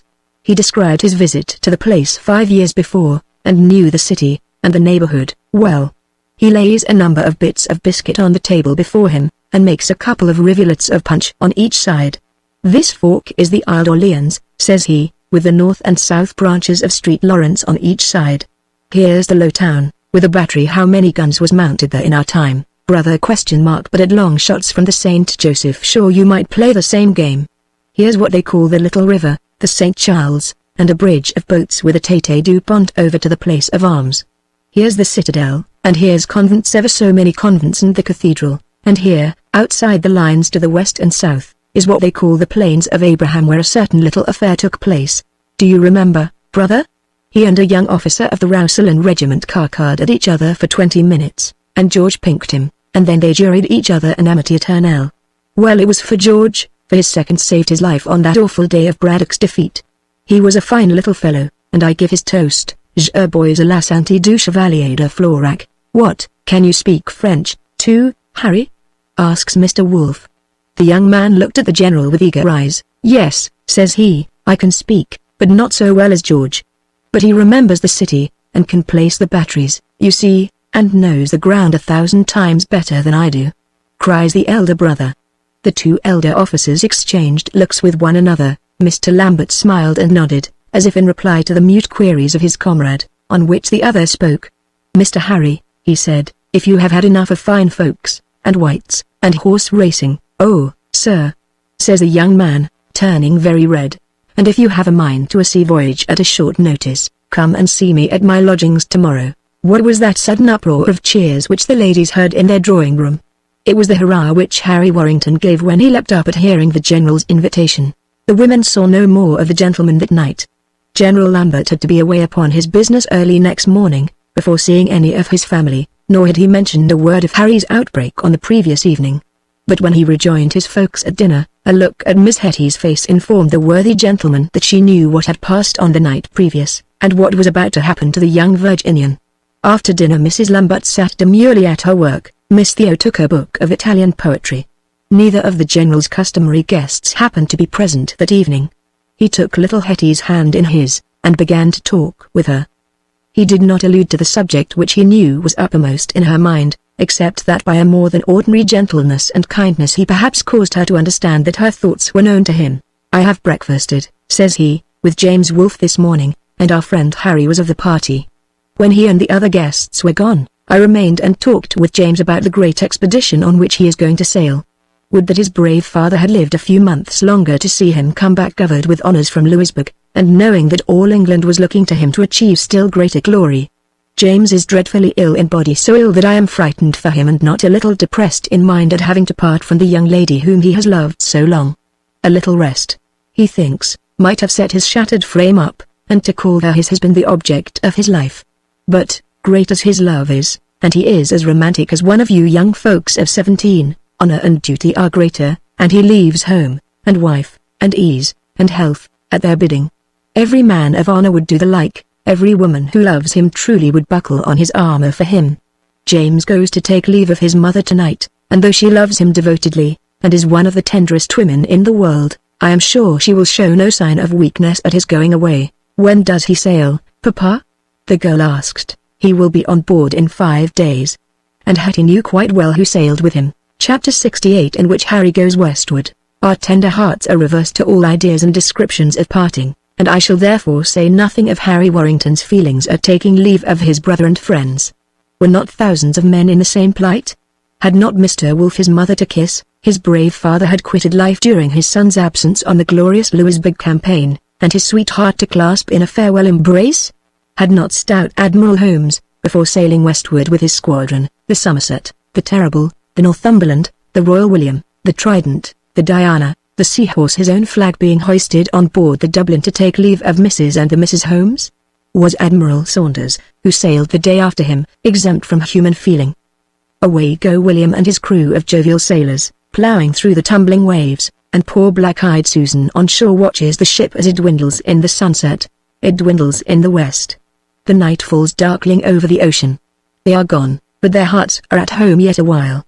In silence, with a heart inexpressibly soft and tender, how each man thinks of those he has left. What a chorus of pitiful prayer rises up to the Father, at sea and on shore, on that parting night at home by the vacant bedside, where the wife kneels in tears, round the fire, where the mother and children together pour out their supplications, or on deck, where the seafarer looks up to the stars of heaven, as the ship cleaves through the roaring midnight waters. Tomorrow the sun rises upon our common life again, and we commence our daily task of toil and duty. George accompanies his brother, and stays a while with him at Portsmouth whilst they are waiting for a wind. He shakes Mr. Wolfe's hand, looks at his pale face for the last time, and sees the vessels depart amid the clangor of bells, and the thunder of cannon from the shore. Next day he is back at his home, and at that business which is sure one of the most selfish and absorbing of the world's occupations, to which almost every man who is 30 years old has served ere this his apprenticeship. He has a pang of sadness, as he looks in at the lodgings to the little room which Harry used to occupy, and sees his half-burned papers still in the grate. In a few minutes he is on his way to Dean Street again, and whispering by the fitful firelight in the ear of the clinging sweetheart. She is very happy, oh, so happy. At his return. She is ashamed of being so. Is it not heartless to be so, when poor Hetty is so melancholy? Poor little Hetty. Indeed, it is selfish to be glad when she is in such a sad way. It makes one quite wretched to see her. Don't, sir. Well, I ought to be wretched, and it's very, very wicked of me if I'm not, says Theo, and one can understand her soft-hearted repentance. What she means by don't who can tell. I have said the room was dark, and the fire burned fitfully, and don't is no doubt uttered in one of the dark fits. Enter servants with supper and lights. The family arrives. The conversation becomes general. The destination of the fleet is known everywhere now. The force on board is sufficient to beat all the French in Canada, and, under such an officer as Wolfe, to repair the blunders and disasters of previous campaigns. He looked dreadfully ill, indeed. But he has a great soul in a feeble body. The ministers, the country hope the utmost from him. After supper, according to custom, Mr. Lambert assembles his modest household, of whom George Warrington may be said quite to form a part, and as he prays for all travellers by land and water, Theo and her sister are kneeling together. And so, as the ship speeds farther and farther into the west, the fond thoughts pursue it, and the night passes, and the sun rises, a day or two more, and everybody is at his books or his usual work. As for George Warrington, that celebrated dramatist is busy about another composition. When the tragedy of Carpezan had run some 30 or toscore nights, other persons of genius took possession of the theatre. There may have been persons who wondered how the town could be so fickle as ever to tire of such a masterpiece as the tragedy, who could not bear to see the actors dressed in other habits, reciting other men's verses. But George, of a sceptical turn of mind, took the fate of his tragedy very philosophically, and pocketed the proceeds with much quiet satisfaction.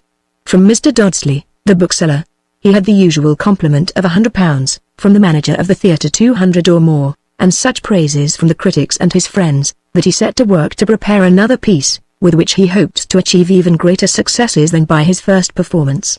Over these studies, and the other charming business which occupies him, months pass away. Happy business! Happiest time of youth and life, when love is first spoken and returned, when the dearest eyes are daily shining welcome, and the fondest lips never tire of whispering their sweet secrets, when the parting look that accompanies good night gives delightful warning of tomorrow, when the heart is so overflowing with love and happiness, that it has to spare for all the world, when the day closes with glad prayers, and opens with joyful hopes, when doubt seems cowardice, misfortune impossible, poverty only a sweet trial of constancy. Theo's elders, thankfully remembering their own prime, sit softly by and witness this pretty comedy performed by their young people. And in one of his later letters, dutifully written to his wife during a temporary absence from home, George Warrington records how he had been to look up at the windows of the dear old house in Dean Street, and wondered who was sitting in the chamber where he and Theo had been so happy. Meanwhile we can learn how the time passes, and our friends are engaged, by some extracts from George's letters to his brother, from the old window opposite Bedford Gardens, this 20th of August 1759. Why are you gone back to rugged rocks, bleak shores, burning summers, nipping winters, at home, when you might have been cropping ever so many laurels in Germany? Kingsleys are coming back as covered with as Jack a Green on May Day. Our 6 regiments did wonders, and our horse would have done if my Lord George Sack-of-Lonely had let them. But when Prince Ferdinand said charge, his lordship could not hear, or could not translate the German word for forward, and so we only beat the French, without utterly annihilating them, as we might, had Lord Granby or Mr. Warrington had the command. My lord is come back to town, and is shouting for a court-martial. He held his head high enough in prosperity. In misfortune he shows such a constancy of arrogance that one almost admires him. He looks as if he rather envied poor Mr. Bung, and the not shooting him what a manque de guards towards him. The Duke has had notice to get himself in readiness for departing from this world of grandeurs and victories, and downfalls and disappointments. An attack of palsy has visited his Royal Highness, and Palais de Moors has just peeped in at his door, as it were, and said, I will call again. Tyrant as he was, this prince has been noble in disgrace, and no king has ever had a truer servant than ours has found in his son. Why do I like the losing side always, and am I disposed to revolt against the winners? Your famous Mr. P., your chief's patron and discoverer, I have been to hear in the House of Commons twice or thrice. I revolt against his magniloquence. I wish some little David would topple over that swelling giant. His thoughts and his language are always attitudinizing. I like Barry's manner best, though the other is the more awful actor. Pocahontas gets on apace. Barry likes his part of Captain Smith, and, though he will have him wear a red coat and blue facings and an epaulette, I have a fancy to dress him exactly like one of the pictures of Queen Elizabeth's gentlemen at Hampton Court, with a ruff and a square beard and square shoes. And Pocahontas, would you like her to be tattooed? Asks Uncle Lambert. Huggins' part as the warrior who is in love with her, and, seeing her partiality for the captain, nobly rescues him from death, I trust will prove a hit. A strange fish is this Huggin. His mouth full of stage plays and rant, but good, honest, and brave, if I don't err. He is angry at having been cast lately for Sir O'Brien, in Mr. Macklin's new farce of Love à la mode. He says that he does not care to disgrease his tongue with imitations of that rascal Brogue. As if there was any call for imitations, when he has such an admirable twang of his own. Shall I tell you? Shall I hide the circumstance? Shall I hurt your feelings? Shall I set you in a rage of jealousy, and cause you to ask for leave to return to Europe? Know, then, that though Carpezan is long since dead, Cousin Maria is forever coming to the playhouse. Tom Spencer has spied her out night after night in the gallery, and she comes on the nights when Hogan performs. Quick, Burrows, Mr. Warrington's boots and portmanteau. Order a chaise and four for Portsmouth immediately. The letter which I burned one morning when we were at breakfast, I may let the cat out of the bag, now puss has such a prodigious way to run, was from Cousin M, hinting that she wished me to tell no tales about her, but I can't help just whispering to you that Maria at this moment is busy consoling herself as fast as possible. Shall I spoil sport? Shall I tell her brother?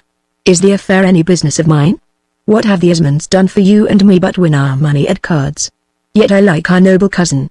It seems to me that he would be good if he could, or rather, he would have been once. He has been set on a wrong way of life, from which 'tis now probably too late to rescue him. Obiti agricoli. Virginia was dull, but let us thank heaven we were bred there. We were made little slaves, but not slaves to wickedness, gambling, bad male and female company. It was not until my poor Harry left home that he fell among thieves. I mean thieves and grand, such as waylaid him and stripped him on English highroads. I consider you none the worse because you were the unlucky one, and had to deliver your purse up. And now you are going to retrieve, and make a good name for yourself, and kill more French dragons, and become a great commander.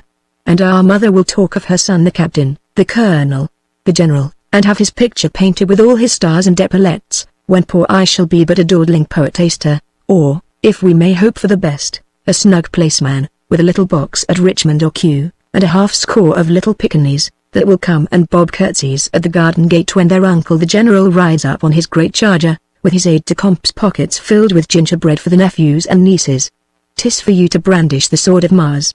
As for me, I look forward to a quiet life, a quiet little home, a quiet little library full of books, and a little someone dulce ridentum, dulce loquentum, on t'other side of the fire, as I scribble away at my papers.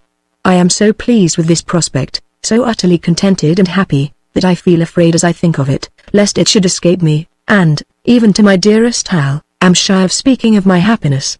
What is ambition to me, with this certainty? What do I care for wars, with this beatific peace smiling near? Our mother's friend, Mynheer van den Bosch, has been away on a tour to discover his family in Holland, and, strange to say, has found one.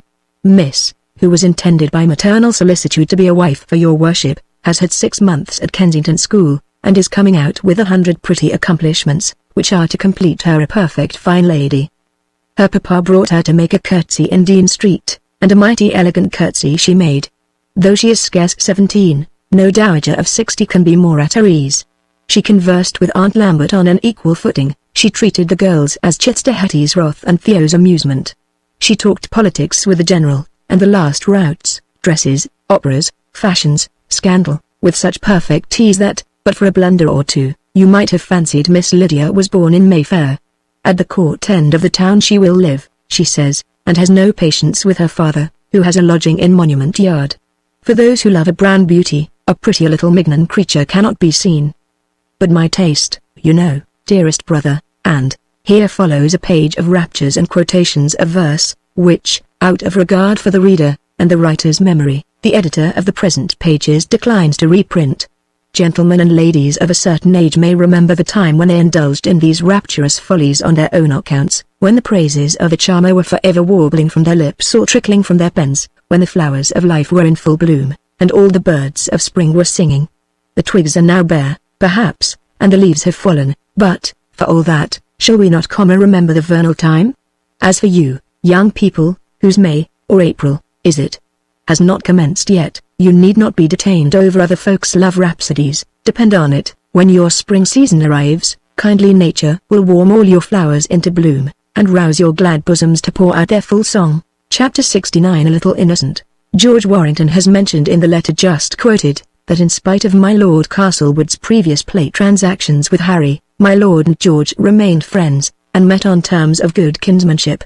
Did George want francs, or an introduction at court, or a place in the House of Lords to hear a debate, his cousin was always ready to serve him, was a pleasant and witty companion, and would do anything which might promote his relatives' interests, provided his own were not prejudiced.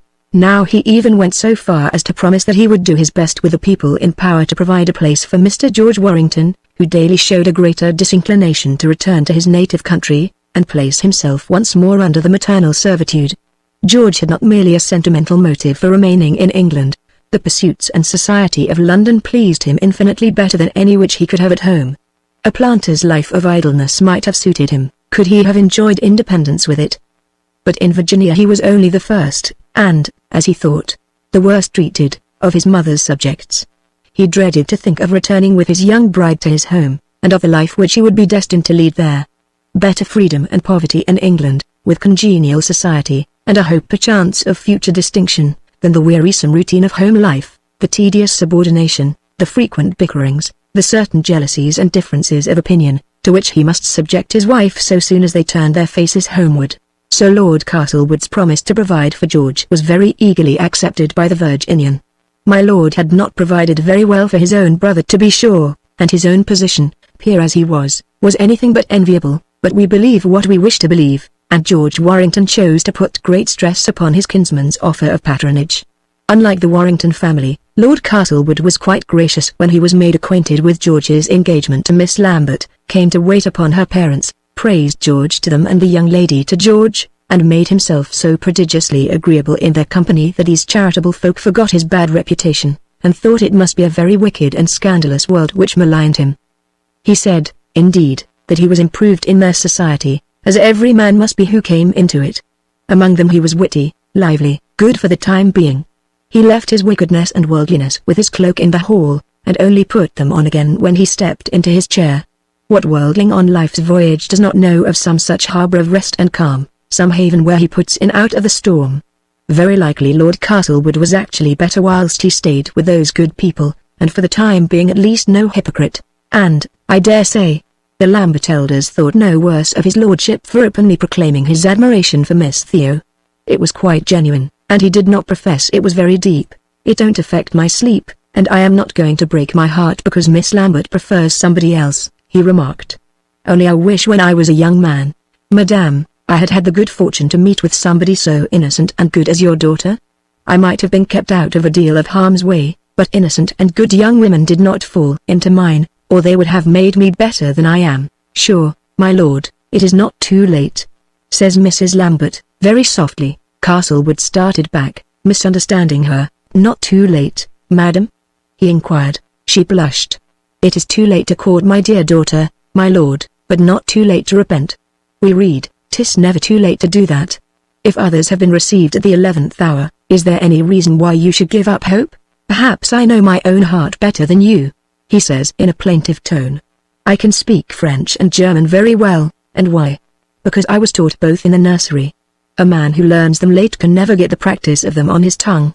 And so 'tis the case with goodness. I can't learn it at my age. I can only see others practice it, and admire them. When I am on the side opposite to Lazarus, will Miss Theo give me a drop of water? Don't frown. I know I shall be the Mrs. Lambert. Some folks are doomed so, and I think some of our family are amongst these. Some people are vacillating, and one hardly knows which way the scale will turn. Whereas some are predestined angels, and fly heavenwards naturally, and do what they will. Oh, my lord, and why should you not be of the predestined? Whilst there is a day left, whilst there is an hour, there is hope, says the fond matron. I know what is passing in your mind, my dear madam, nay, I read your prayers in your looks. But how can they avail? Lord Castlewood asked sadly. You don't know all, my good lady. You don't know what a life ours is of the world, how early it began, how selfish nature, and then necessity and education, have made us. It is fate holds the reins of the chariot, and we can't escape our doom. I know better, I see better people, I go my own way. My own? No, not mine fates, and it is not altogether without pity for us, since it allows us, from time to time, to see such people as you. And he took her hand and looked her full in the face, and bowed with a melancholy grace. Every word he said was true. No greater error than to suppose that weak and bad men are strangers to good feelings, or deficient of sensibility. Only the good feeling does not last, nay, The tears are a kind of debauch of sentiment, as old libertines are said to find that the tears and grief of their victims add a zest to their pleasure. But Mrs. Lambert knew little of what was passing in this man's mind. How should she? And so prayed for him with the fond persistence of woman. He was much better, yes, much better than he was supposed to be. He was a most interesting man. There were hopes. Why should there not be the most precious hopes for him still? It remains to be seen which of the two speakers formed the correct estimate of my lord's character. Meanwhile, if the gentleman was right, the lady was mollified, and her kind wishes and prayers for this experienced sinner's repentance, if they were of no avail for his amendment, at least could do him no harm. Kind old doctors, and what good woman is not of the faculty, look after a reprobate as physicians after a perilous case. When the patient is converted to health, their interest ceases in him, and they drive to feel pulses and prescribe medicines elsewhere. But, while the malady was under treatment, our kind lady could not see too much of her sick man. Quite an intimacy sprung up between my Lord Castlewood and the Lamberts. I am not sure that some worldly views might not suit even with good Mrs. Lambert's spiritual plans, for who knows into what pure Eden, though guarded by flaming sordid angels, worldliness will not creep? Her son was about to take orders. My Lord Castlewood feared very much that his present chaplain's, Mr. Sampson's, careless life and heterodox conversations might lead him to give up his chaplaincy, in which case, my lord hinted the little modest cure would be vacant, and at the service of some young divine of good principles and good manners, who would be content with a small stipend, and a small but friendly congregation. Thus an acquaintance was established between the two families, and the ladies of Castlewood, always on their good behavior, came more than once to make their curtsies in Mrs. Lambert's drawing-room. They were civil to the parents and the young ladies. My Lady Castlewood's card assemblies were open to Mrs. Lambert and her family. There was play, certainly all the world played His Majesty, the bishops, every peer and peeress in the land. But nobody need play who did not like, and surely nobody need have scruples regarding the practice, when such august and venerable personages were daily found to abet it. More than once Mrs. Lambert made her appearance at her ladyship's routs, and was grateful for the welcome which she received, and pleased with the admiration which her daughters excited. Mention has been made, in a foregoing page and letter, of an American family of Dutch extraction, who had come to England very strongly recommended by Madame Esmond, their Virginian neighbour, to her sons in Europe. The views expressed in Madame Esmond's letter were so clear, that arch matchmaker, Mrs. Lambert, could not but understand them. As for George, he was engaged already. As for poor Hetty's flame, Harry, he was gone on service, for which circumstance Hetty's mother was not very sorry perhaps. She laughingly told George that he ought to obey his mamma's injunctions, break her off his engagement with Theo, and make up to Miss Lydia, who was 10 times 100 times as rich as her poor girl, and certainly much handsomer. Yes, indeed, says George, that I own, she is handsomer, and she is richer, and perhaps even cleverer. All which praises Mrs. Lambert but half liked, but say she is all these? So is Mr. Johnson much cleverer than I am, so is, whom shall we say ? So is Mr. Hogan the actor much taller and handsomer, so is Sir James Lowther much richer. Yet pray, ma'am, do you suppose I am going to be jealous of any one of these three, or think my Theo would jilt me for their sakes? Why should I not allow that Miss Lydia is handsomer, then?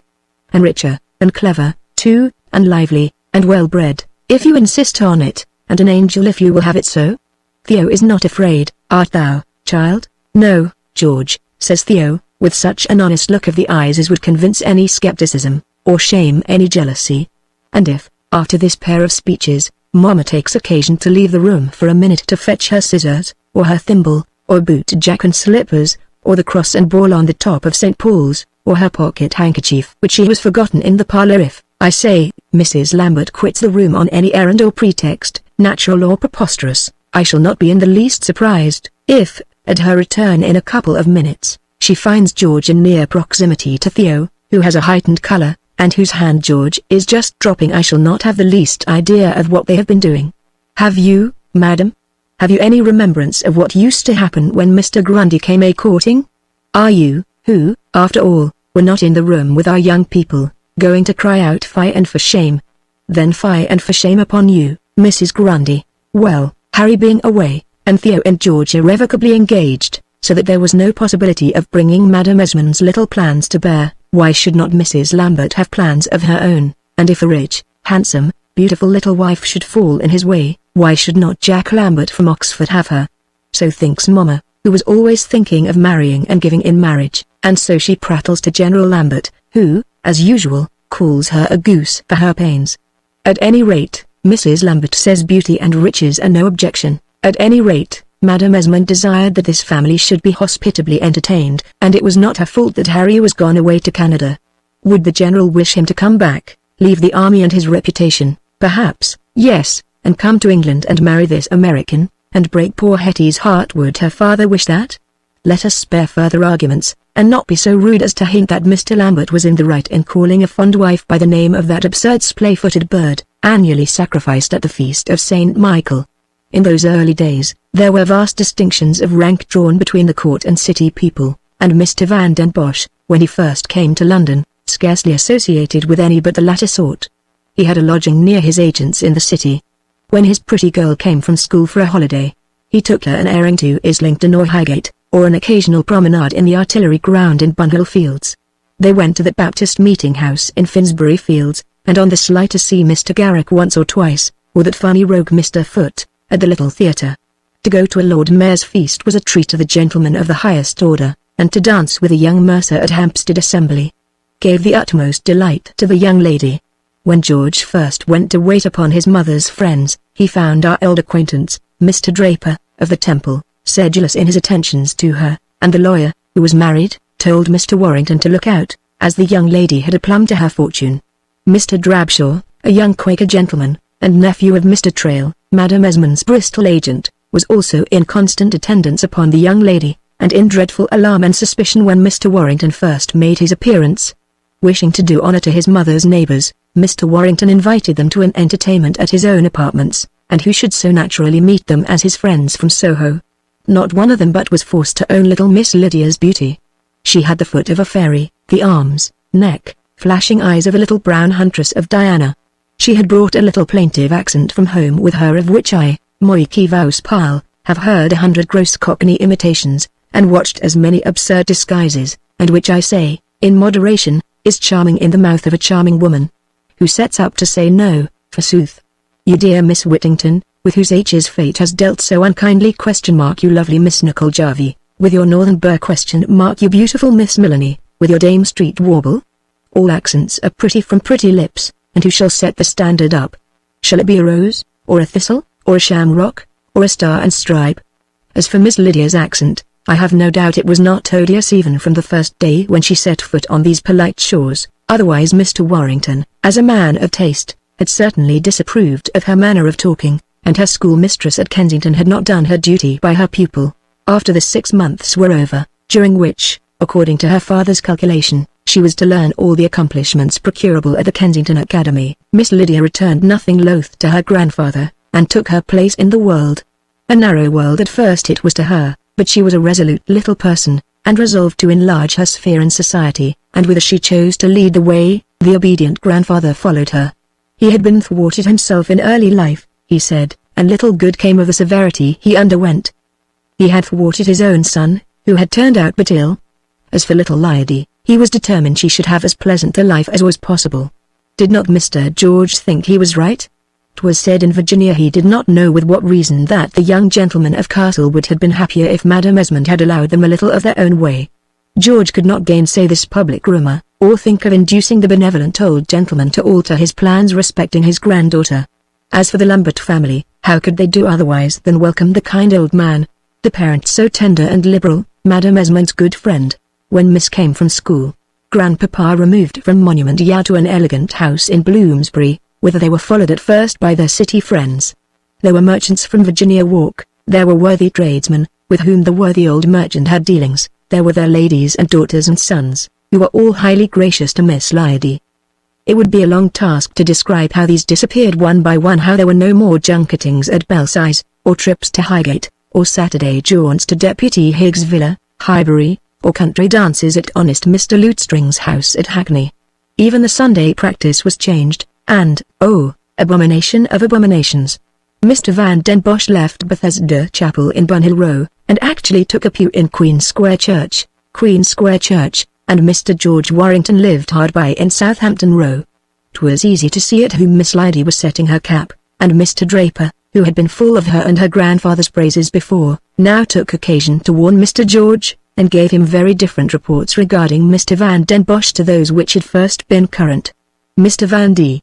B., for all he bragged so of his Dutch parentage, came from Albany, and was nobody's son at all.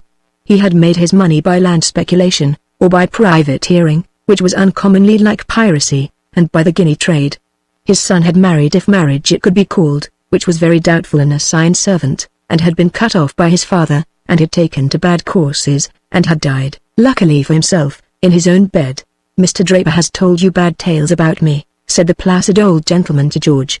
"Very likely we are all sinners, and some evil may be truly said of all of us, with a great deal more that is untrue.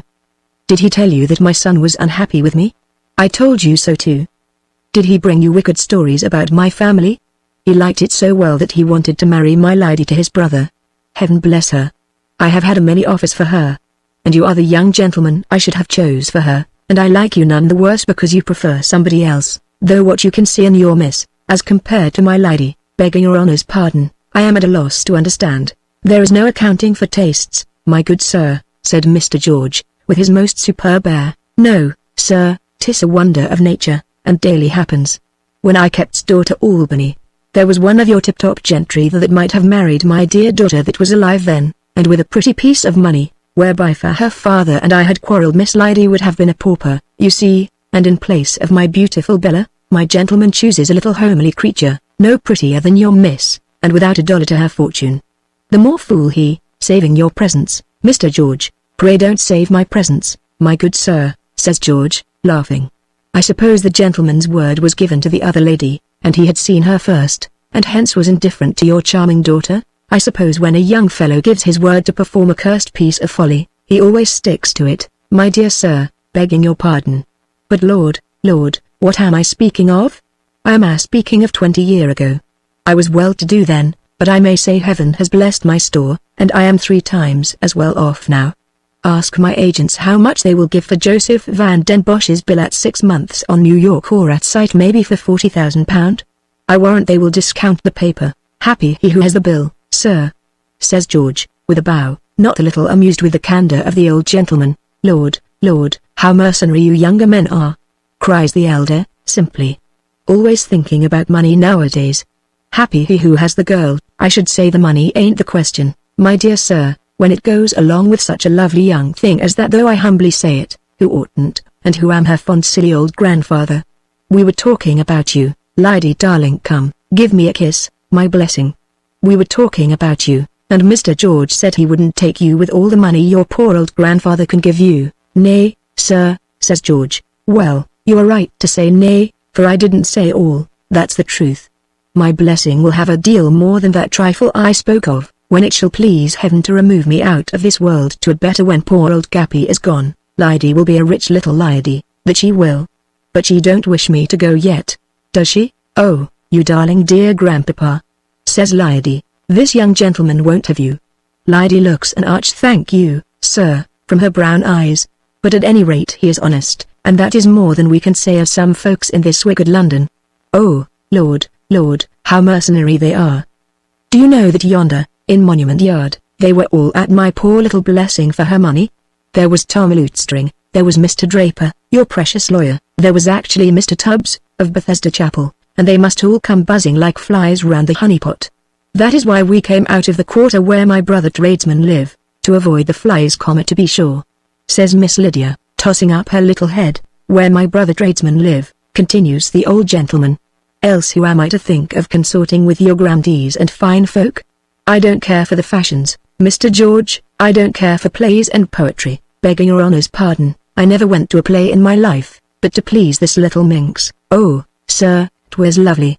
And I cried so, didn't I, grandpapa?" says the child. "At what, my dear?" At Mr. Warrington's play, grandpapa." "Did you, my dear?" I dare say. It was mail day, and my letters had come in, and my ship the lovely Lydie had just come into Falmouth, and Captain Joyce reported how he had mercifully escaped a French privateer, and my head was so full of thanks for that escape, which saved me a deal of money, Mr. George, for the rate at which ships is underwrote this wartime is so scandalous that I often prefer to venture than to insure. I confess I didn't listen much to the play, sir, and only went to please this little Lydie, And you did please me, dearest Gappy," cries the young lady. "Bless you. Then it's all I want. What does a man want more here below than to please his children, Mr. George? Especially me, who knew what was to be unhappy when I was young, and to repent of having treated this darling's father too hard." "Oh, Grandpapa," cries the child, with more caresses. "Yes, I was too hard with him, dear, and that's why I spoil my little Lydkin so." More kisses ensue between Lydy and Gappy. The little creature flings the pretty polished arms round the old man's neck, presses the dark red lips on his withered cheek, surrounds the venerable head with a halo of powder beaten out of his wig by her caresses, and eyes Mr. George the while, as much as to say, "There, sir. Should you not like me to do as much for you? We confess but do we confess all?" George certainly told the story of his interview with Lydy and Gappy, and the old man's news regarding his granddaughter's wealth, but I don't think he told everything, else Theo would scarce have been so much interested, or so entirely amused and good-humored with Lydy when next the two young ladies met. They met now pretty frequently, especially after the old American gentleman took up his residence in Bloomsbury. Mr. Van den Bosch was in the city for the most part of the day, attending to his affairs, and appearing at his place upon change. During his absence Lydy had the command of the house, and received her guests like a lady, or rode abroad in a fine coach, which she ordered her grandpapa to keep for her, and into which he could very seldom be induced to set his foot.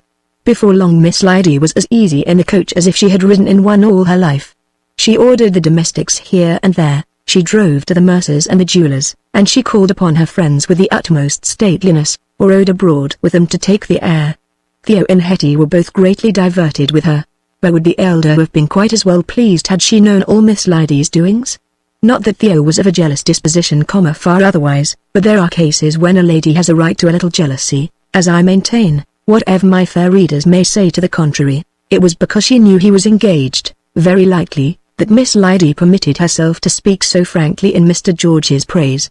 When they were alone, and this blessed chance occurred pretty often at Mr. Van den Bosch's house, for we have said he was constantly absent on one errand or the other, it was wonderful how artlessly the little creature would show her enthusiasm, asking him all sorts of simple questions about himself, his genius, his way of life at home and in London, his projects of marriage, and so forth. "I am glad you are going to be married, oh, so glad," she would say, heaving the most piteous sigh the while, "for I can talk to you frankly, quite frankly as a brother, and not be afraid of that odious politeness about which they were always scolding me at boarding school. I may speak to you frankly, and if I like you, I may say so, mayn't I, Mr. George?" "Pray, say so," says George, with a bow and a smile. That is a kind of talk which most men delight to hear, especially from such pretty lips as Miss Lydia's. "What do you know about my lips?" says the girl, with a pout and an innocent look into his face. "What, indeed?" asks George. "Perhaps I should like to know a great deal more. They don't tell nothing but truth, anyhow," says the girl. "That's why some people don't like them. If I have anything on my mind, it must come out.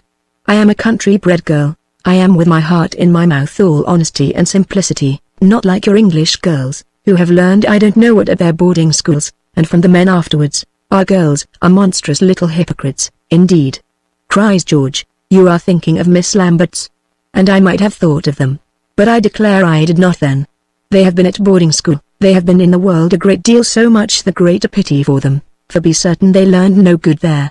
And now I have said so, of course you will go and tell Miss Theo, won't you, sir, that she has learned no good in the world? She has scarce spoken to men at all, except her father, her brother, and me. Which of us would teach her any wrong, think you? Oh, not you. Though I can understand its being very dangerous to be with you," says the girl, with a sigh. "Indeed there is no danger, and I don't bite," says George, laughing. "I didn't say bite," says the girl, softly. "There's other things dangerous besides biting, I should think. Aren't you very witty?" "Yes, and sarcastic, and clever, and always laughing at people." "Haven't you a coaxing tongue? If you was to look at me in that kind of way, I don't know what would come to me. Was your brother like you, as I was to have married? Was he as clever and witty as you? I have heard he was like you, but he hadn't your coaxing tongue. Hi-ho. 'Tis well you are engaged, Master George, that is all. Do you think if you had seen me first, you would have liked Miss Theo best? They say marriages were made in heaven, my dear, and let us trust that mine has been arranged there," says George. "I suppose there was no such thing, never known. As a man having two sweethearts? Asks the artless little maiden. Guess it's a pity. Oh me. What nonsense am I talking, there now? I'm like the little girl who cried for the moon, and I can't have it. 'Tis too high for me, too high and splendid and shining, can't reach up to it now. Well, what a foolish, wayward, little spoiled thing I am now. But one thing you promised on your word and your honor, now, Mr. George, and what is that? That you won't tell Miss Theo, else she'll hate me. Why should she hate you? Because I hate her, and wish she was dead. Breaks out the young lady. And the eyes that were looking so gentle and lachrymose but now, flame with sudden wrath, and her cheeks flush up. For shame. She adds, after a pause. I'm a little fool to speak. But whatever is in my heart must come out. I am as girl of the woods, I am. I was bred where the sun is hotter than in this foggy climate. And I am not like your cold English girls, who, before they speak, or think, or feel, must wait for Mama to give leave. There. I may be a little fool for saying what I have. I know you'll go and tell Miss Lambert. Well, do, but, as we have said, George didn't tell Miss Lambert. Even from the beloved person there must be some things kept secret, even to himself, perhaps. He did not quite acknowledge what was the meaning of the little girl's confession, or, if he acknowledged it, did not act on it, except in so far as this, perhaps, that my gentleman, in Miss Lydia's presence, was particularly courteous and tender, and in her absence thought of her very kindly, and always with a certain pleasure. It were hard, indeed, if a man might not repay by a little kindness and gratitude the artless affection of such a warm young heart. What was that story meanwhile which came round to our friends, of young Mr. Lutestring and young Mr. Drabshaw the Quaker having a boxing match at a tavern in the city, and all about this young lady? They fell out over their cups, and fought probably. Why did Mr. Draper, who had praised her so at first, tell such stories now against her grandfather? I suspect, says Madame de Bernstein, that he wants the girl for some client or relation of his own, and that he tells these tales in order to frighten all suitors from her. When she and her grandfather came to me, she behaved perfectly well, and I confess, sir, I thought it was a great pity that you should prefer yonder red-cheeked countrified little chit, without a halfpenny, to this pretty, wild, artless girl, with such a fortune as I hear she has. Oh, she has been with you, has she, aunt? Asks George of his relative. Of course she has been with me, the other replies, curtly. Unless your brother has been so silly as to fall in love with that other little Lambert girl. Indeed, ma'am, I think I can say he has not, George remarks. Why, then, when he comes back with Mr. Wolfe, should he not take a fancy to this little person, as his mamma wishes only, to do us justice, we Esmonds care very little for what our mammas wish and marry her, and set up beside you in Virginia. She is to have a great fortune, which you won't touch. Pray, why should it go out of the family? George now learned that Mr. Van den Bosch and his granddaughter had been often at Madame de Bernstein's house. Taking his favorite walk with his favorite companion to Kensington Gardens, he saw Mr. Van den Bosch's chariot turning into Kensington Square. The Americans were going to visit Lady Castlewood, then? He found, on some little inquiry, that they had been more than once with her ladyship. It was, perhaps, strange that they should have said nothing of their visits to George, but, being little curious of other people's affairs, and having no intrigues or mysteries of his own, George was quite slow to imagine them in other people. What mattered to him how often Kensington entertained Bloomsbury, or Bloomsbury made its bow at Kensington? A number of things were happening at both places, of which our Virginian had not the slightest idea. Indeed, do not things happen under our eyes, and we not see them? And not comedies and tragedies daily performed before us of which we understand neither the fun nor the pathos? Very likely George goes home thinking to himself, I have made an impression on the heart of this young creature. She has almost confessed as much. Poor artless little maiden. I wonder what there is in me that she should like me? Can he be angry with her for this unlucky preference? Was ever a man angry at such a reason? He would not have been so well pleased, perhaps, had he known all, and that he was only one of the performers in the comedy, not the principal character by any means, Rosencrantz and Guildenstern in the tragedy, the part of Hamlet by a gentleman unknown. How often are our little vanities shocked in this way, and subjected to wholesome humiliation? Have you not fancied that Lucinda's eyes beamed on you with a special tenderness, and presently become aware that she ogles your neighbor with the very same killing glances? Have you not exchanged exquisite whispers with Lillich at the dinner table, sweet murmurs heard through the hum of the guests, and clatter of the banquet, and then overheard her whispering the very same delicious phrases to old Silas in the drawing-room? The sun shines for everybody, the flowers smell sweet for all noses, and the nightingale and lilij warble for all ears, not your long ones only, good brother. Chapter 70, in which Cupid plays a considerable part. We must now, however, and before we proceed with the history of Miss Lydia and her doings, perform the duty of explaining that sentence in Mr. Warrington's letter to his brother which refers to Lady Maria Esmond, and which, to some simple readers, may be still mysterious. For how, indeed, could well-regulated persons divine such a secret? How could innocent and respectable young people suppose that a woman of noble birth, of ancient family, of mature experience, a woman whom we have seen exceedingly in love only a score of months ago, should so far forget herself as, oh, my very fingertips blush as I write the sentence, as not only to fall in love with a person of low origin, and very many years her junior, but actually to marry him in the face of the world? That is, not exactly in the face, but behind the back of the world, so to speak, for Parson Sampson privily tied the indissoluble knot for the pair at his chapel in Mayfair. Now stop before you condemn her utterly. Because Lady Maria had, and overcome, a foolish partiality for her young cousin, was that any reason why she should never fall in love with anybody else? Are men to have the sole privilege of change, and are women to be rebuked for availing themselves now and again of their little chance of consolation? No invectives can be more rude, gross, and unphilosophical than, for instance, Hamlet's to his mother about her second marriage. The truth, very likely, is, that tender, parasitic creature wanted a something to cling to, and, Hamlet senior out of the way, twined herself round Claudius. Nay, we have known females so bent on attaching themselves, that they can twine round two gentlemen at once. Why, forsooth, shall there not be marriage tables after funeral baked meats? If you said grace for your feast yesterday, is that any reason why you shall not be hungry today? Your natural fine appetite and relish for this evening's feast shows that tomorrow evening at 8 o'clock you will most probably be in want of your dinner. I, for my part, when Flirtilla or Jiltissa were partial to me, the kind reader will please to fancy that I am alluding here to persons of the most ravishing beauty and lofty rank, always used to bear in mind that a time would come when they would be fond of somebody else. We are served a la Russe, and gobbled up a dish at a time, like the folks in Polyphemus's cave. 'Tis hody mehi, prisdibi, there are some anthropophagi who devour dozens of us. The old, the young, the tender, the tough, the plump, the lean, the ugly, the beautiful, there's no escape, and one after another, as our fate is, we disappear down their omnivorous maws. Look at Lady O'Gresham.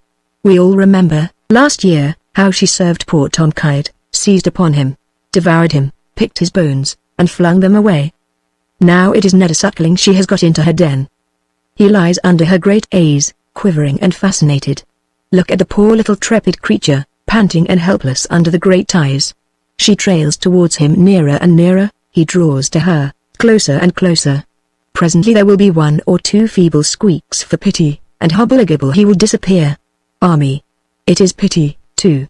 I knew, for instance, that Maria Esmond had lost her heart ever so many times before Harry Warrington found it, but I like to fancy that he was going to keep it, that, bewailing mischance and times out of joint, she would yet have preserved her love, and fondled it in decorous celibacy.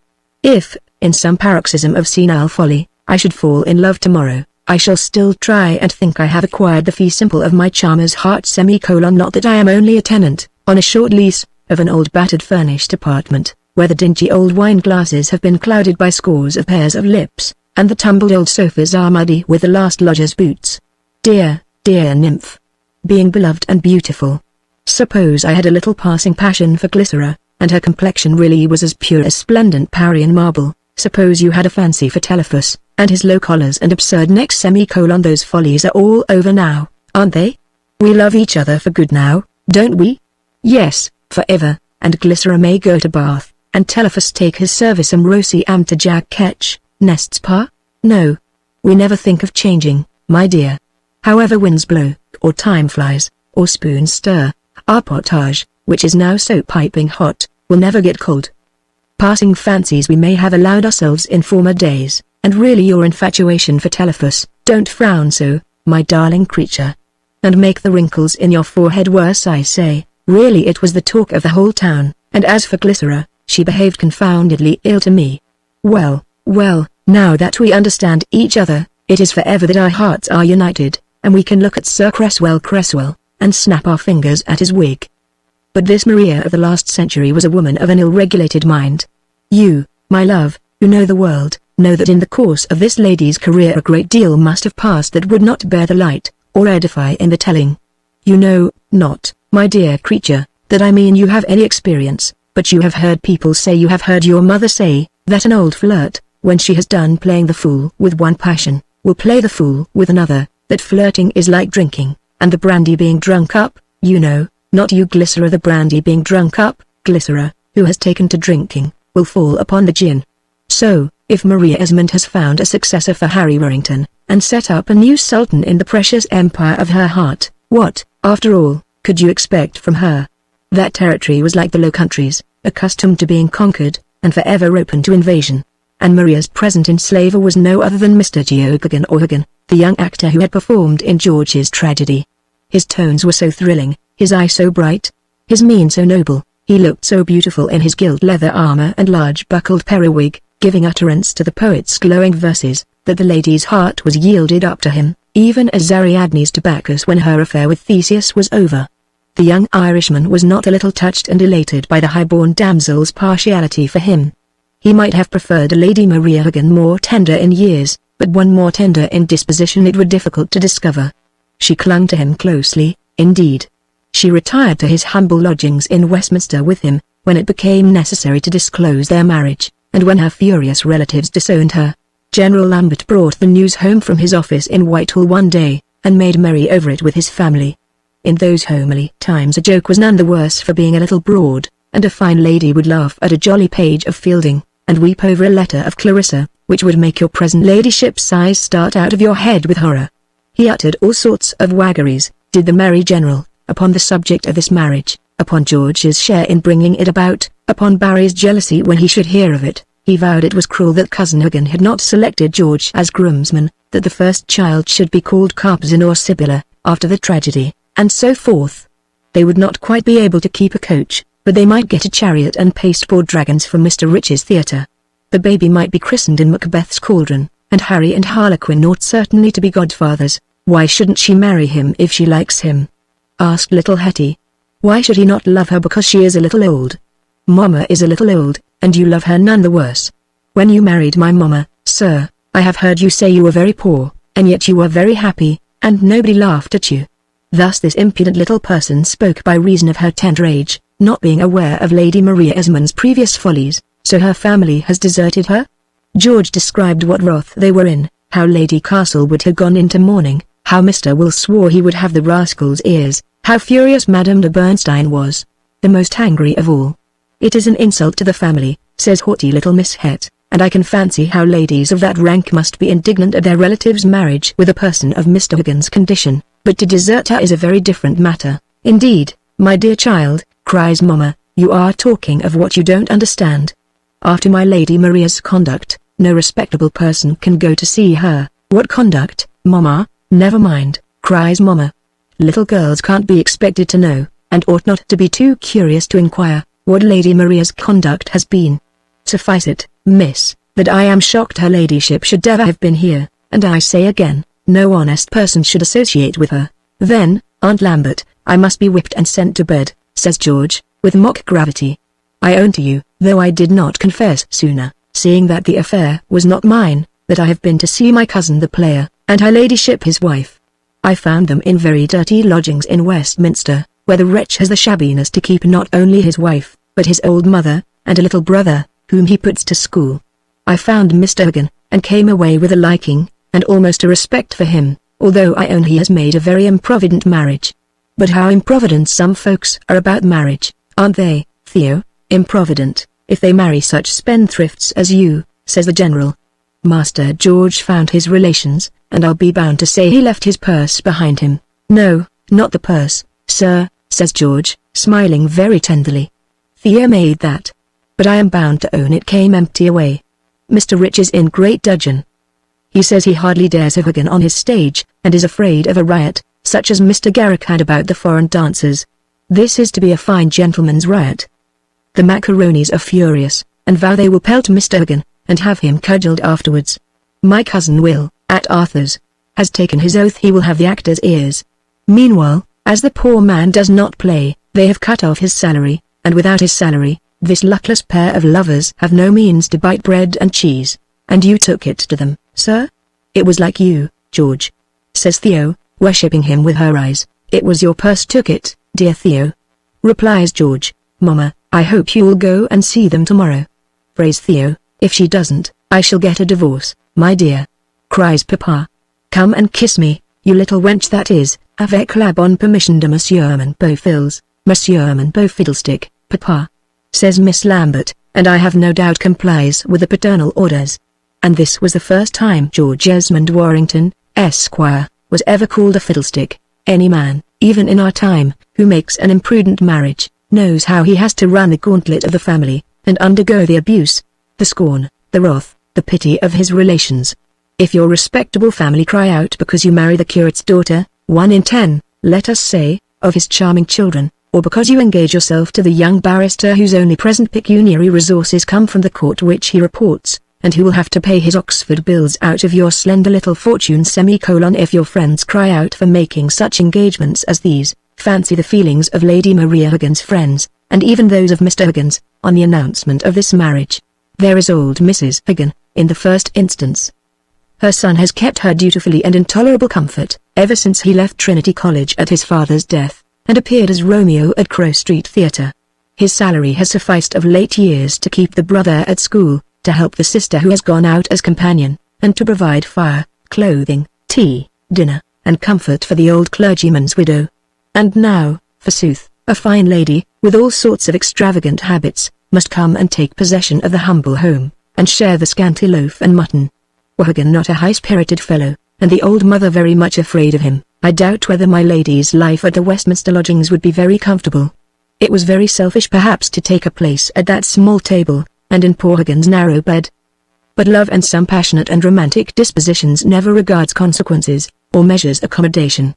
Who has not experienced that frame of mind? What thrifty wife has not seen and lamented her husband in that condition, when, with rather a heightened color and a deuce-make-care smile on his face, he comes home and announces that he has asked 20 people to dinner next Saturday. He doesn't know whom exactly, and he does know the dining room will only hold 16. Never mind. 2 of the prettiest girls can sit upon young gentlemen's knees, others won't come, there's sure to be plenty.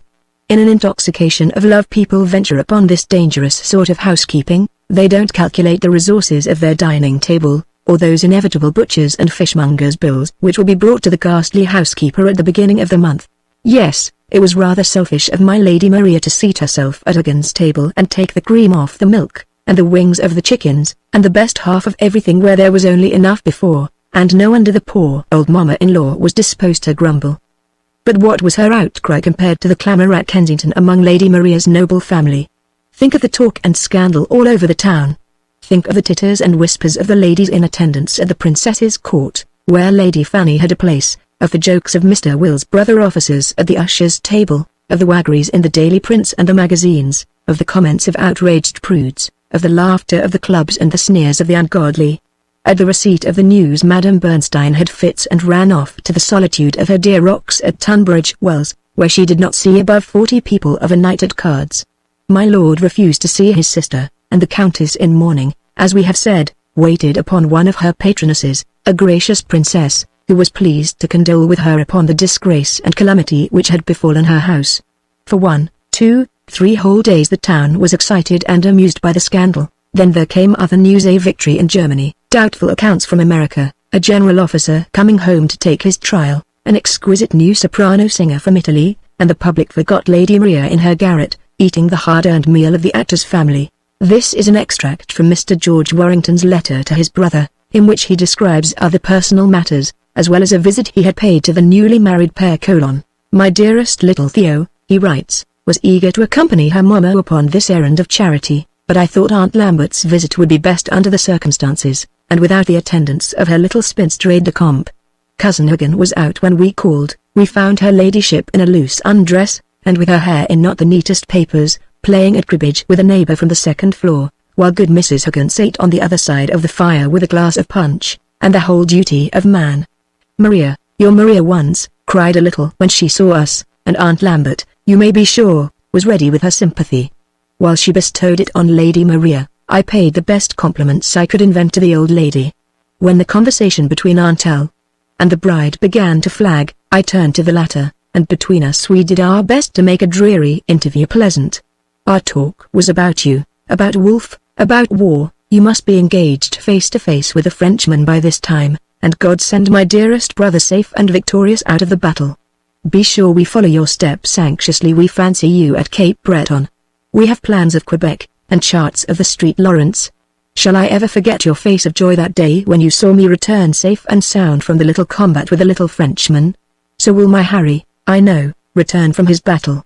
I feel quite assured of it, elated somehow with the prospect of your certain success and safety. And I have made all here share my cheerfulness.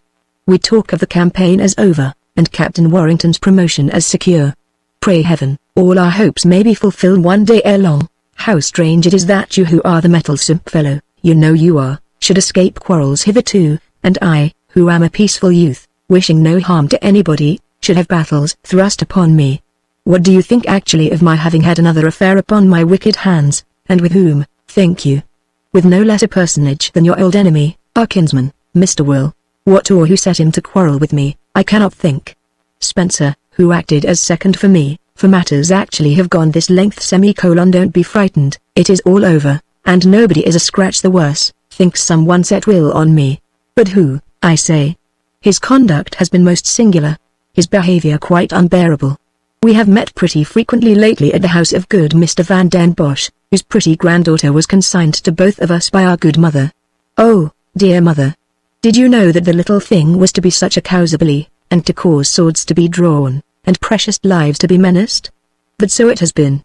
To show his own spirit, I suppose, or having some reasonable doubt about mine, whenever Will and I have met at Mynheer's house, and he is forever going to, he has shown such downright rudeness to me, that I have required more than ordinary patience to keep my temper.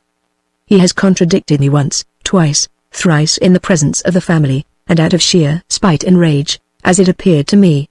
Is he paying his addresses to Miss Lydia, and her father's ships, negroes, and £40,000? I should guess so. The old gentleman is forever talking about his money, and adores his granddaughter, and as she is a beautiful little creature, numbers of folk here are ready to adore her too. Was Will rascal enough to fancy that I would give up my Theo for 1,000,000 of guineas, and negroes, and Venus to boot? Could the thought of such baseness enter into the man's mind?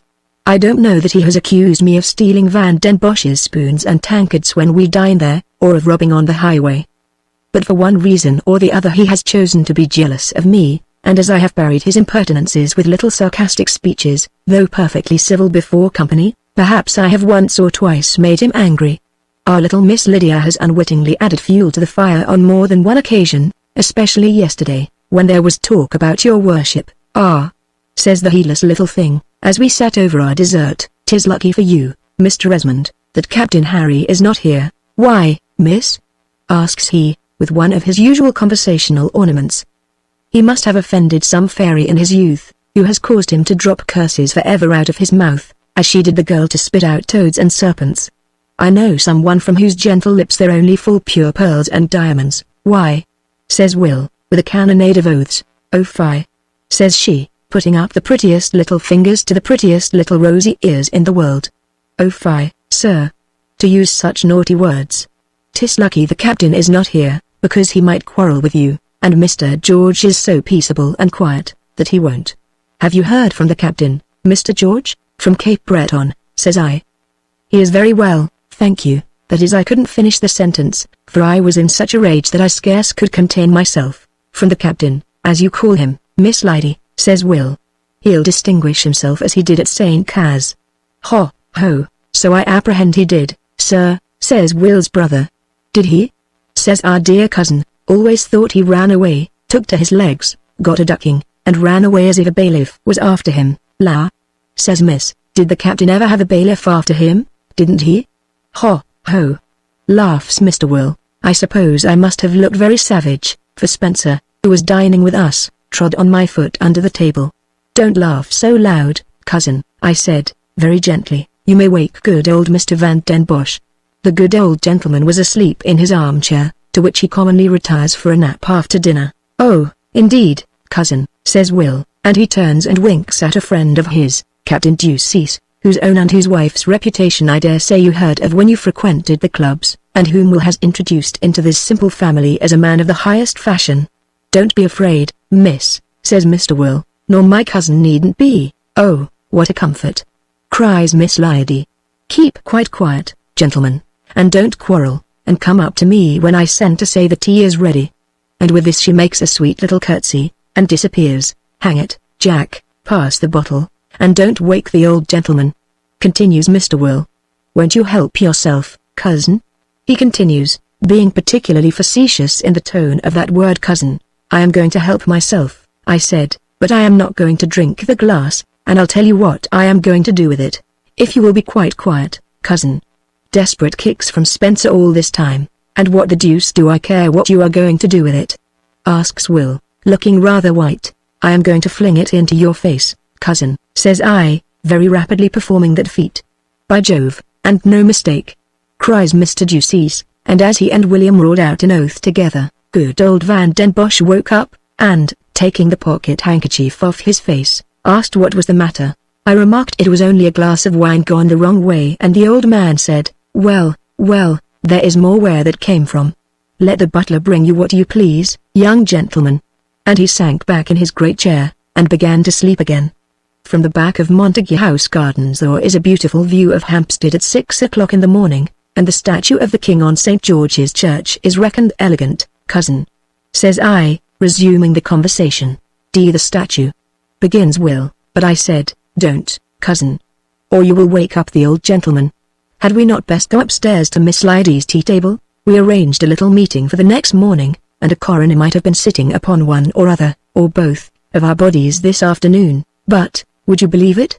Just as our engagement was about to take place, we were interrupted by 3 of Sir John Fielding's men, and carried to Bow Street, and ignominiously bound over to keep the peace. Who gave the information? Not I, or Spencer, I can vow. Though I own I was pleased when the constables came running to us, bludgeon in hand, for I had no wish to take Will's blood, or sacrifice my own to such a rascal. Now, sir, have you such a battle as this to describe to me? A battle of powder and no shot? A battle of swords as bloody as any on the stage? I have filled my paper, without finishing the story of Maria and Erhagen. You must have it by the next ship. You see, the quarrel with Will took place yesterday, very soon after I had written the first sentence or two of my letter. I had been dawdling till dinner time. I looked at the paper last night, when I was grimly making certain little accounts up, and wondered shall I ever finish this letter. And now the quarrel has been so much more interesting to me than poor Molly's love adventures, that behold my paper is full to the brim. Wherever my dearest Harry reads it, I know that there will be a heart full of love for his loving brother, G.E.W. Chapter 71 White Favours. The little quarrel between George and his cousin caused the former to discontinue his visits to Bloomsbury in a great measure, for Mr. Will was more than ever assiduous in his attentions, and, now that both were bound over to peace, so outrageous in his behaviour, that George found the greatest difficulty in keeping his hands from his cousin. The artless little Lydia had certainly a queer way of receiving her friends. But 6 weeks before madly jealous of George's preference for another, she now took occasion repeatedly to compliment Theo in her conversation. Miss Theo was such a quiet, gentle creature, Lydie was sure George was just a husband for her. How fortunate that horrible quarrel had been prevented. The constables had come up just in time, and it was quite ridiculous to hear Mr. Esmond cursing and swearing, and the rage he was in at being disappointed of his duel. But the arrival of the constables saved your valuable life, dear Mr. George, and I am sure Miss Theo ought to bless them forever, says Lydie, with a soft smile. You won't stop and meet Mr. Esmond at dinner today? You don't like being in his company? He can't do you any harm, and I am sure you will do him none. Kind speeches like these addressed by a little girl to a gentleman, and spoken by a strange inadvertency in company, and when other gentlemen and ladies were present, were not likely to render Mr. Warrington very eager for the society of the young American lady. George's meeting with Mr. Will was not known for some days in Dean Street, for he did not wish to disturb those kind folks with his quarrel, but when the ladies were made aware of it, you may be sure there was a great flurry and to-do. You were actually going to take a fellow creature's life, and you came to see us, and said not a word. Oh, George, it was shocking, said Theo. My dear, he had insulted me and my brother, pleaded George. Could I let him call us both cowards, and sit by and say, thank you? The general sat by and looked very grave. You know you think, Papa, It is a wicked and unchristian practice, and have often said you wished gentlemen would have the courage to refuse. To refuse? Yes, says Mr. Lambert, still very glum. It must require a prodigious strength of mind to refuse, says Jack Lambert, looking as gloomy as his father, and I think if any man were to call me a coward, I should be apartment to forget my orders. You see brother Jack is with me, cries George. I must not be against you, Mr. Warrington, says Jack Lambert. Mr. Warrington, cries George, turning very red. Would you, a clergyman, have George break the commandments, and commit murder, John? Asks Theo, aghast. I am a soldier's son, sister, says a young divine, dryly. Besides, Mr. Warrington has committed no murder at all. We must soon be hearing from Canada, father. The great question of the supremacy of the two races must be tried there ere long. He turned his back on George as he spoke, and the latter eyed him with wonder. Hetty, looking rather pale at this original remark of brother Jack, is called out of the room by some artful pretext of her sister. George started up and followed the retreating girls to the door. Great powers, gentlemen, says he, coming back, I believe, on my honor, you are giving me the credit of shirking this affair with Mr. Esmond. The clergyman and his father looked at one another. A man's nearest and dearest are always the first to insult him, says George, flashing out. You mean to say, not guilty? God bless thee, my boy, cries the general. I told thee so, Jack. And he rubbed his hand across his eyes, and blushed, and wrung George's hand with all his might. Not guilty of what, in heaven's name? Asks Mr. Warrington. Nay, said the general, Mr. Jack, here, brought the story. Let him tell it. I believe 'tis a lie, with all my heart. And uttering this wicked expression, the general fairly walked out of the room. The Reverend J. Lambert looked uncommonly foolish. And what is this d.d. lie, sir, that somebody has been telling of me? Asked George, grinning at the young clergyman. To question the courage of any man is always an offence to him, says Mr. Lambert, and I rejoice that yours has been belied. Who told the falsehood, sir, which you repeated? Bawls out Mr. Warrington. I insist on the man's name. You forget you are bound over to keep the peace, says Jack. Curse the peace, sir. We can go and fight in Holland. Tell me the man's name, I say, fair and softly, Mr. Warrington, cries the young parson. My hearing is perfectly good. It was not a man who told me the story which, I confess, I imparted to my father. What? Asks George, the truth suddenly occurring. Was it that artful, wicked little vixen in Bloomsbury Square? Vixen is not the word to apply to any young lady, George Warrington, exclaims Lambert, much less to the charming Miss Lydia. She artful, the most innocent of heaven's creatures. She wicked, that angel. With unfeigned delight that the quarrel should be over, with devout gratitude to think that blood consanguineous should not be shed, she spoke in terms of the highest praise of you for declining this quarrel, and of the deepest sympathy with you for taking the painful but only method of averting it. What method? Demands George, stamping his foot. Why, of laying an information, to be sure, says Mr. Jack, on which George burst forth into language much too violent for us to repeat here, and highly uncomplimentary to Miss Lydia. Don't utter such words, sir, cried the parson, who, as it seemed, now took his turn to be angry. Do not insult, in my hearing, the most charming, the most innocent of her sex.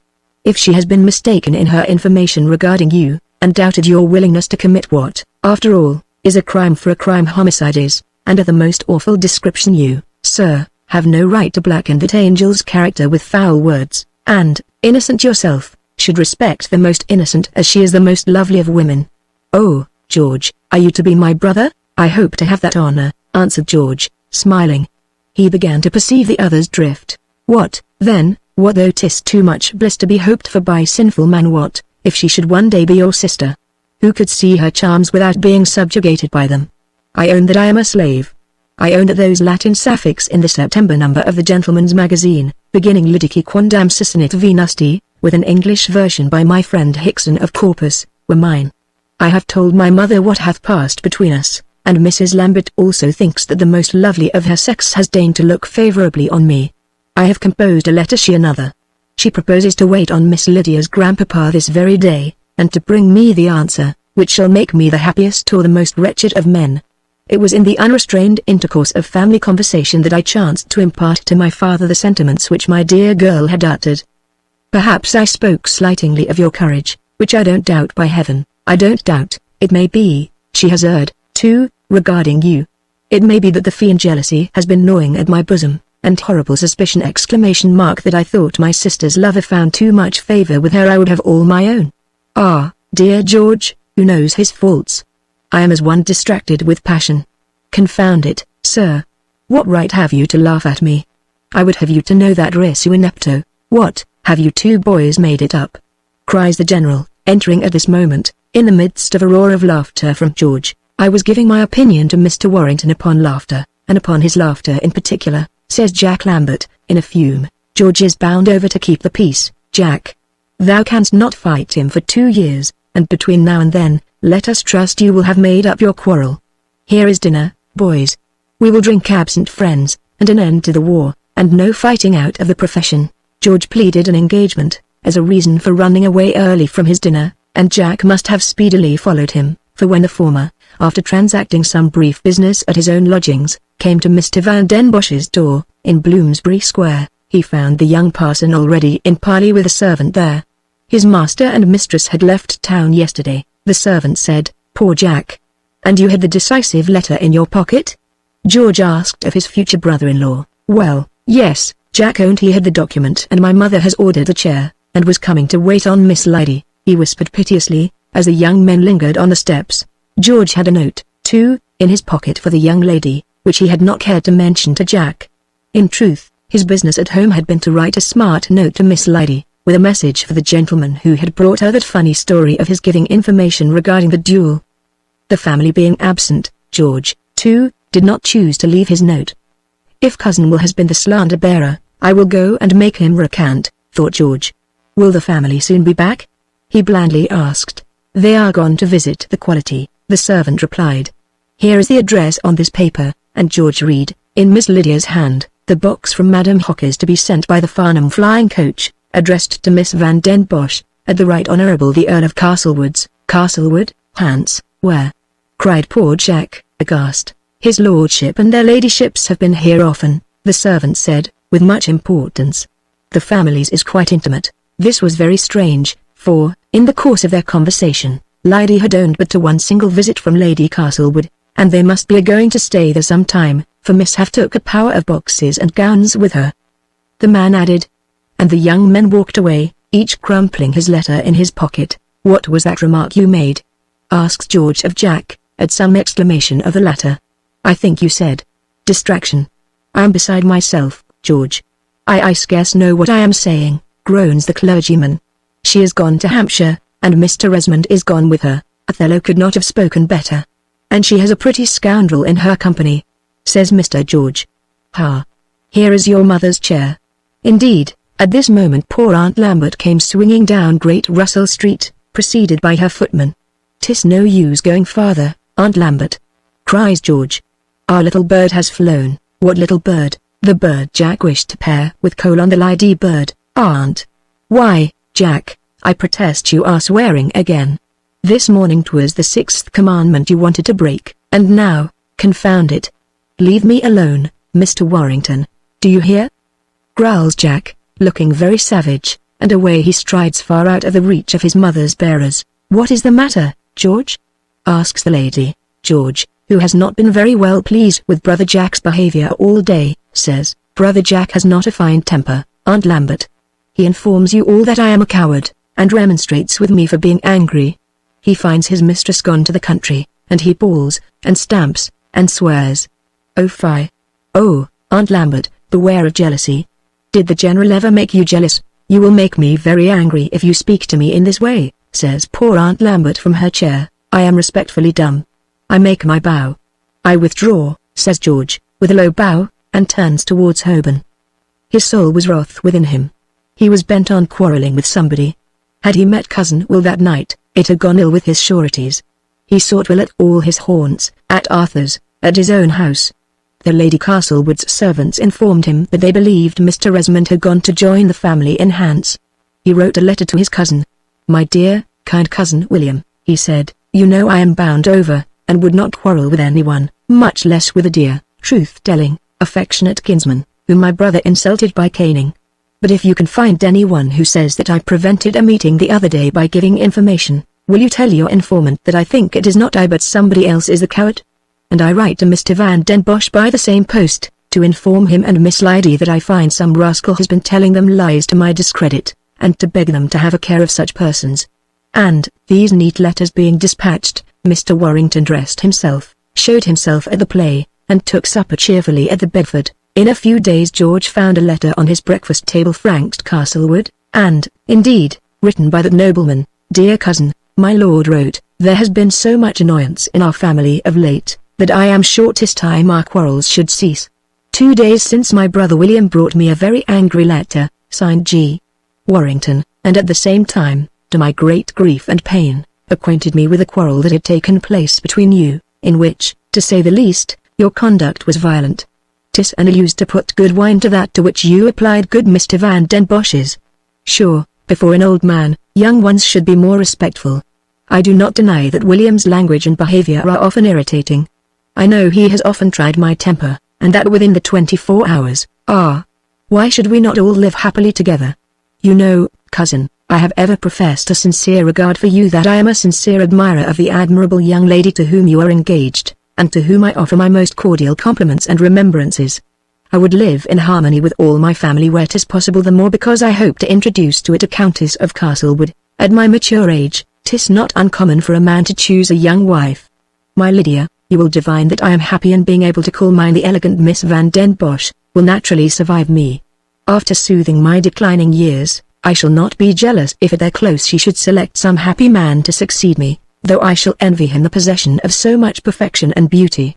Though of a noble Dutch family, her rank, the dear girl declares, is not equal to mine, which she confesses that she is pleased to share. I, on the other hand, shall not be sorry to see descendants to my house, and to have it, through my Lady Castlewood's means, restored to something of the splendor which it knew before 2 or 3 improvident predecessors impaired it. My Lydia, who is by my side, sends you and the charming Lambert family her warmest remembrances. The marriage will take place very speedily here. May I hope to see you at church? My brother will not be present to quarrel with you. When I and dear Lydia announced the match to him yesterday, he took the intelligence in bad part, uttered language that I know he will one day regret, and is at present on a visit to some neighbours. The Dowager Lady Castlewood retains the house at Kensington, we having our own establishment, where you will ever be welcomed, dear cousin, by your affectionate humble servant, Castlewood. From the London Magazine of November 1759. Saturday, October 13th, married, at his seat, Castlewood, Hants. The Right Honourable Eugene, Earl of Castlewood, to the beautiful Miss Van den Bosch, of Virginia.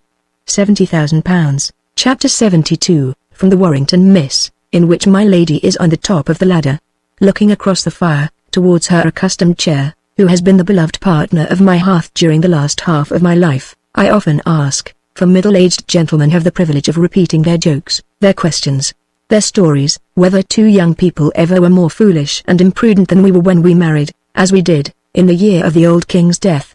My son, who has taken some prodigious leaps in the heat of his fox-hunting, says he surveys the gaps and rivers which he crossed so safely over with terror afterwards, and astonishment at his own foolhardiness in making such desperate ventures, and yet there is no more eager sportsman in the 2 counties than Miles.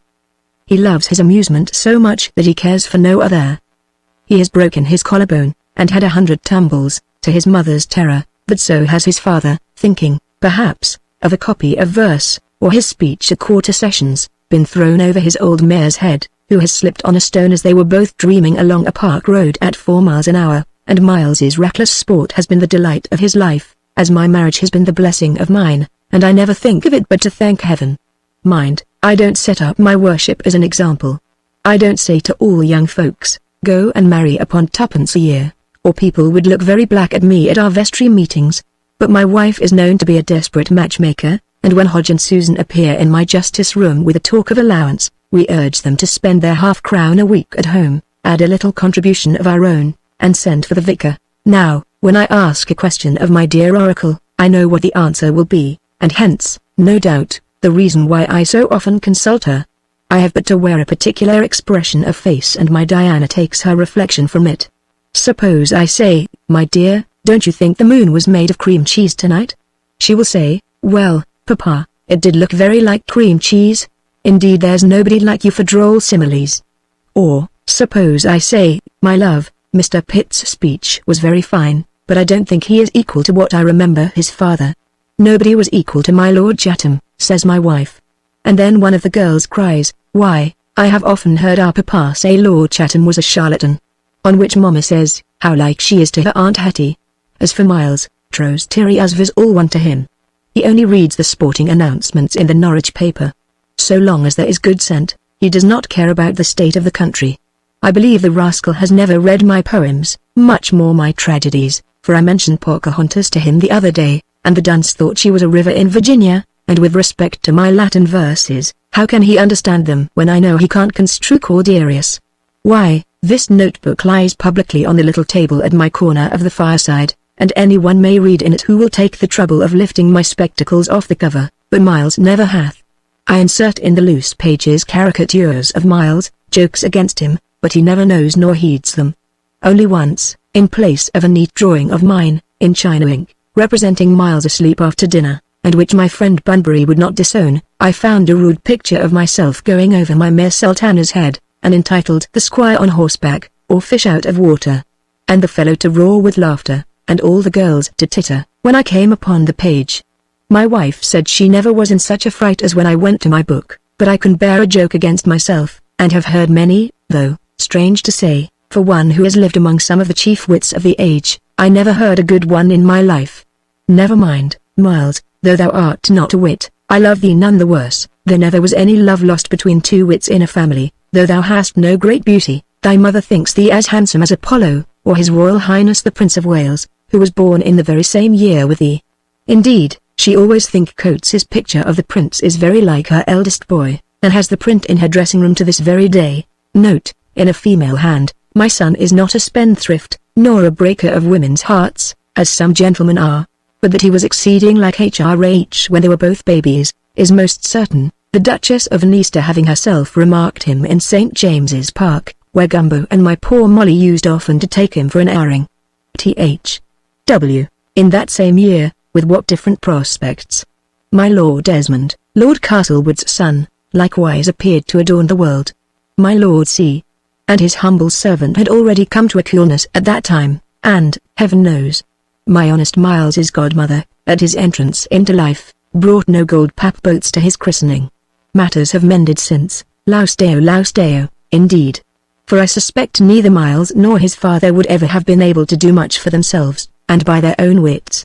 Castlewood House has quite a different face now from that venerable one which it wore in the days of my youth, when it was covered with the wrinkles of time, the scars of old wars, the cracks and blemishes which years had marked on its hoary features.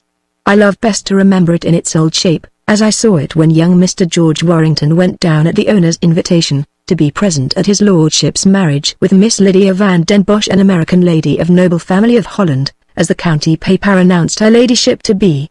Then the Towers stood as Warrington's grandfather, the Colonel, the Marquis, as Madame Esmond would like to call her father, had seen them. The woods, thinned not a little to be sure, stood, nay, some of the self-same rooks may have cawed over them, which the Colonel had seen 80 years back. His picture hung in the hall which might have been his, had he not preferred love and gratitude to wealth and worldly honor, and Mr. George Esmond Warrington, that is, Egometypes who write this page down, as he walked the old place, pacing the long corridors, the smooth dew-spangled terraces and cool darkling avenues, felt a while as if he was one of Mr. Walpole's cavaliers with ruff, rapier, buff coat, and gorget, and as if an old pretender, or a Jesuit emissary in disguise, might appear from behind any tall tree trunk round about the mansion, or antique carved cupboard within it. I had the strangest, saddest, pleasantest, old-world fancies as I walked the place. I imagined tragedies, intrigues, serenades, escalados, Oliver's Roundheads battering the towers, or bluff Hal's beefeaters pricking over the plain before the castle. I was then courting a certain young lady. Madame, your ladyship's eyes had no need of spectacles then, and on the brow above them there was never a wrinkle or a silver hair, and I remember I wrote a ream of romantic description, under my Lord Castlewood's franks, to the lady who never tired of reading my letters then. She says I only send her 3 lines now, when I am away in London or elsewhere. 'Tis that I may not fatigue your old eyes, my dear. Mr. Warrington thought himself authorized to order a genteel new suit of clothes for my lord's marriage, and with Mons. Gumbo in attendance, made his appearance at Castlewood a few days before the ceremony. I may mention that it had been found expedient to send my faithful Sadie home on board a Virginia ship. A great inflammation attacking the throat and lungs, and proving fatal in very many cases, in that year of Wolfe's expedition, had seized and well-nigh killed my poor lad, for whom his native air was pronounced to be the best cure.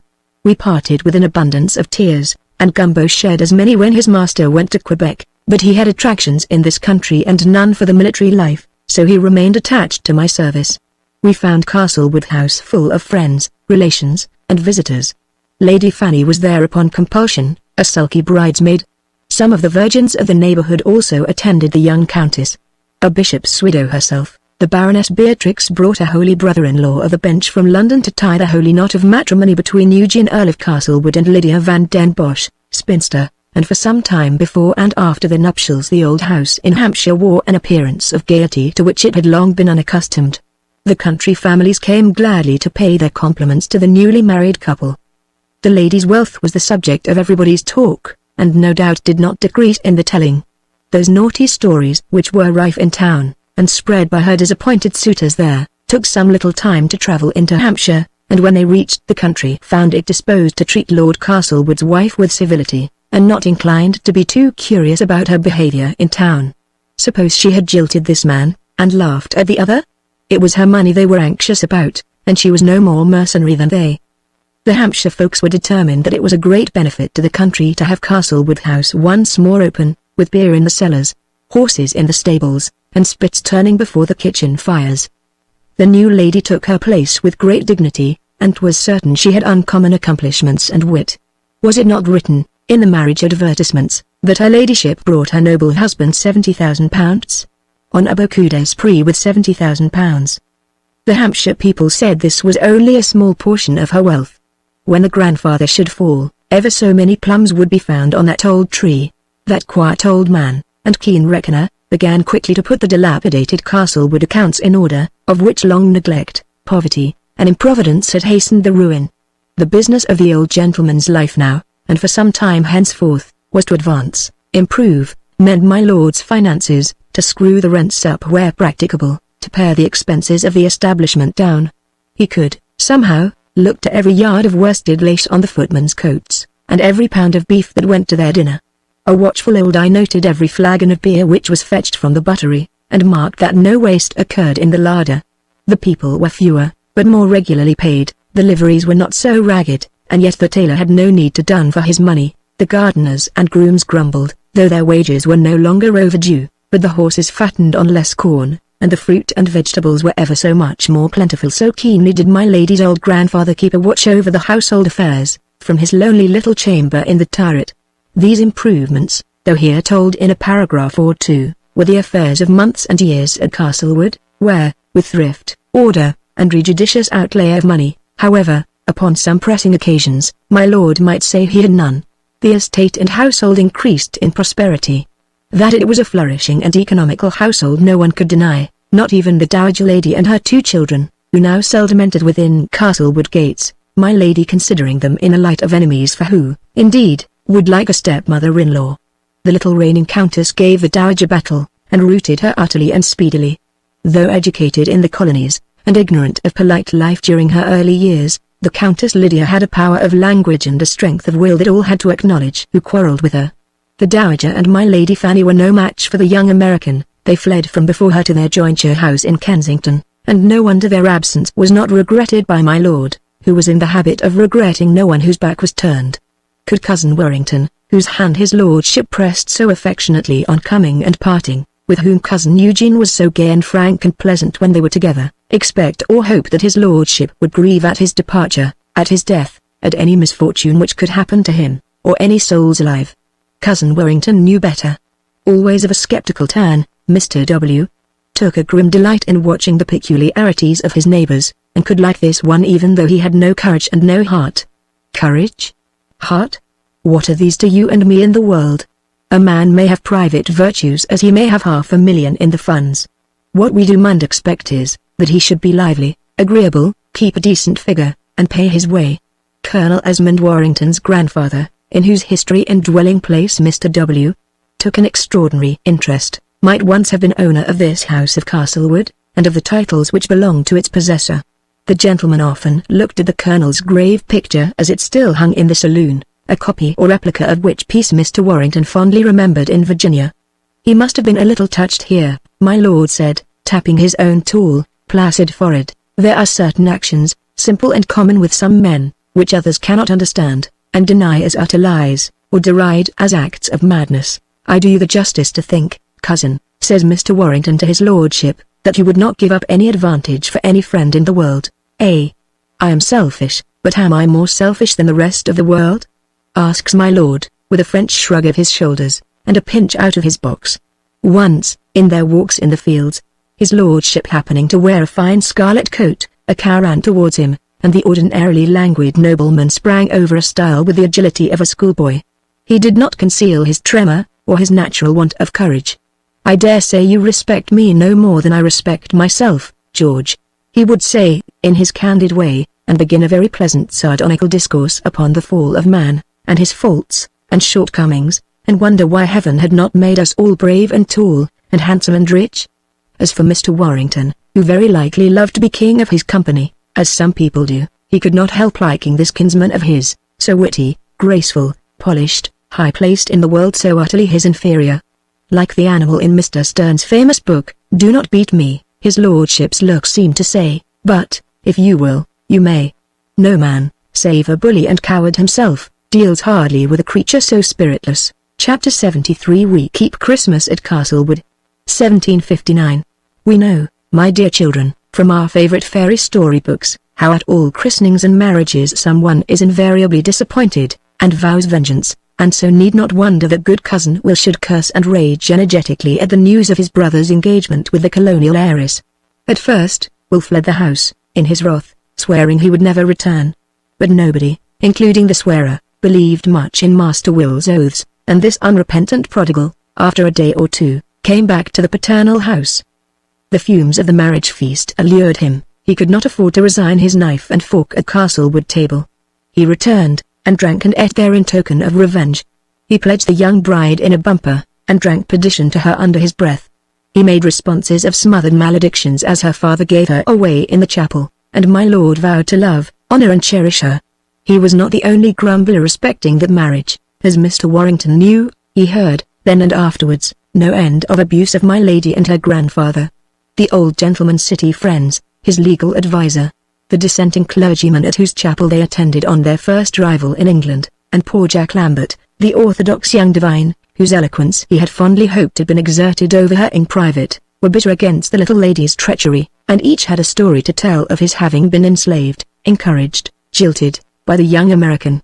The lawyer, who had had such an accurate list of all her properties, estates, moneys, slaves, ships, expectations, was ready to vow and swear that he believed the whole account was false, that there was no such place as New York or Virginia, or at any rate, that Mr. Van den Bosch had no land there, that there was no such thing as a guinea trade, and that the negroes were so many black falsehoods invented by the wily old planter.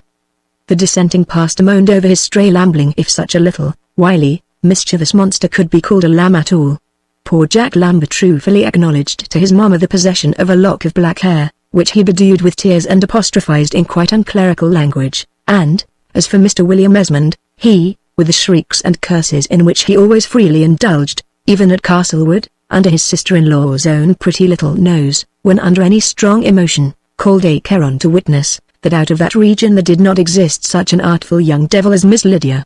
He swore that she was an infernal female Cerberus, and called down all the wrath of this world and the next upon his swindling rascal of a brother, who had cajoled him with fair words, and filched his prize from him. "Why," says Mr. Warrington, when Will expatiated on these matters with him, "if the girl is such a she-devil as you describe her, you are all the better for losing her. If she intends to deceive her husband, and to give him a dose of poison, as you say, how lucky for you, you are not the man.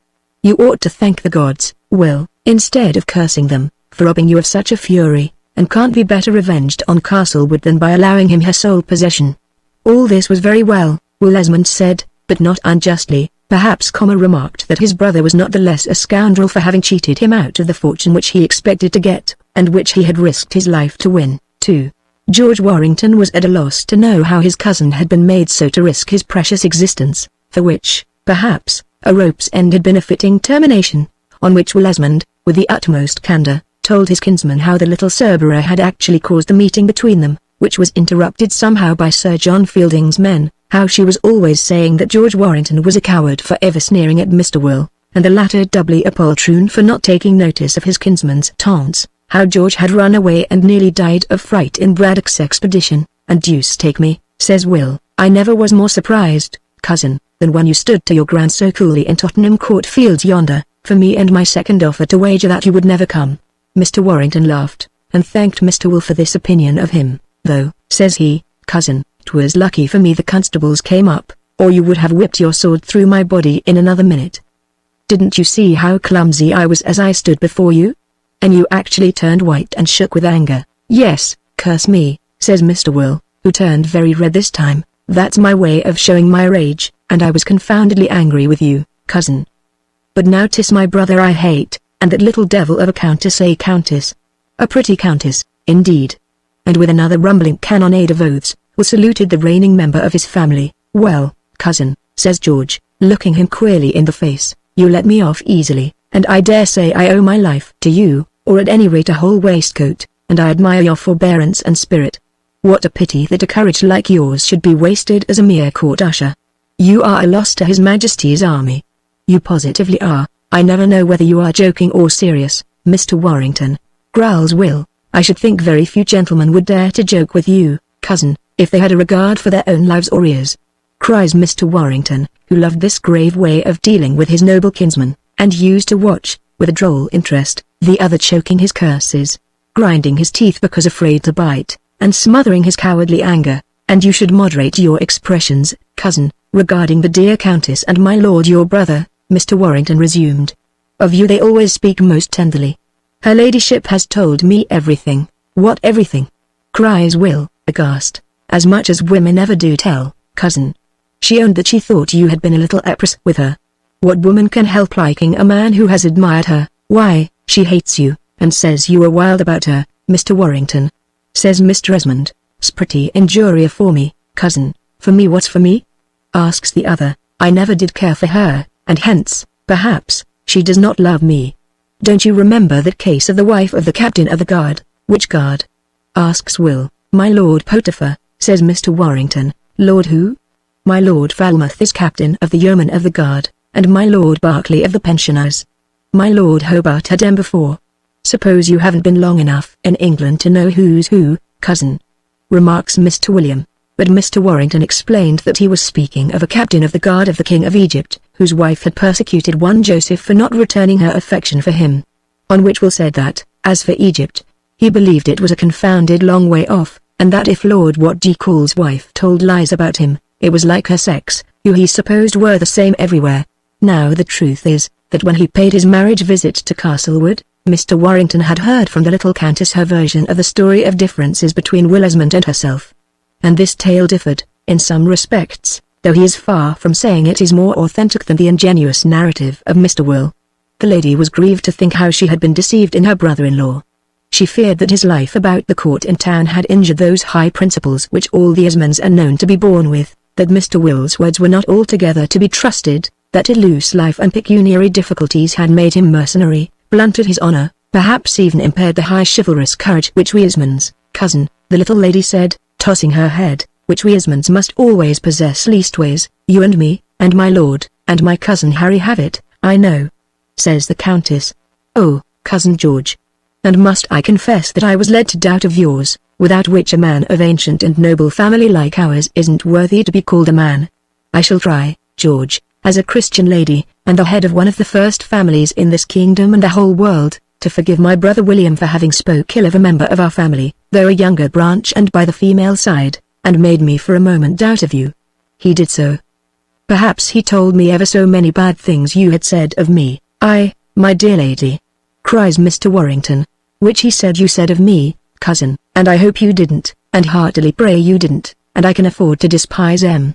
And he paid me his court, that's a fact, and so have others, and that I'm used to, and he might have prospered better than he did perhaps, for I did not know my dear lord, nor come to value his great and eminent qualities, as I do out of the fullness of this grateful heart now, but, oh, I found William was deficient in courage, and no man as once that can ever have the esteem of Lydia, Countess of Castlewood, no more he can.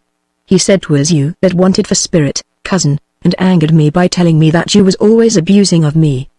But I forgive you, George, that I do. And when I tell you that it was he was afraid the mean skunk ! And actually sent for them constables to prevent the match between you and he, you won't wonder I wouldn't value a fella like that, no, not that much. And her ladyship snapped her little fingers. I say, noblesse oblige, and a man of our family who hasn't got courage, I don't care not this pinch of snuff for him there, now, I don't. Look at our ancestors, George, round these walls. Haven't the Esmonds always fought for their country and king? Is there one of us that, when the moment arrives, ain't ready to show that he's an Esmond and a nobleman? If my eldest son was to show the white feather, my Lord Esmond, I would say to him, for that's the second title in our family, I disown your lordship. And so saying, the intrepid little woman looked round at her ancestors, whose effigies, depicted by Lely and Nella, figured round the walls of her drawing-room at Castlewood. Over that apartment, and the whole house, domain, and village, the new countess speedily began to rule with an unlimited sway. It was surprising how quickly she learned the ways of command, and, if she did not adopt those methods of precedence usual in England among great ladies, invented regulations for herself, and promulgated them, and made others submit.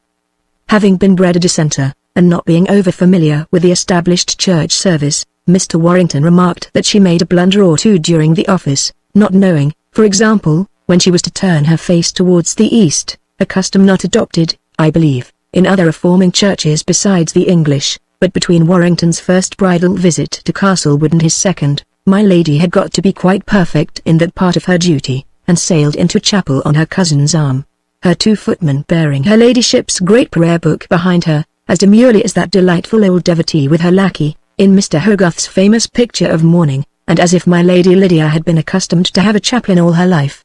She seemed to patronize not only the new chaplain, but the service and the church itself, as if she had never in her own country heard a ranter in a barn.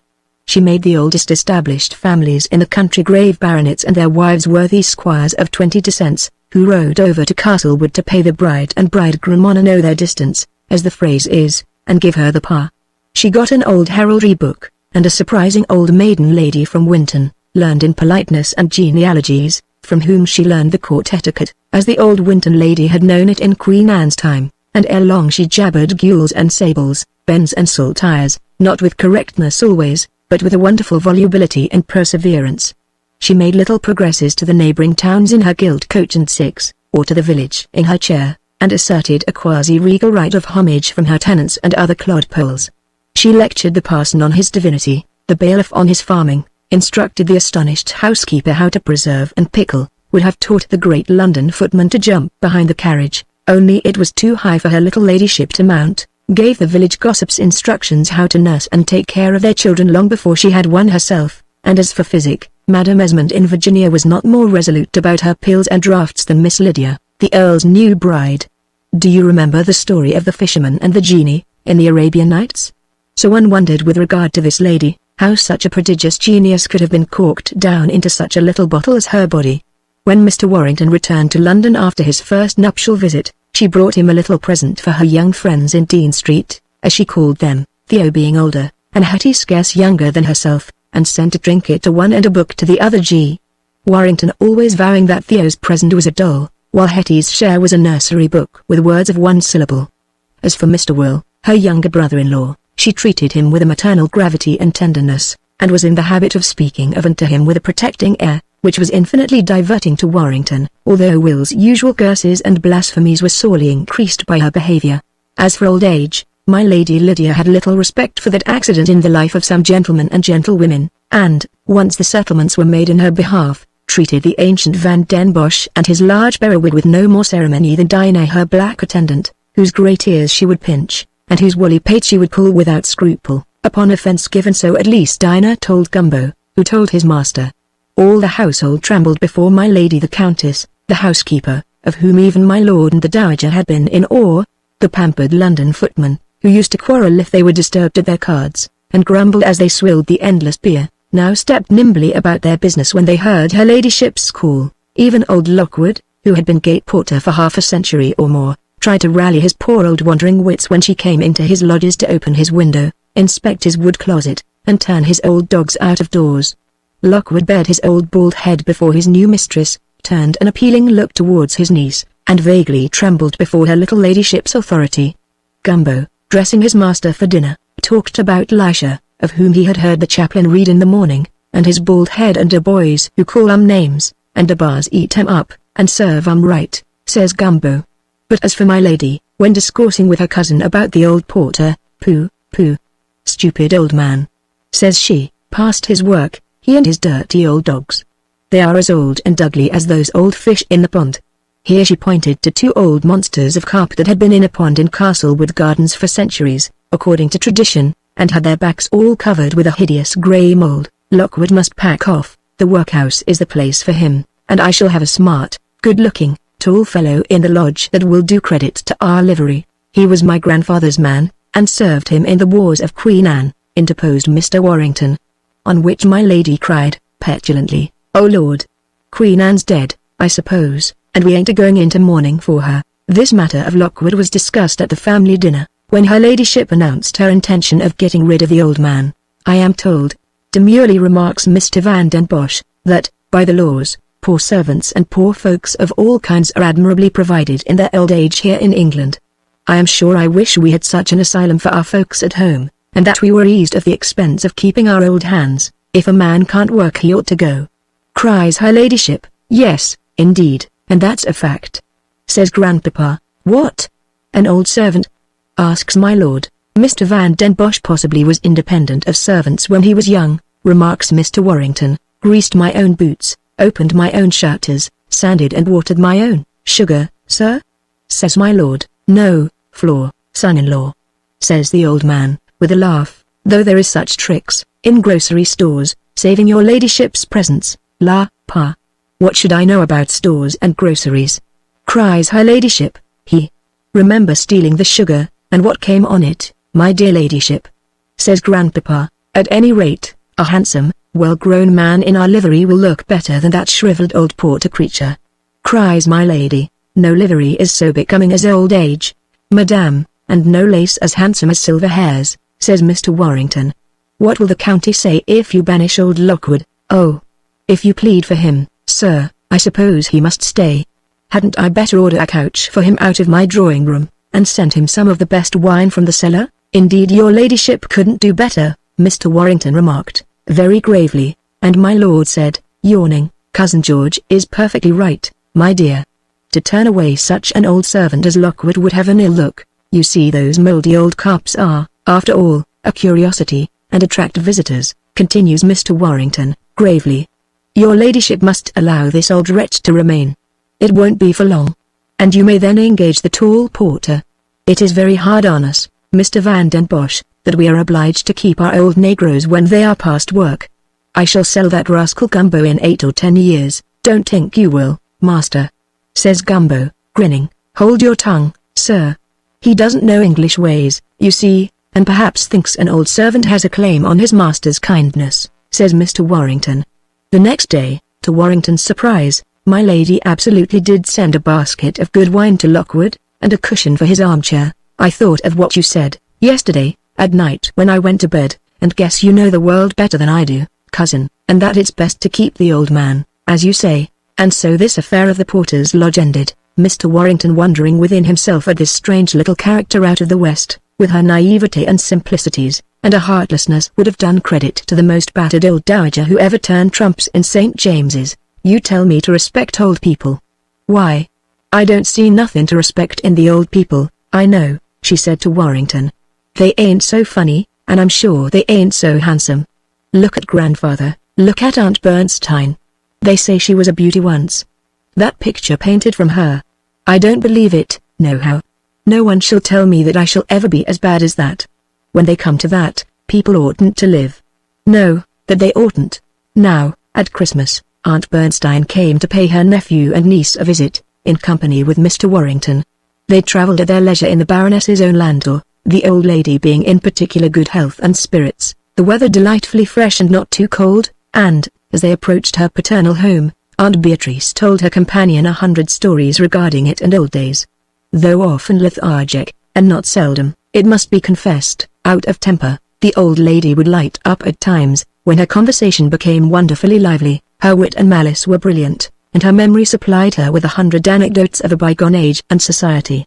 Sure, 'tis hard with respect to beauty, that its possessor should not have even a life enjoyment of it, but be compelled to resign it after, at the most, some 40 years' lease. As the old woman prattled of her former lovers and admirers, her auditor having much more information regarding her past career than her ladyship knew of, I would look in her face, and, out of the ruins, try to build up in my fancy a notion of her beauty in its prime. What a homily I read there! How the courts were grown with grass, the towers broken, the doors ajar, the fine gilt saloons tarnished, and the tapestries cobwebbed and torn. Yonder dilapidated palace was all alive once with splendor and music, and those dim windows were dazzling and blazing with light. What balls and feasts were once here, what splendor and laughter! I could see lovers in waiting, crowds in admiration, rivals furious. I could imagine twilight assignations, and detect intrigues, though the curtains were close and drawn.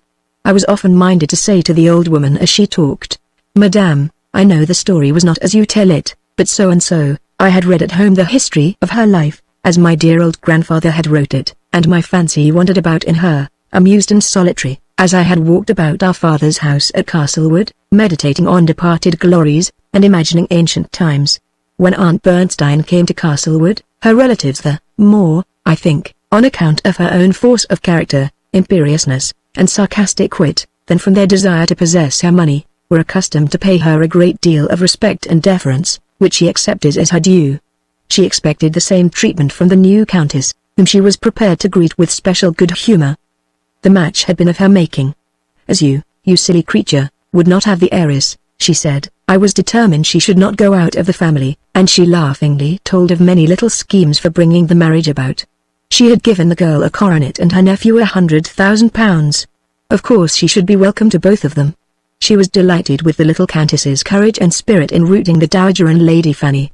Almost always pleased with pretty people on her first introduction to them, Madame Bernstein raffled off her niece Lydia's bright eyes and lovely little figure.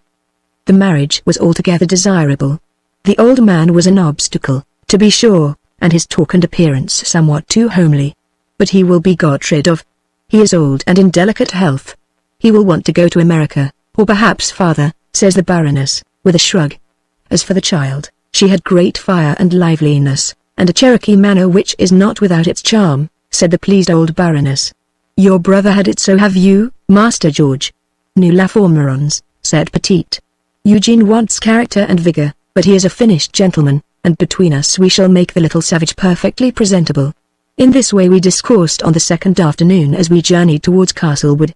We lay at the King's Arms at Bagshot the first night, where the Baroness was always received with profound respect, and thence drove post to Hexton, where she had written to have my lord's horses in waiting for her. But these were not forthcoming at the inn, and after a couple of hours we were obliged to proceed with our Bagshot horses to Castlewood. During this last stage of the journey, I'm bound to say the old aunt's testy humour returned, and she scarce spoke a single word for 3 hours. As for her companion, being prodigiously in love at the time, no doubt he did not press his aunt for conversation, but thought unceasingly about his Dulcinea, until the coach actually reached Castlewood Common, and rolled over the bridge before the house. The housekeeper was ready to conduct her ladyship to her apartments. My lord and lady were both absent. She did not know what had kept them, the housekeeper said, heading the way. Not the door, my lady, cries the woman, as Madame de Bernstein put her hand upon the door of the room which she had always occupied. That's her ladyship's room now. This way, and our aunt followed, by no means in increased good humour. I do not envy her maids when their mistress was displeased. But she had cleared her brow before she joined the family, and appeared in the drawing-room before supper-time with a countenance of tolerable serenity. "How do ye do, aunt?" was the countess's salutation. "I declare now, I was taking a nap when your ladyship arrived. Hope you found your room fixed to your liking." Having addressed 3 brief sentences to the astonished old lady, the countess now turned to her other guests, and directed her conversation to them. Mr. Warrington was not a little diverted by her behavior, and by the appearance of surprise and wrath which began to gather over Madame Bernstein's face. La Petite, whom the Baroness proposed to form, was rather a rebellious subject, apparently, and proposed to take a form of her own. Looking once or twice rather anxiously towards his wife, My lord tried to atone for her pertness towards his aunt by profuse civility on his own part. Indeed, when he so wished, no man could be more courteous or pleasing. He found a score of agreeable things to say to Madame Bernstein. He warmly congratulated Mr. Warrington on the glorious news which had come from America, and on his brother's safety. He drank a toast at supper to Captain Warrington.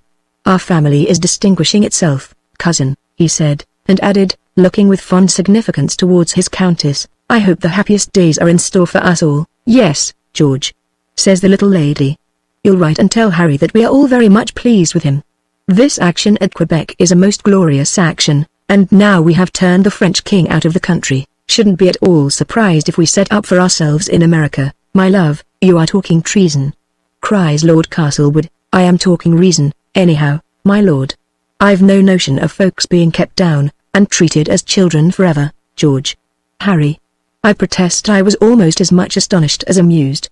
When my brother hears that your ladyship is satisfied with his conduct, his happiness will be complete," I said gravely. Next day, when talking beside her sofa, where she chose to lie in state, the little countess no longer called her cousin George, but Mr. George, as before, on which Mr. George laughingly said she had changed her language since the previous day. "Guess I did it to tease old Madam Buzzwig," says her ladyship. "She wants to treat me as a child, and do the grandmother over me. I don't want no grandmothers, I don't. I'm the head of this house, and I intend to let her know it. And I've brought her all the way from London in order to tell it her, too. La! How she did look when I called you George. I might have called you George only you had seen that little Theo first, and liked her best, I suppose." "Yes, I suppose I like her best," says Mr. George. "Well, I like you because you tell the truth. Because you was the only one of 'em in London who didn't seem to care for my money, though I was downright mad and angry with you once, and with myself too, and with that little sweetheart of yours, who ain't to be compared to me. I know she ain't. Don't let us make the comparison, then," I said, laughing. "I suppose people must lie on their beds as they make 'em," says she, with a little sigh. "Dare say Miss Theo is very good, and you'll marry her and go to Virginia, and be as dull as we are here."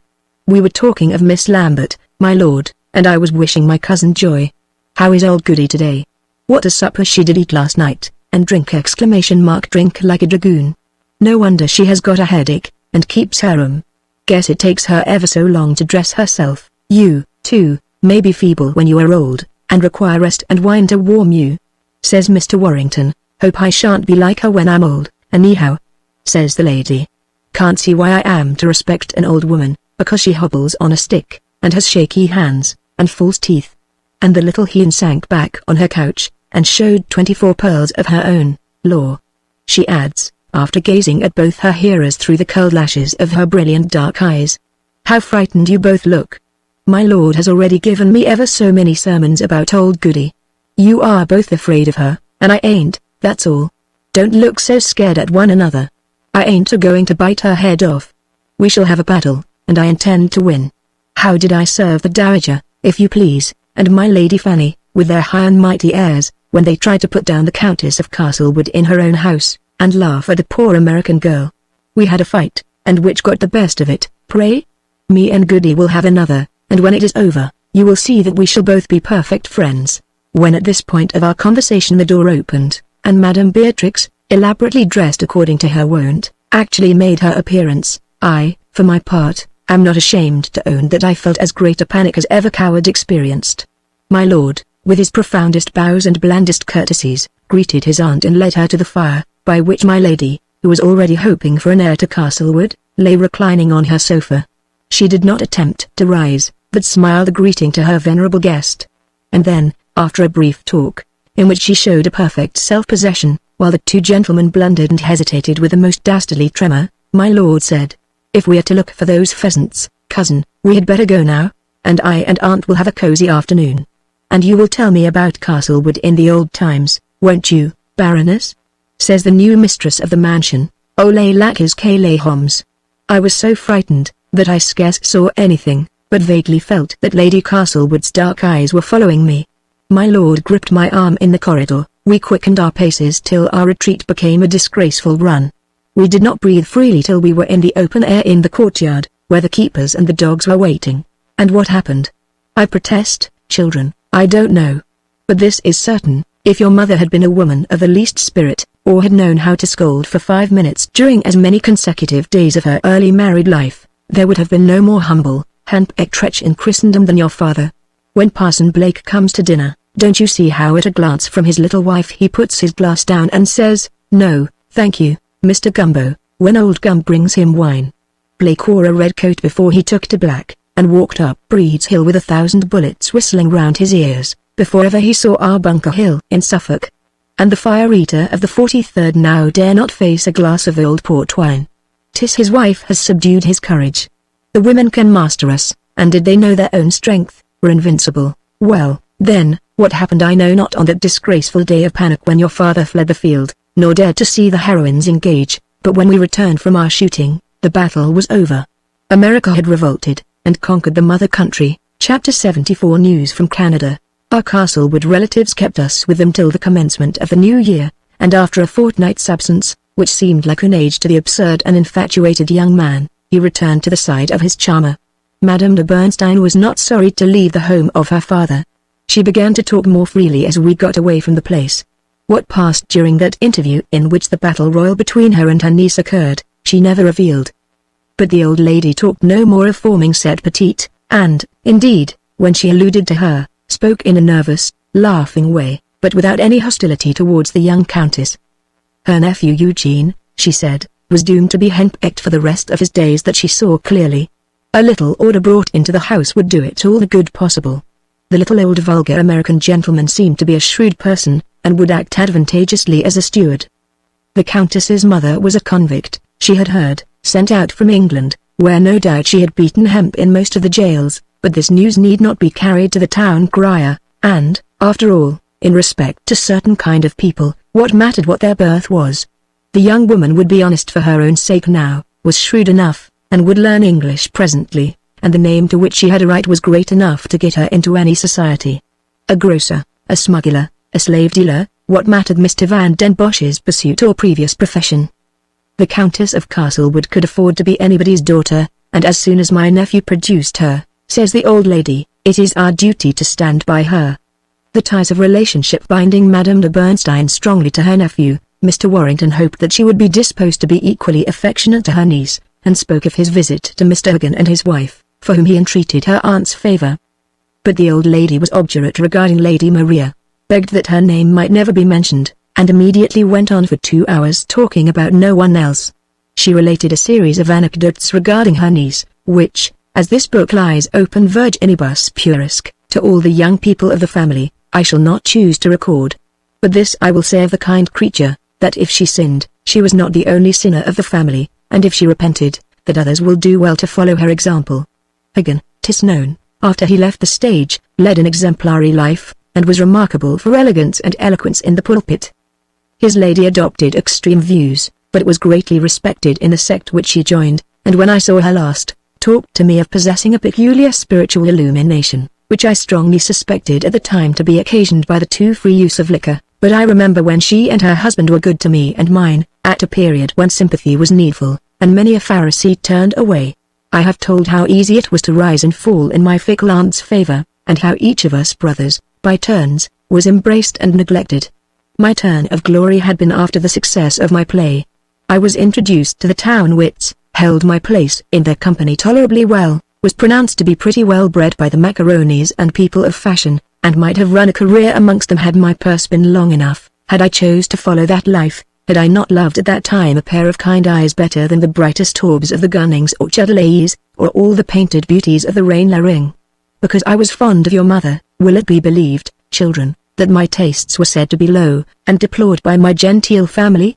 So it was. And I know that my godly Lady Warrington and my worldly Madame Bernstein both laid their elderly heads together and lamented my way of life. Why, with his name, he might marry anybody, says meek religion, who had ever one eye on heaven and one on the main chance. I meddle with no man's affairs, and admire genius, says uncle, but it is a pity you consort with those poets and authors, and that sort of people, and that, when you might have had a lovely creature, with £100,000, you let her slip and make up to a country girl without a penny piece. But if I had promised her, uncle? Says I, promise, promise. These things are matters of arrangement and prudence, and demand a careful lookout. When you first committed yourself with little Miss Lambert, you had not seen the lovely American lady whom your mother wished you to marry, as a good mother naturally would. And your duty to your mother, nephew, your duty to the fifth commandment, would have warranted your breaking with Miss L, and fulfilling your excellent mother's intentions regarding Miss what was the Countess's Dutch name? Never mind. A name is nothing, but a plum, Master George, is something to look at. Why, I have my dear little Miley at a dancing school with Miss Barwell, Nabob Barwell's daughter, and I don't disguise my wish that the children may contract an attachment which may endure through their lives.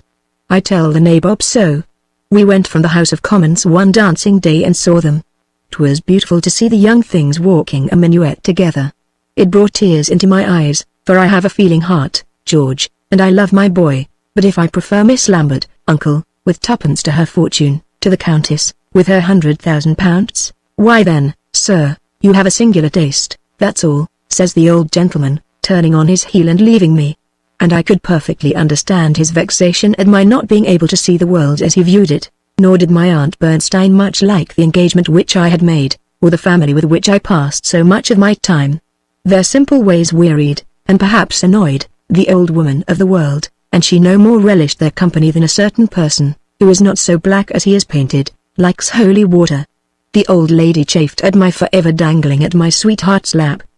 Having risen mightily in her favor, I began to fall again, and once more Harry was the favorite, and his brother, heaven knows, not jealous. He was now our family hero. He wrote us brief letters from the seat of war where he was engaged, Madame Bernstein caring little at first about the letters or the writer, for they were simple, and the facts he narrated not over-interesting. We had early learned in London the news of the action on the glorious 1st of August at Minden, where Wolfe's old regiment was one of the British 6 which helped to achieve the victory on that famous day. At the same hour, the young general lay in his bed, in sight of Quebec, stricken down by fever, and perhaps rage and disappointment at the check which his troops had just received. Arriving in the Street Lawrence in June, the fleet which brought Wolfe and his army had landed them on the last day of the month on the island of Orleans, opposite which rises the great cliff of Quebec. After the great action in which his general fell, the dear brother who accompanied the chief, wrote home to me one of his simple letters, describing his modest share in that glorious day, but added nothing to the many descriptions already wrote of the action of the 13th of September, save only I remember he wrote, from the testimony of a brother aide-de-camp who was by his side, that the general never spoke at all after receiving his death wound, so that the phrase which has been put into the mouth of the dying hero may be considered as no more authentic than an oration of Livy or Thucydides. From his position on the island, which lies in the great channel of the river to the north of the town, the general was ever hungrily on the lookout for a chance to meet and attack his enemy. Above the city and below it he landed, now here and now he was bent upon attacking wherever he saw an opening. 'Twas surely a prodigious fault on the part of the Marquis of Montcalm, to accept a battle from Wolfe on equal terms, for the British general had no artillery, and when we had made our famous scalade of the heights, and were on the plains of Abraham, we were a little nearer the city, certainly, but as far off as ever from being within it. The game that was played between the brave chiefs of those two gallant little armies, and which lasted from July until Mr. Wolfe won the crowning hazard in September, must have been as interesting a match as every eager players engaged in. On the very first night after the landing, as my brother has narrated it, the sport began. At midnight the French sent a flaming squadron of fireships down upon the British ships which were discharging their stores at Orleans. Our seamen thought it was good sport to tow the fireships clear of the fleet, and ground them on the shore, where they burned out.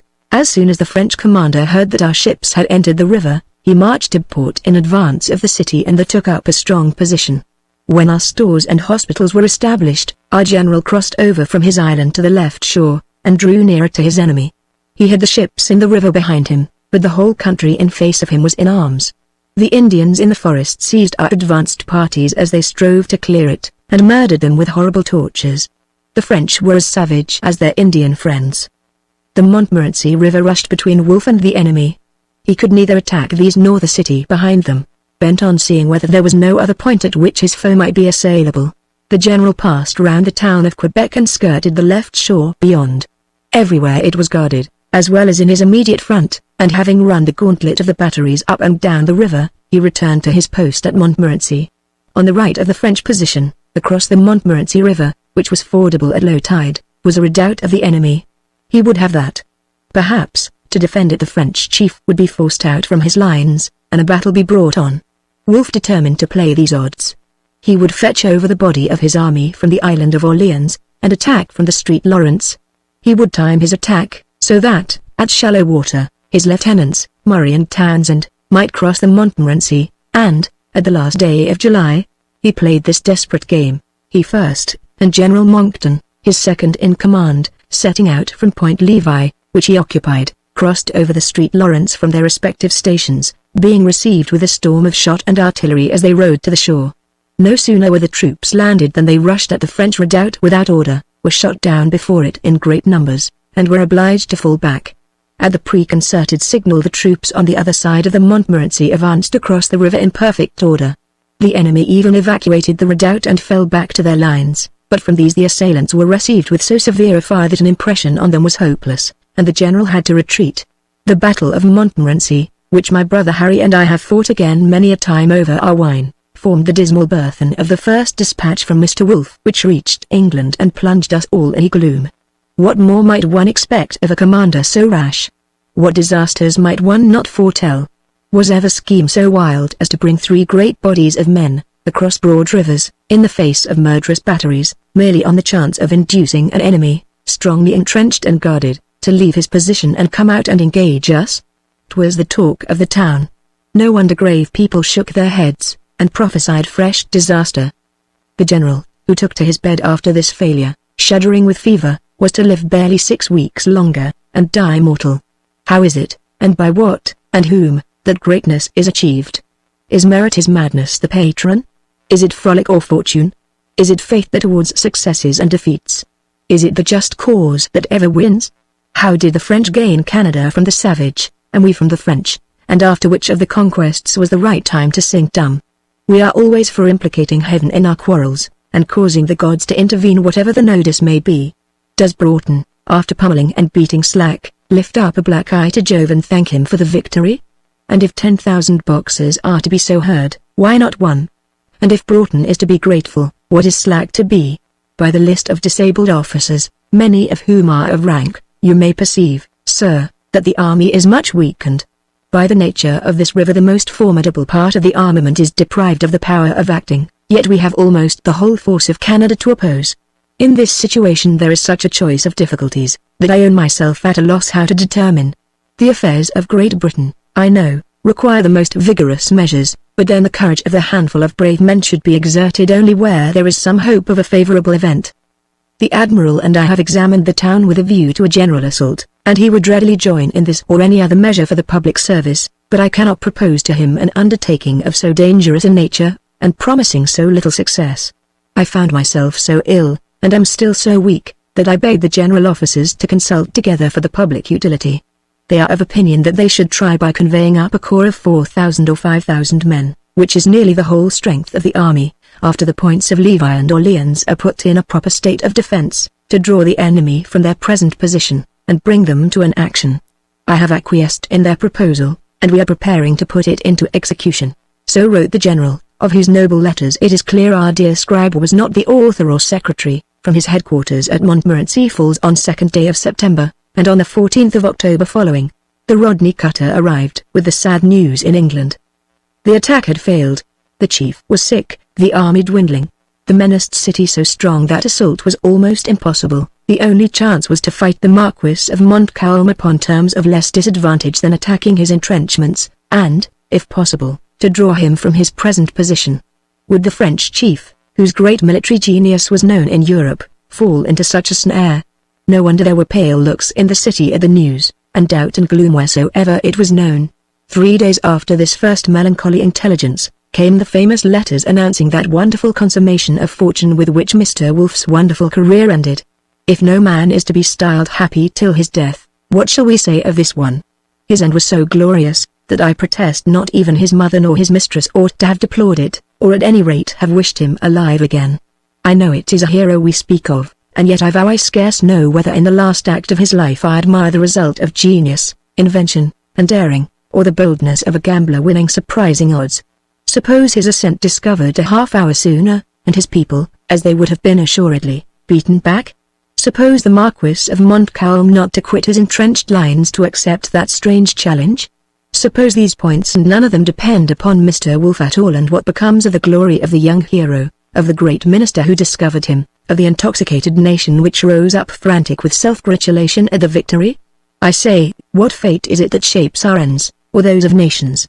In the many hazardous games which my Lord Chatham played, he won this prodigious one. And as the greedy British hand seized the Canadas, it let fall the United States out of its grasp. To be sure, this wisdom Draper's coup is easy. We wonder at this man's rashness now the deed is done, and marvel at the other's fault. What generals some of us are upon paper! What repartees come to our mind when the talk is finished! And, the game over, how well we see how it should have been played. Writing of an event at a distance of 30 years, 'tis not difficult now to criticize and find fault.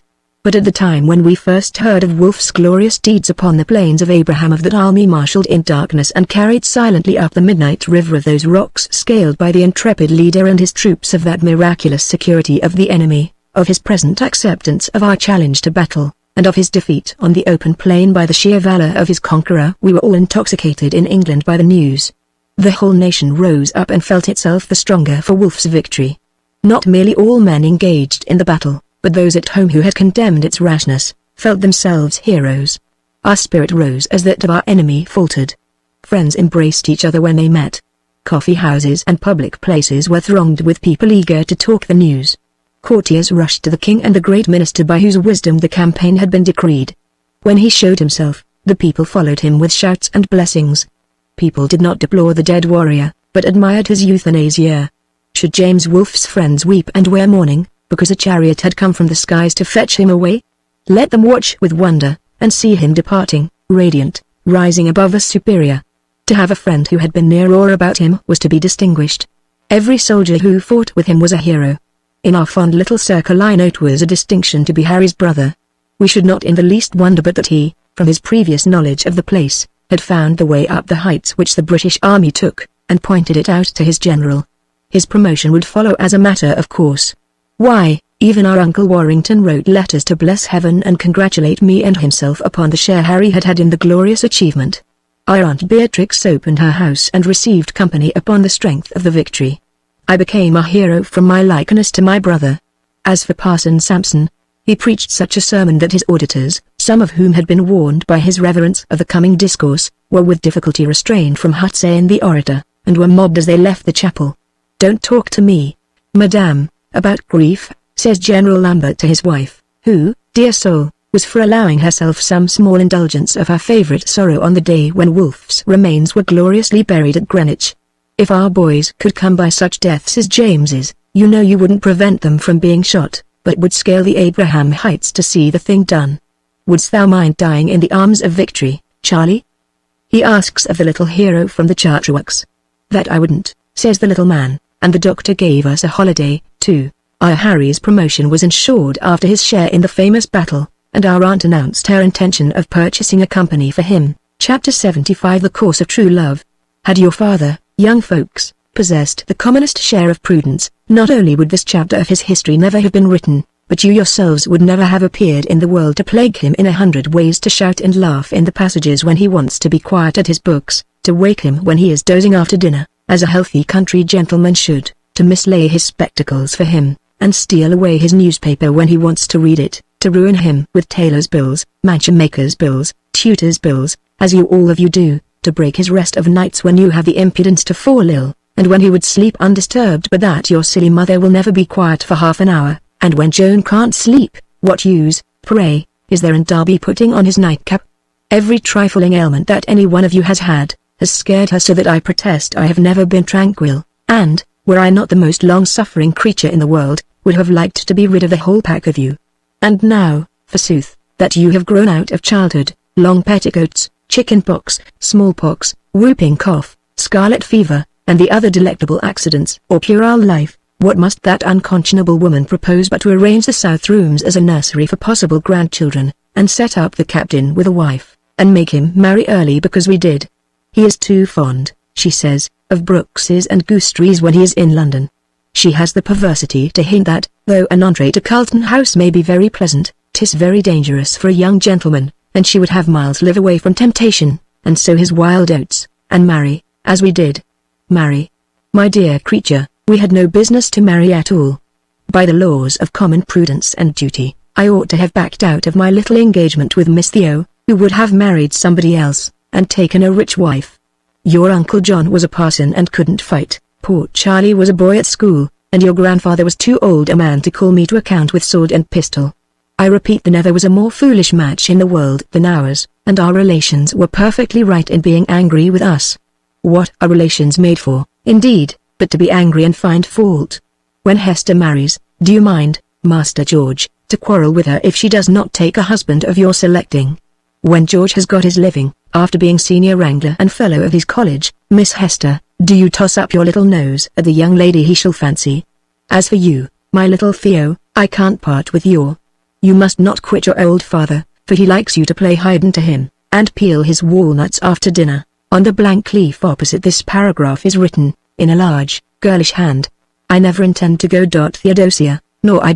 Hester. They both married, as I see by the note in the family Bible, Miss Theodosia Warrington to Joseph Clinton, son of the Reverend Joseph Blake, and himself subsequently master of Rodwell Regis Grammar School, and Miss Hester Mary, in 1804, to Captain F. Handyman, R.10. ed. Whilst they had the blessing, forsooth, of meeting, and billing and cooing every day, the two young people, your parents, went on in a fool's paradise, little heeding the world round about them, and all its tattling and meddling. Rinaldo was as brave a warrior as ever slew Turk, but you know he loved dangling in Armida's garden. Pray, my Lady Armida, what did you mean by flinging your spells over me in youth, so that not glory, not fashion, not gaming tables, not the society of men of wit in whose way I fell, could keep me long from your apron strings, or out of reach of your dear simple prattle? Pray, my dear, what used we to say to each other during those endless hours of meeting? I never went to sleep after dinner then. Which of us was so witty? Was it I or you? And how came it our conversations were so delightful? I remember that year one did not even care to go and see my Lord Ferrers tried and hung, when all the world was running after his lordship. The King of Prussia's capital was taken. Had the Austrians and Russians been encamped round the tower, there could scarce have been more stir in London, yet Miss Theo and her young gentleman felt no inordinate emotion of pity or indignation. What to us was the fate of Leipzig or Berlin? The truth is, the dear old house in Dean Street was an enchanted garden of delights. I have been as idle since, but never as happy. Shall we order the post-chaise, my dear, leave the children to keep house, and drive up to London and see if the old lodgings are still to be let? And you shall sit at your old place in the window, and wave a little handkerchief as I walk up the street. Say what we did was imprudent. Would we not do it over again? My good folks, if Venus had walked into the room and challenged the apple, I was so infatuated, I would have given it your mother. And had she had the choice, she would have preferred her humble servant in a threadbare coat to my Lord Clive with all his diamonds. Once, to be sure, and for a brief time in that year, I had a notion of going on the highway in order to be caught and hung as my Lord Ferrers, or of joining the King of Prussia, and requesting some of his Majesty's enemies to knock my brains out, or of enlisting for the India service, and performing some desperate exploit which should end in my bodily destruction. Army. That was indeed a dreadful time. Your mother scarce dares speak of it now, save in a whisper of terror, or think of it, it was such cruel pain. She was unhappy years after on the anniversary of the day, until one of you was born on it. Suppose we had been parted, what had come to us? What had my lot been without her? As I think of that possibility, the whole world is a blank. I do not say were we parted now. It has pleased God to give us 30 years of union. We have reached the autumn season. Our successors are appointed and ready, and that one of us who is first called away, knows the survivor will follow ere long. But we were actually parted in our youth, and I tremble to think what might have been, had not a dearest friend brought us together, unknown to myself, and very likely meaning only my advantage. My relatives in England had chosen to write to Madame Esmond in Virginia, and represent what they were pleased to call the folly of the engagement I had contracted. Every one of them sang the same song, and I saw the letters, and burned the whole cursed pack of them years afterwards when my mother showed them to me at home in Virginia. Aunt Bernstein was forward with her advice. A young person, with no wonderful good looks, of no family, with no money was ever such an imprudent connection, and ought it not for dear George's sake to be broken off? She had several eligible matches in view for me. With my name and prospects, 'twas a shame I should throw myself away on this young lady. Her sister ought to interpose and so forth. My Lady Warrington must write, too, and in her peculiar manner. Her ladyship's letter was garnished with scripture texts. She dressed her worldliness out in phylacteries. She pointed out how I was living in an unworthy society of player folks, and the like people, who she could not say were absolutely without religion, heaven forbid, but who were deplorably worldly. She would not say an artful woman had inveigled me for her daughter, having in vain tried to captivate my younger brother. She was far from saying any harm of the young woman I had selected. But at least this was certain, Miss L. had no fortune or expectations, and her parents might naturally be anxious to compromise me. She had taken counsel, etc. etc. She had sought for guidance where it was, etc. Feeling what her duty was, she had determined to speak.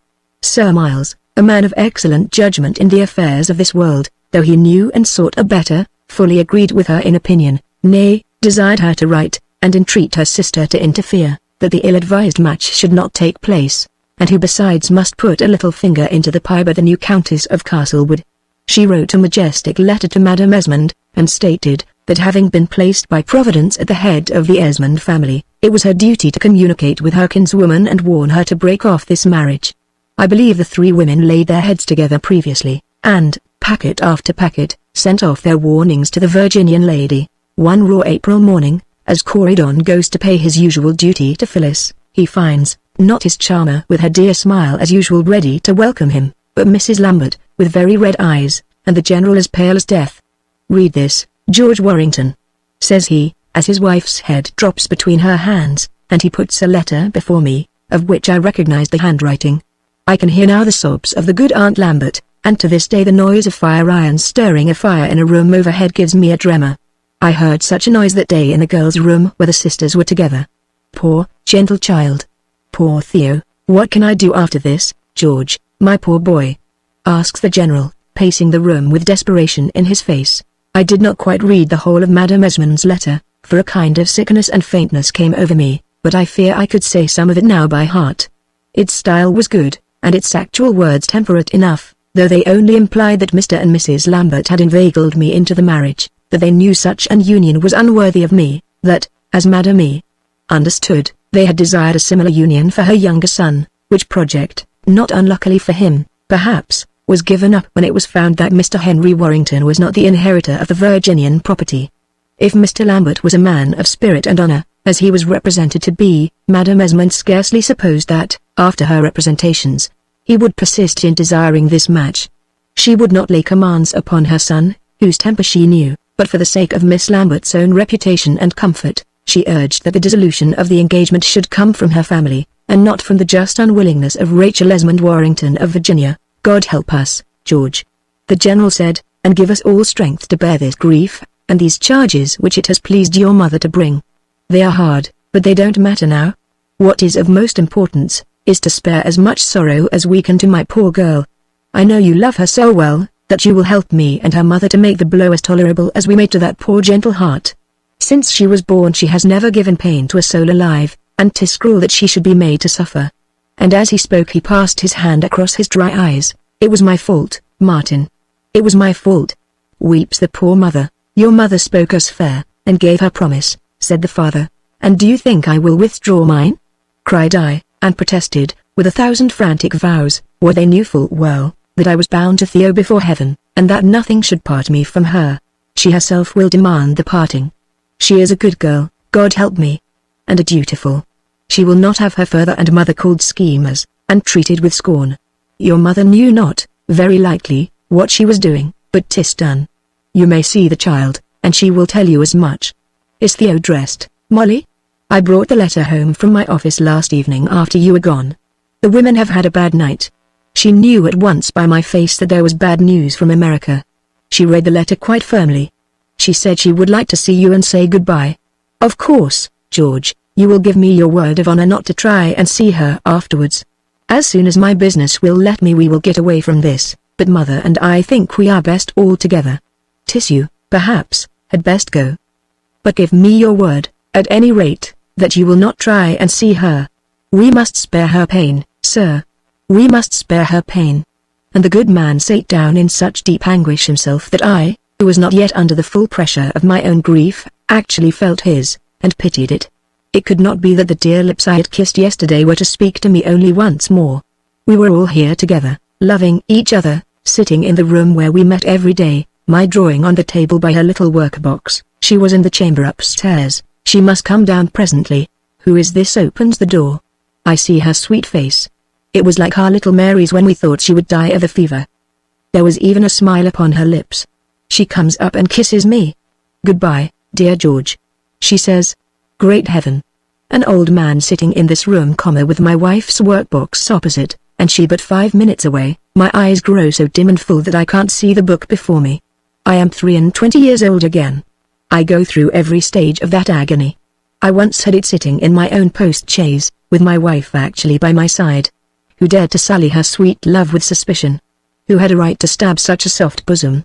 Don't you see my ladies getting their knives ready, and the poor child bearing it? My wife comes in. She has been serving out tea or tobacco to some of her pensioners.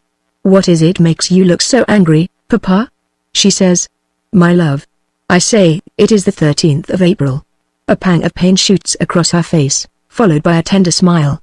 She has undergone the martyrdom, and in the midst of the pang comes a halo of forgiveness. I can't forgive, not until my days of dotage come, and I cease remembering anything. Hal will be home for Easter. He will bring 2 or 3 of his friends with him from Cambridge, she says. And straightway she falls to devising schemes for amusing the boys. When is she ever occupied? But with plans for making others happy. A gentleman sitting in spectacles before an old ledger, and writing down pitiful remembrances of his own condition, is a quaint and ridiculous object. My corns hurt me, I know, but I suspect my neighbor's shoes pinch him too. I am not going to howl much over my own grief, or enlarge at any great length on this one. Many another man, I dare say, has had the light of his day suddenly put out, the joy of his life extinguished, and has been left to darkness and vague torture. I have a book I try to read at this time of grief, Hal's letters, and when I come to the part about Prince Charles in Spain, up starts the whole tragedy alive again. I went to Brighthelmstone, and there, at the inn, had a room facing the east, and saw the sun get up ever so many mornings, after blank nights of wakefulness, and smoked my pipe of Virginia in his face. When I am in that place by chance, and see the sun rising now, I shake my fist at him, thinking, "O Orient Phoebus, what horrible grief and savage wrath have you not seen me suffer? Though my wife is mine ever so long, I say I am angry just the same. Who dared, I want to know, to make us suffer so? I was forbidden to see her. I kept my promise, and remained away from the house, that is, after that horrible meeting and parting.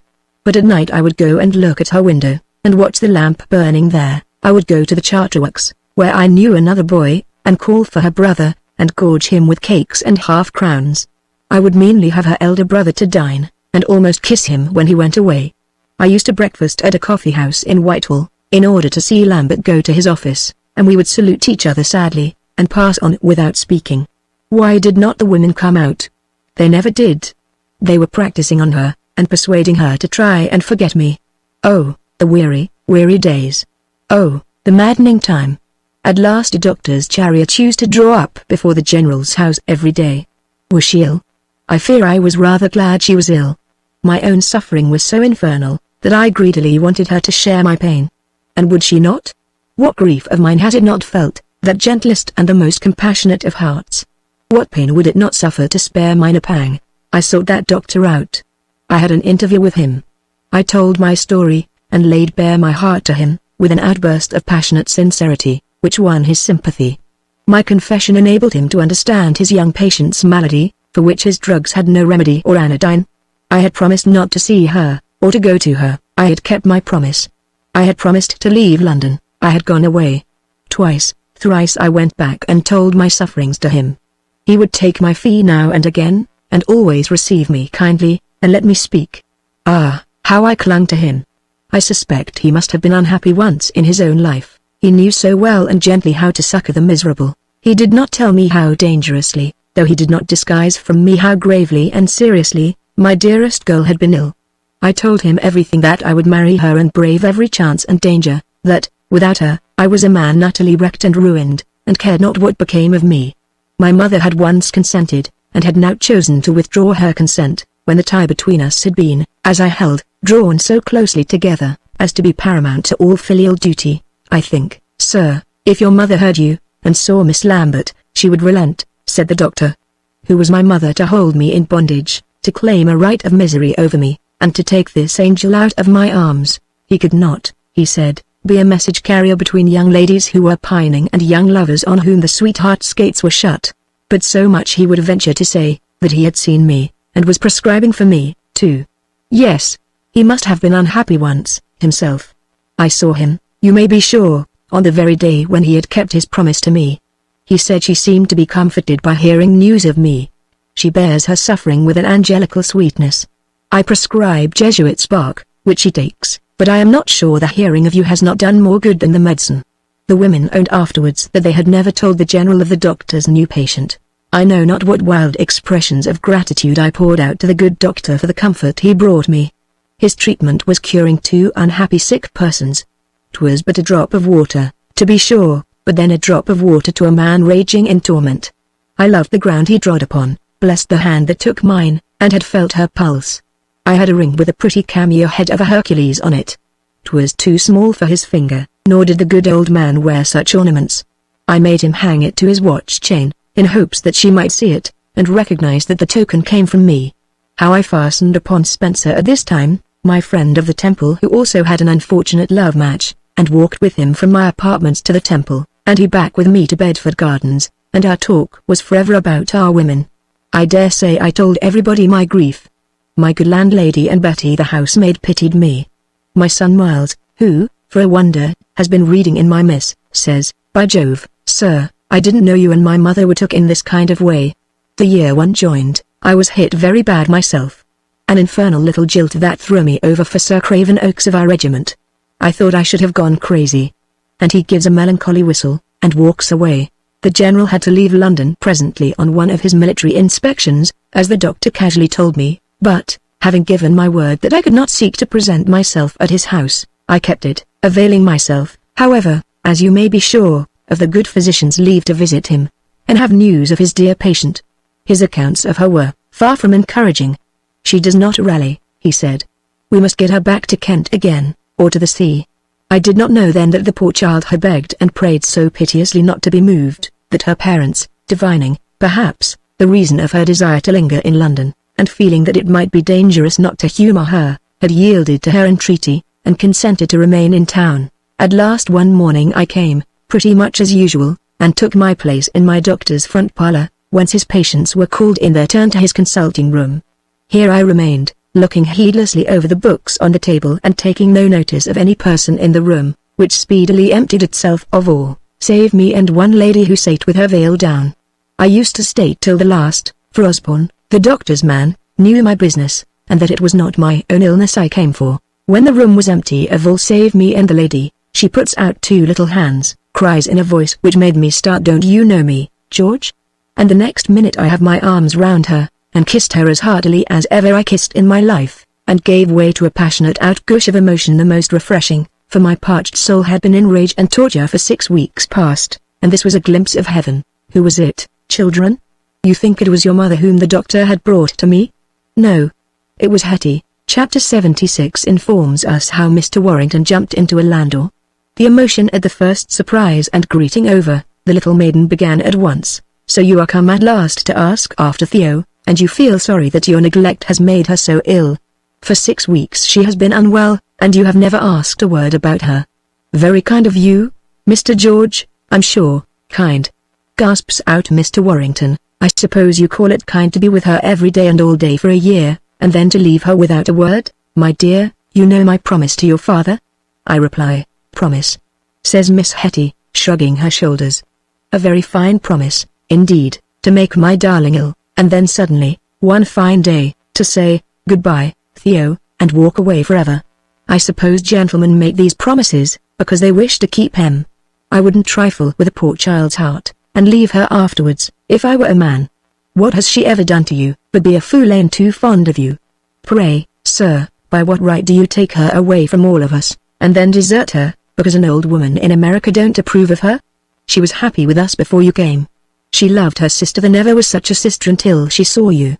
And now, because your mamma thinks her young gentleman might do better, you must leave her forsooth. Great powers, child!" I cried, exasperated at this wrong-headedness. "Was it I that drew back? Is it not I that am forbidden your house? And did not your father require, on my honor, that I should not see her? Honor. And you are the men who pretend to be our superiors, and it is we who are to respect you and admire you. I declare, George Warrington, you ought to go back to your schoolroom in Virginia again, have your black nurse to tuck you up in bed, and ask leave from your mama when you might walk out. Oh, George. I little thought that my sister was giving her heart away to a man who hadn't the spirit to stand by her, but, at the first difficulty, left her. When Dr. Hebden said he was attending you, I determined to come and see you, and you do look very ill, that I am glad to see, and I suppose it's your mother you are frightened of. But I shan't tell Theo that you're unwell. She hasn't left off caring for you. She can't walk out of a room, break her solemn engagements, and go into the world the next day as if nothing had happened. That is left for men, our superiors in courage and wisdom, and to desert an angel, yes, an angel 10,000 times too good for you, an angel who used to love me till she saw you, and who is the blessing of life and of all of us is what you call honor. Don't tell me, sir. I despise you all. You are our betters, are you? We are to worship and wait on you, I suppose? I don't care about your wit, and your tragedies, and your verses, and I think they are often very stupid. I won't set up of nights copying your manuscripts, nor watch hour after hour at a window wasting my time and neglecting everybody because I want to see your worship walk down the street with your hat cocked. If you are going away, and welcome, give me back my sister, I say. Give me back my darling of old days, who loved every one of us, till she saw you. And you leave her because your mama thinks she can find somebody richer for you. Oh, you brave gentleman. Go and marry the person your mother chooses, and let my dear die here deserted. Great heavens, Hetty! I cry, amazed at the logic of the little woman. Is it I who wish to leave your sister?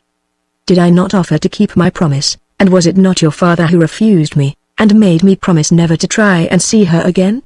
What have I but my word, and my honor? Honor, indeed. You keep your word to him, and you break it to her. Pretty honor.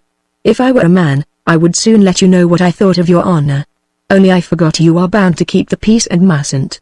Oh, George, George. Don't you see the grief I am in? I am distracted, and scarce know what I say. You must not leave my darling. They don't know it at home. They don't think so, but I know her best of all, and she will die if you leave her. Say you won't. Have pity upon me, Mr. Warrington, and give me my dearest back. Thus the warm-hearted, distracted creature ran from anger to entreaty, from scorn to tears. Was my little doctor right in thus speaking of the case of her dear patient? Was there no other remedy than that which Hetty cried for? Have not others felt the same cruel pain of amputation, undergone the same exhaustion and fever afterwards, lain hopeless of anything save death, and yet recovered after all, and limped through life subsequently? Why, but that love is selfish, and does not heed other people's griefs and passions, or that ours was so intense and special that we deemed no other lovers could suffer like ourselves. Here in the passionate young pleader for her sister, we might have shown an instance that a fond heart could be stricken with a love malady and silently suffer it, live under it, recover from it. What had happened in Hetty's own case? Her sister and I, in our easy triumph and fond confidential prattle, had many a time talked over that matter, and, egotists as we were, perhaps drawn a secret zest and security out of her less fortunate attachment. 'Twas like sitting by the fireside and hearing the winter howling without. 'Twas like walking by the Magno, and seeing the ship tossing at sea. We clung to each other only the more closely, and, wrapped in our own happiness, viewed others' misfortunes with complacent pity. Be the truth as it may.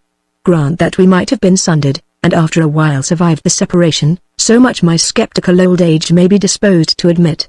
Yet, at that time, I was eager enough to share my ardent little Hetty's terrors and apprehensions, and willingly chose to believe that the life dearest to me in the world would be sacrificed if separated from mine. Was I wrong? I would not say as much now. I may doubt about myself, or not doubt, I know, but of her, never, and Hetty found in her quite a willing sharer in her alarms and terrors. I was for imparting some of these to our doctor, but the good gentleman shut my mouth.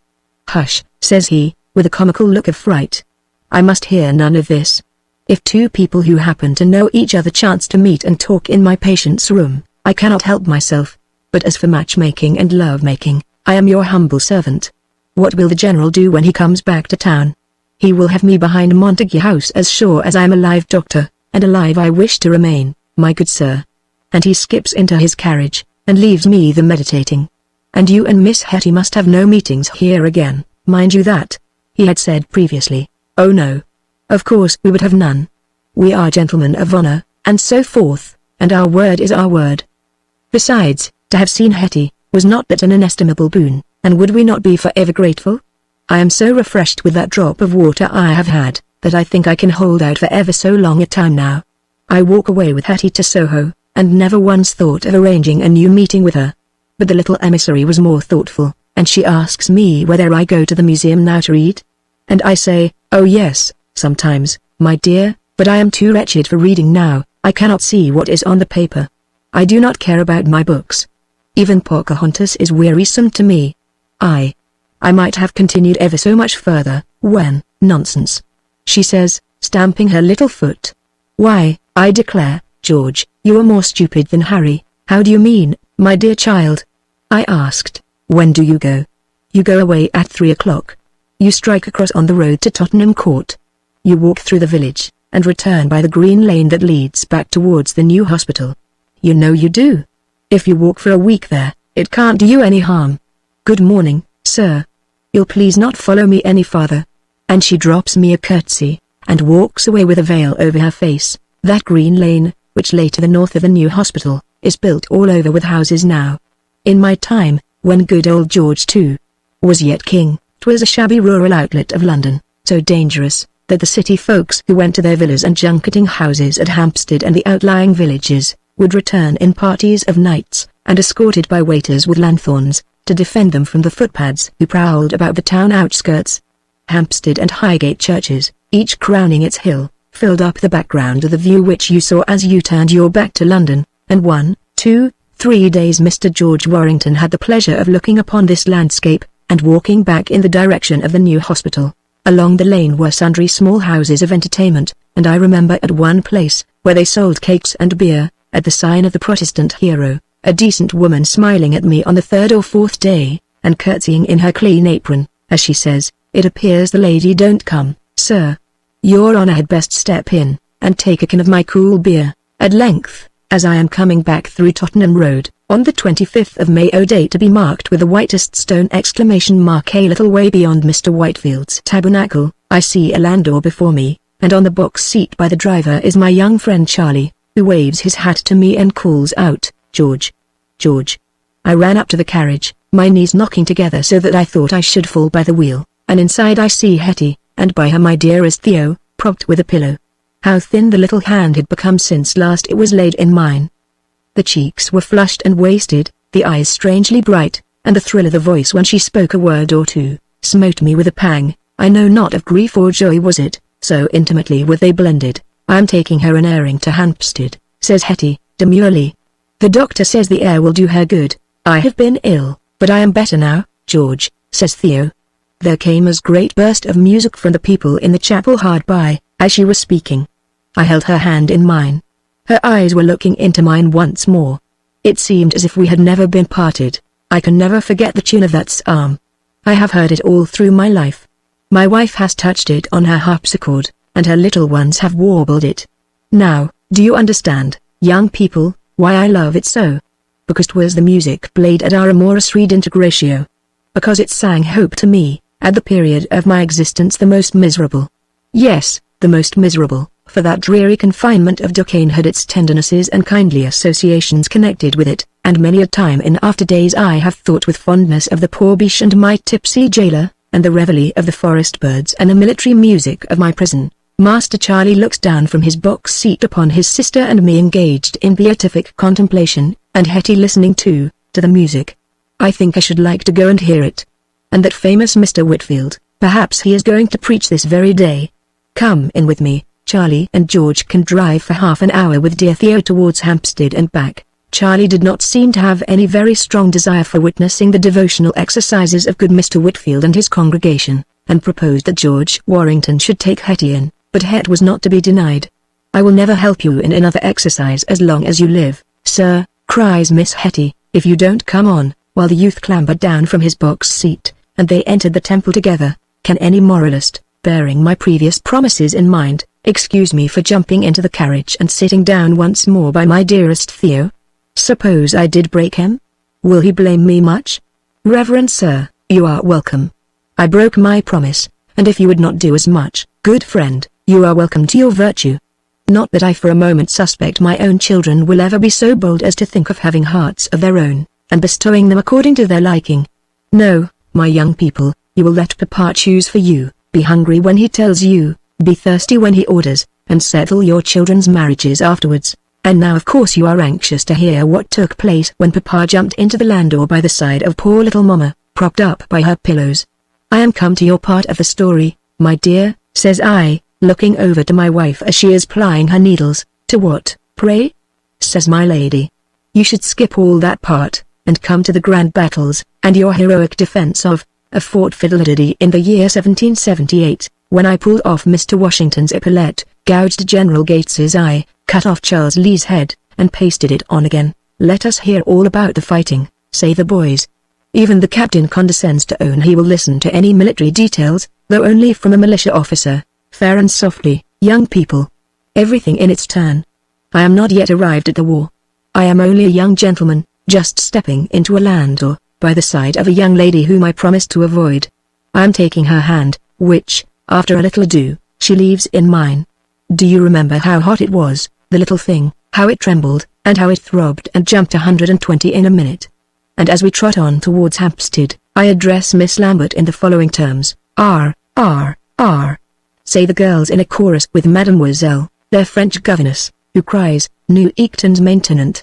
La parole est à vous, Monsieur le Chevalier. Here we have them all in a circle. Mamma is at her side of the fire, Papa at his, Mademoiselle Eleanor, at whom the captain looks rather sweetly, eyes off, Captain.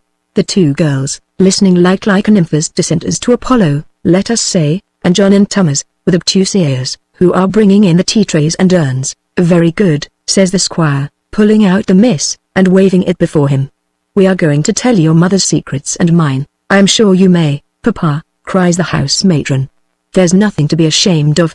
And a blush rises over her kind face. But before I begin, young folks, permit me 2 or 3 questions, Allons, 2 des questions, says Mademoiselle, with a shrug of her pretty shoulders. Florac has recommended her to us, and I suspect the little Chevalier has himself an eye upon this pretty Mademoiselle de Blois. To the questions, then. Chapter 77. And how everybody got out again. You, Captain Miles Warrington, have the honor of winning the good graces of a lady of ever so many ladies of the Duchess of Devonshire, let us say, of Mrs. Crewe, of Mrs. Fitzherbert, of the Queen of Prussia, of the Goddess Venus, of Mademoiselle Hillisberg of the opera, never mind of whom, in fine. If you win a lady's good graces, do you always go to the mess and tell what happened? Not such a fool, squire, says the captain, surveying his side curl in the glass. Have you, Miss Theo, told your mother every word you said to Mr. Joe Blake, Jr., in the shrubbery this morning? Joe Blake, indeed, cries Theo Jr. And you, Mademoiselle? That scented billet which came to you under Sir Thomas's frank, have you told us all the letter contains? Look how she blushes. As red as the curtain, on my word. No, Mademoiselle, we all have our secrets, says the squire, here making his best French bow. No, Theo, there was nothing in the shrubbery, only nuts, my child. No, Miles, my son, we don't tell all, even to the most indulgent of fathers, and if I tell what happened in a landau on the Hampstead Road, on the 25th of May, 1760, may the Chevalier Ruspini pull out every tooth in my head. Pray tell, Papa, cries Mamma, or, as Jobson, who drove us, is in your service now, perhaps you will have him in from the stables. I insist upon your telling. What is, then, this mystery? Asks Mademoiselle, in her pretty French accent, of my wife. Marfil? Whispers the lady. Thou wouldst ask me what I said? I said yes! ! Behold all I said. And so 'tis my wife has beached, and not I, and this was the sum of our conversation, as the carriage, all too swiftly as I thought, galloped towards Hampstead, and flew back again. Theo had not agreed to fly in the face of her honored parents, no such thing. But we would marry no other person, no, not if we lived to be as old as Methuselah, no, not the Prince of Wales himself would she take. Her heart she had given away with her papa's consent, nay, order it was not hers to resume. So kind a father must relent one of these days, and, if George would keep his promise, were it now, or were it in 20 years, or were it in another world, she knew she should never break hers. Hetty's face beamed with delight when, my little interview over, she saw Theo's countenance wearing a sweet tranquillity. All the doctor's medicine has not done her so much good, the fond sister said. The girls went home after their act of disobedience. I gave up the place which I had held during a brief period of happiness by my dear invalid's side. Hetty skipped back into her seat, and Charlie onto his box. He told me in after days, that it was a very dull, stupid sermon he had heard. The little chap was too orthodox to love dissenting preachers' sermons. Hetty was not the only one of the family who remarked her sister's altered countenance and improved spirits. I am told that on the girls' return home their mother embraced both of them, especially the invalid, with more than common ardor of affection. There was nothing like a country ride, Aunt Lambert said, for doing her dear Thea good. She had been on the road to Hampstead, had she? She must have another ride tomorrow. Heaven be blessed, my Lord Rotham's horses were at their orders 3 or 4 times a week, and the sweet child might have the advantage of them. As for the idea that Mr. Warrington might have happened to meet the children on their drive, Aunt Lambert never once entertained it, at least spoke of it. I leave anybody who is interested in the matter to guess whether Mrs. Lambert could by any possibility have supposed that her daughter and her sweetheart could ever have come together again. Do women help each other in love perplexities? Do women scheme, intrigue, make little plans, tell little fibs, provide little amorous opportunities, hang up the rope ladder, coax, wheedle, mystify the guardian or Abigail, and turn their attention away while Strephon and Chloe are billing and cooing in the twilight, or whisking off in the post-chaise to Gretna Green? My dear young folks, some people there are of this nature, and some kind souls who have loved tenderly and truly in their own time, continue ever after to be kindly and tenderly disposed towards their young successors, when they begin to play the same pretty game. Miss Prim doesn't. If she hears of 2 young persons attached to each other, it is to snarl at them for fools, or to imagine of them all conceivable evil. Because she has a humpback herself, she is for biting everybody else's. I believe if she saw a pair of turtles cooing in a wood, she would turn her eyes down, or fling a stone to frighten them. But I am speaking, you see, young ladies, of your grandmother, Aunt Lambert, who was one great syllabub of human kindness, and, besides, about the affair at present under discussion, how am I ever to tell whether she knew anything regarding it or not? So, all she says to Theo on her return home is, "My child, the country air has done you all the good in the world, and I hope you will take another drive tomorrow, and another, and so on. Don't you think, Papa, the ride has done the child most wonderful good, and must not she be made to go out in the air?" Aunt Lambert asks of the General, when he comes in for supper. "Yes, sure, if a coach and 6 will do his little Theo good, she shall have it," Lambert says, "or he will drag the landau up Hampstead Hill himself, if there are no horses," and so the good man would have spent, freely, his guineas, or his breath, or his blood, to give his child pleasure.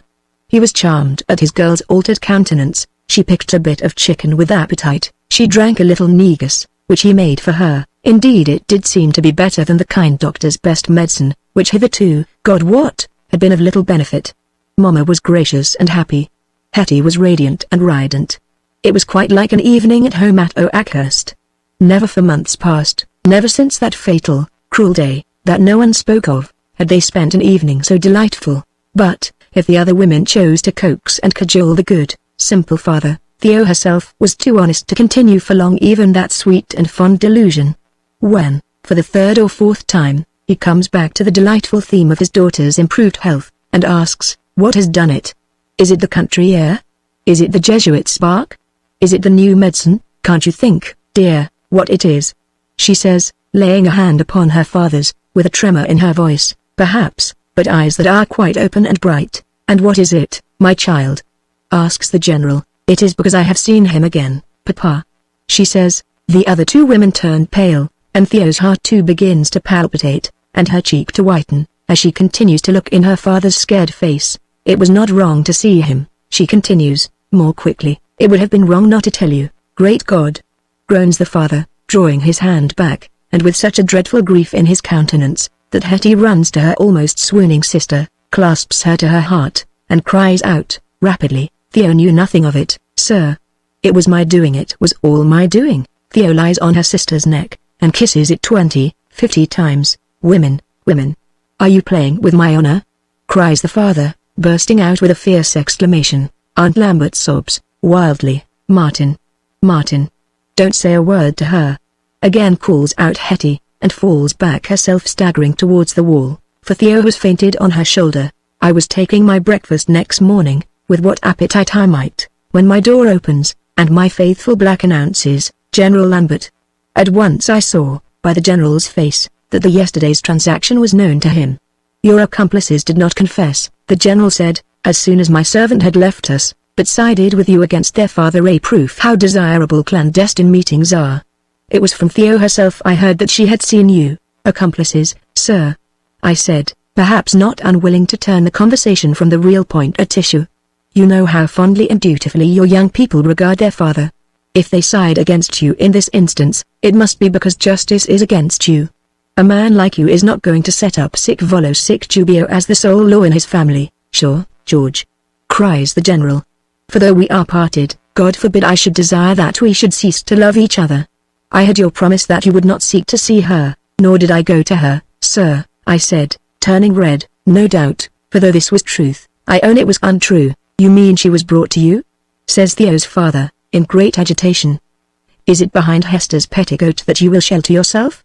What a fine defense for a gentleman. Well, I won't screen myself behind the poor child, I replied. To speak as I did was to make an attempt at evasion, and I am ill accustomed to dissemble. I did not infringe the letter of my agreement, but I acted against the spirit of it. From this moment I annul it altogether. You break your word given to me, cries Mr. Lambert. I recall a hasty promise made on a sudden at a moment of extreme excitement and perturbation.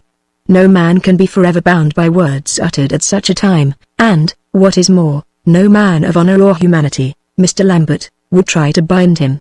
Dishonor to me, sir, exclaims the general. Yes, if the phrase is to be shuttlecocked between us. I answered, hotly. There can be no question about love, or mutual regard, or difference of age, when that word is used, and were you my own father and I love you better than a father, Uncle Lambert, I would not bear it. What have I done? I have seen the woman whom I consider my wife before God and man, and if she calls me I will see her again. If she comes to me, here is my home for her, and the half of the little I have. 'Tis you, who have no right, having made me the gift, to resume it. Because my mother taunts you unjustly, are you to visit Mrs. Esmond's wrong upon this tender, innocent creature? You profess to love your daughter, and you can't bear a little wounded pride for her sake. Better she should perish away in misery, than an old woman in Virginia should say that Mr. Lambert had schemed to marry one of his daughters. Say that to satisfy what you call honor and I call selfishness. We part, we break our hearts well nigh, we rally, we try to forget each other, we marry elsewhere? Can any man be to my dear as I have been? God forbid. Can any woman be to me what she is? You shall marry her to the Prince of Wales tomorrow, and it is a cowardice and treason. How can we, how can you, undo the promises we have made to each other before heaven? You may part us, and she will die as surely as if she were Jephthah's daughter. Have you made any vow to heaven to compass her murder? Kill her if you conceive your promise so binds you, but this I swear, that I am glad you have come, so that I may here formally recall a hasty pledge which I gave, and that, call me when she will, I will come to her. No doubt this speech was made with the flurry and agitation belonging to Mr. Warrington's youth, and with the firm conviction that death would infallibly carry off one or both of the parties, in case their worldly separation was inevitably decreed. Who does not believe his first passion eternal?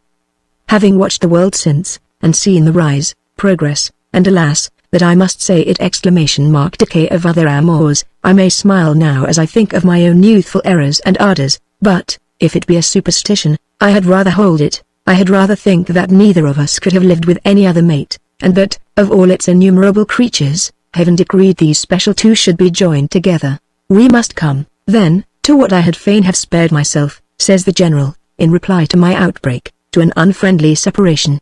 When I meet you, Mr. Warrington, I must know you no more. I must order and they will not do other than obey me, my family and children not to recognize you when they see you, since you will not recognize in your intercourse with me the respect due to my age, the courtesy of gentlemen.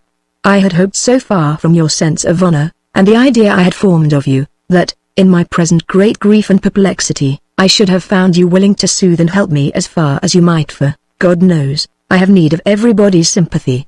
But, instead of help, you fling obstacles in my way. Instead of a friend, a gracious heaven pardon me ! I find in you an enemy to the peace of my home and the honor of my children, sir. And as such I shall treat you, and know how to deal with you, when you molest me.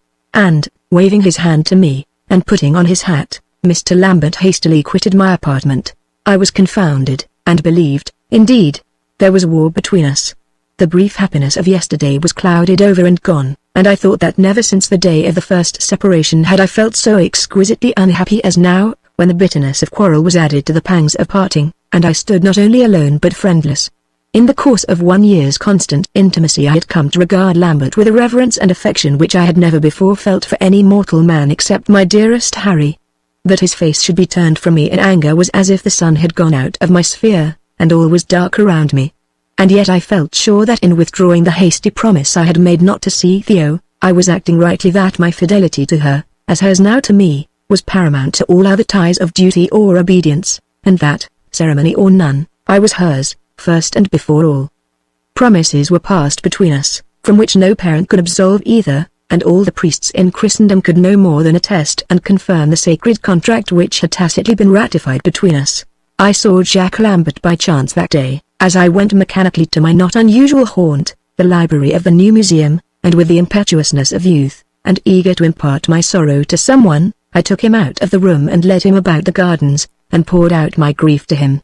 I did not much care for Jack, who in truth was somewhat of a prig, and not a little pompous and wearisome with his Latin quotations, except in the time of my own sorrow, when I would fasten upon him or anyone, and having suffered himself in his affair with the little American, being Hordignaris Marley, as I knew he would say, I found the college gentleman ready to compassionate another's misery.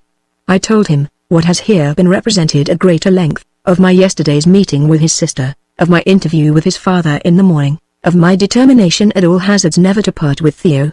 When I found from the various quotations from the Greek and Latin authors which he uttered that he leaned to my side in the dispute, I thought him a man of great sense, clung eagerly to his elbow, and bestowed upon him much more affection than he was accustomed at other times to have from me. I walked with him up to his father's lodgings in Dean Street, saw him enter at the dear door, surveyed the house from without with a sickening desire to know from its exterior appearance how my beloved fared within, and called for a bottle at the coffee-house where I waited Jack's return. I called him brother when I sent him away.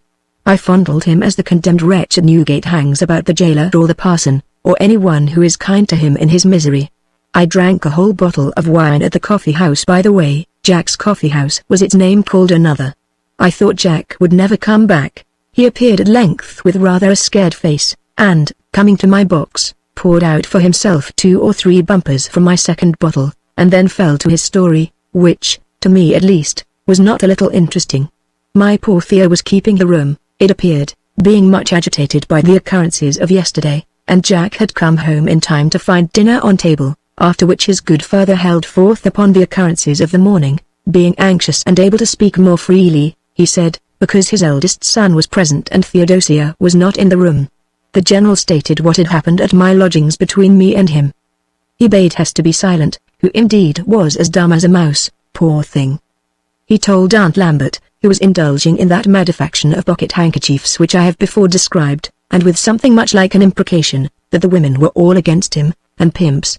He called them, for one another, and frantically turning round to Jack, asked what was his view in the matter.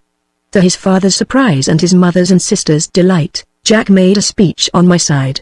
He ruled with me, citing what ancient authorities I don't know, that the matter had gone out of the hands of the parents on either side, that having given their consent, some months previously, the elders had put themselves out of court.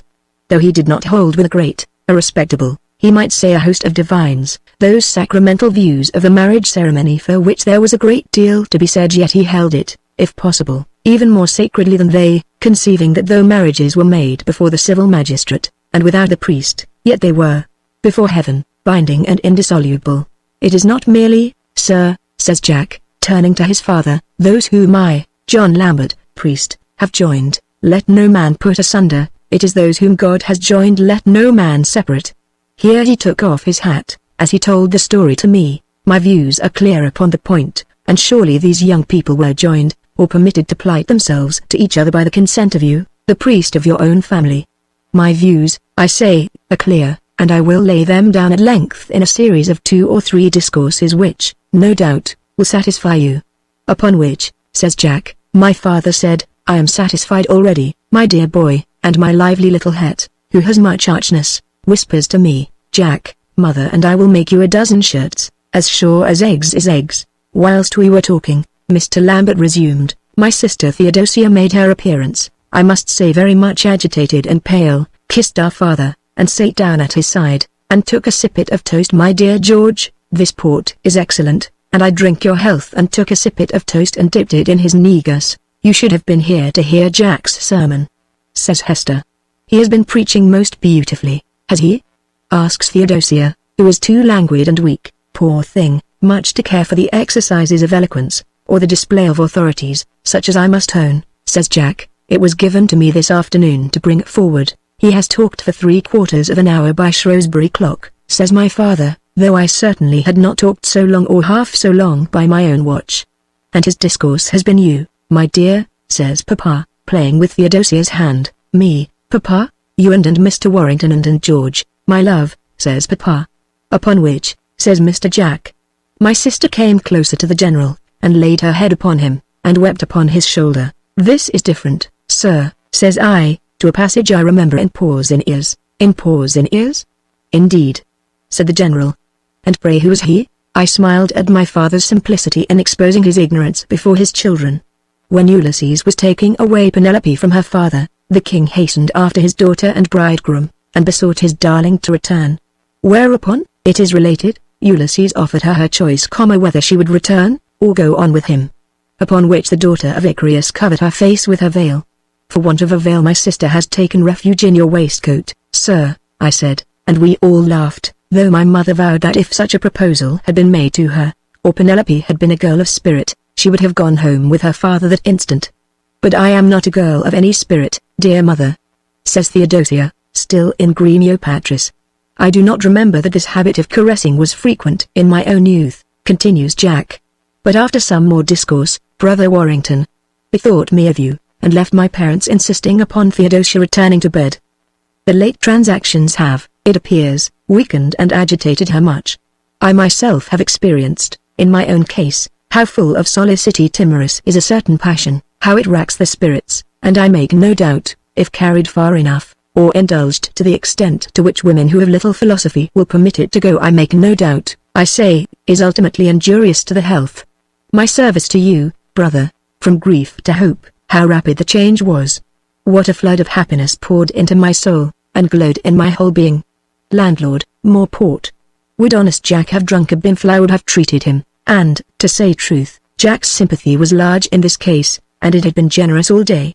I declined to score the bottles of port, and placed to the fabulous computations of interested waiters, the amount scored against me in the reckoning. Jack was my dearest, best of brothers.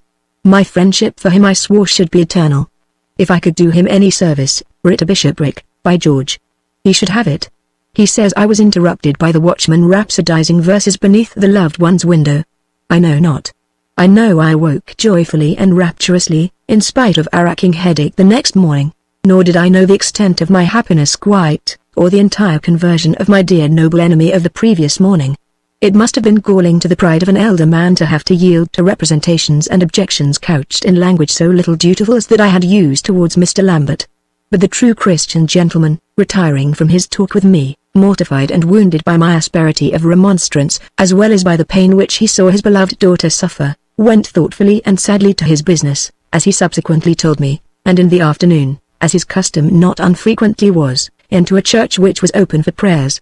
And it was here, on his knees, submitting his case in the quarter whither he frequently, though privately, came for a guidance and comfort, that it seemed to him that his child was right in her persistent fidelity to me, and himself wrong in demanding her utter submission. Hence Jack's cause was won almost before he began to plead it, and the brave, gentle heart, which could bear no rancor, which bled at inflicting pain on those it loved, which even shrank from asserting authority or demanding submission, was only too glad to return to its natural pulses of love and affection. Chapter 78 Pyramus and Thisbe. In examining the old papers at home, years afterwards, I found, docketed and labelled with my mother's well-known neat handwriting, from London, April, 1760. My son's dreadful letter. When it came to be mine I burned the document, not choosing that story of domestic grief and disunion should remain amongst our family annals for future Warringtons to gaze on, mayhap, and disobedient sons to hold up as examples of foregone domestic rebellions. For similar reasons, I have destroyed the paper which my mother dispatched to me at this time of tyranny, revolt, annoyance, and irritation. Maddened by the pangs of separation from my mistress, and not unrightly considering that Mrs. Esmond was the prime cause of the greatest grief and the misery which had ever befallen me in the world, I wrote home to Virginia a letter, which might have been more temperate, it is true, but in which I endeavored to maintain the extremest respect and reticence. I said I did not know by what motives she had been influenced, but that I held her answerable for the misery of my future life, which she had chosen wilfully to mar and render wretched. She had occasioned a separation between me and a virtuous and innocent young creature, whose own hopes, health, and happiness were cast down forever by Mrs. Esmond's interference. The deed was done, as I feared, and I would offer no comment upon the conduct of the perpetrator, who was answerable to God alone, but I did not disguise from my mother that the injury which she had done me was so dreadful and mortal, that her life or mine could never repair it, that the tie of my allegiance was broken towards her, and that I never could be, as heretofore, her dutiful and respectful son. Madame Esmond replied to me in a letter of very great dignity. Her style and correspondence were extraordinarily elegant and fine. She uttered not a single reproach or hard word, but coldly gave me to understand that it was before that awful tribunal of God she had referred the case between us, and asked for counsel, that, in respect of her own conduct, as a mother, she was ready, in all humility, to face it. Might I, as a son, be equally able to answer for myself, and to show, when the great judge demanded the question of me, whether I had done my own duty, and honored my father and mother? O Popoi! My grandfather has quoted in his memoir a line of Homer, showing how in our troubles and griefs the gods are always called in question. When our pride, our avarice, our interest, our desire to domineer, are worked upon, are we not forever pestering heaven to decide in their favor? In our great American quarrel, did we not on both sides appeal to the skies as to the justice of our causes, sing dumb for victory, and boldly express our confidence that the right should prevail? Was America right because she was victorious? Then I suppose Poland was wrong because she was defeated? How am I wandering into this digression about Poland, America, and what not, and all the while thinking of a little woman now no more, who appealed to heaven and confronted it with 1,000 texts out of its own book, because her son wanted to make a marriage not of her liking. We appeal, we imprecate, we go down on our knees, we demand blessings, we shriek out for sentence according to law. The great course of the great world moves on, we pant, and strive, and struggle, we hate, we rage, we weep passionate tears, we reconcile, we race and win, we race and lose, we pass away, and other little strugglers succeed, our days are spent, our night comes, and another morning rises, which shines on us no more. My letter to Madame Esmond, announcing my revolt and disobedience, perhaps I myself was a little proud of the composition of that document, I showed in duplicate to Mr. Lambert, because I wished him to understand what my relations to my mother were, and how I was determined, whatever threats or quarrels the future might bring, never for my own part to consider my separation from Theo as other than a forced one. Whenever I could see her again I would. My word given to her was in secularum, or binding at least as long as my life should endure. I implied that the girl was similarly bound to me, and her poor father knew indeed as much.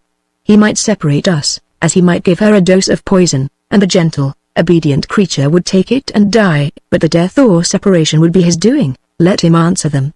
Now he was tender about his children to weakness, and could not have the heart to submit any one of them, this one especially, to torture. We had tried to part, we could not. He had endeavored to separate us, it was more than was in his power. The bars were up, but the young couple, the maid within and the knight without, were loving each other all the same. The wall was built, but Pyramus and Thisbe were whispering on either side. In the midst of all his grief and perplexity, Uncle Lambert had plenty of humor, and could not but see that his role was rather a sorry one. Light was beginning to show through the lime and rough plaster of the wall, the lovers were getting their hands through, then their heads through indeed, it was Wall's best business to retire. I forget what happened stage by stage and day by day, nor, for the instruction of future ages, does it much matter. When my descendants have love scrapes of their own, they will find their own means of getting out of them. I believe I did not go back to Dean Street, but that practice of driving in the open air was considered most healthful for Miss Lambert. I got a fine horse, and rode by the side of her carriage. The old woman at Tottenham Court came to know both of us quite well, and nod and wink in the most friendly manner when we passed by. I fancy the old goody was not unaccustomed to interest herself in young couples, and has dispensed the hospitality of her roadside cottage to more than one pair. The doctor and the country air effected a prodigious cure upon Miss Lambert. Hetty always attended as duenna, and sometimes of his holiday, Master Charlie rode my horse when I got into the carriage. What a deal of love-making Miss Hetty heard! With what exemplary patience she listened to it. I do not say she went to hear the Methodist sermons any more, but 'tis certain that when we had a closed carriage she would very kindly and considerately look out of the window. Then, what heaps of letters there were! What running to and fro. Gumbo's bandy legs were forever on the trot from my quarters to Dean Street, and, on my account or her own, Mrs. Molly, the girl's maid, was forever bringing back answers to Bloomsbury. By the time when the autumn leaves began to turn pale, Miss Theo's roses were in full bloom again, and my good Dr. Hubbards's cure was pronounced to be complete. What else happened during this blessed period? Mr. Warrington completed his great tragedy of Pocahontas, which was not only accepted by Mr. Garrick this time, his friend Dr. Johnson having spoken not unfavorably of the work, but my friend and cousin, Hagan, was engaged by the manager to perform the part of a hero, Captain Smith. Hagan's engagement was not made before it was wanted. I had helped him and his family with means disproportioned, perhaps, to my power, especially considering my feud with Madame Esmond, whose answer to my angry missive of April came to me towards autumn, and who wrote back from Virginia with war for war, controlment for controlment. These menaces, however, frightened me little. My poor mother's thunder could not reach me, and my conscience, or casuistry, supplied me with other interpretations for her texts of scripture, so that her oracles had not the least weight with me in frightening me from my purpose. How my new loves speeded I neither informed her, nor any other members of my maternal or paternal family, who, on both sides, had been bitter against my marriage. Of what use wrangling with them? It was better to carpe diem and its sweet loves and pleasures, and to leave the railers to grumble, or the seniors to advise, at their ease. Besides Madame Esmond I had, it must be owned, in the frantic rage of my temporary separation, addressed notes of wondrous sarcasm to my Uncle Warrington, to my Aunt Madame de Bernstein, and to my Lord or Lady of Castlewood, I forget to which individually, thanking them for the trouble which they had taken in preventing the dearest happiness of my life, and promising them a corresponding gratitude from their obliged relative. Business brought the jovial baronet and his family to London somewhat earlier than usual, and Madame de Bernstein was never sorry to get back to Clarges Street and her cards. I saw them. They found me perfectly well. They concluded the match was broken off, and I did not choose to undeceive them. The Baroness took heart at seeing how cheerful I was, and made many sly jokes about my philosophy, and my prudent behavior as a man of the world. She was, as ever, bent upon finding a rich match for me, and I fear I paid many compliments at her house to a rich young soap boiler's daughter from my land, whom the worthy Baroness wished to place in my arms. You caught her with infinite wit and esprit, my dear, says my pleased kinswoman, but she does not understand half you say, and the other half, I think, frightens her. This tender persiflage is very well in our society, but you must be sparing of it, my dear nephew. Amongst these roturiers, Miss Badge married a young gentleman of royal dignity, though shattered fortunes, from the neighbouring island, and I trust Mrs. Maction has ere this pardoned my levity. There was another person besides Miss at my aunt's house, who did not understand my persiflage much better than Miss herself, and that was a lady who had seen James II's reign, and who was alive and as worldly as ever in King George's. I love to be with her, but that my little folks have access to this volume, I could put down 100 stories of the great old folks whom she had known in the great old days of George I and his ladies, of St. John and Marlborough, of his reigning majesty and the late Prince of Wales, and the causes of the quarrel between them, but my modest muse pipes for boys and virgins. Son Miles does not care about court stories, or if he doth, has a fresh budget from Carlton House, quite as bad as the worst of our old Baroness. No, my dear wife, thou hast no need to shake thy powdered locks at me. Papa is not going to scandalize his nursery with old-world gossip, nor bring a blush over our chaste bread and butter. But this piece of scandal I cannot help. My aunt used to tell it with infinite gusto, for, to do her justice, she hated your would-be good people, and sniggered over the faults of the self-styled righteous with uncommon satisfaction. In her later days she had no hypocrisy, at least, and in so far was better than some whitewashed. Well, to the story.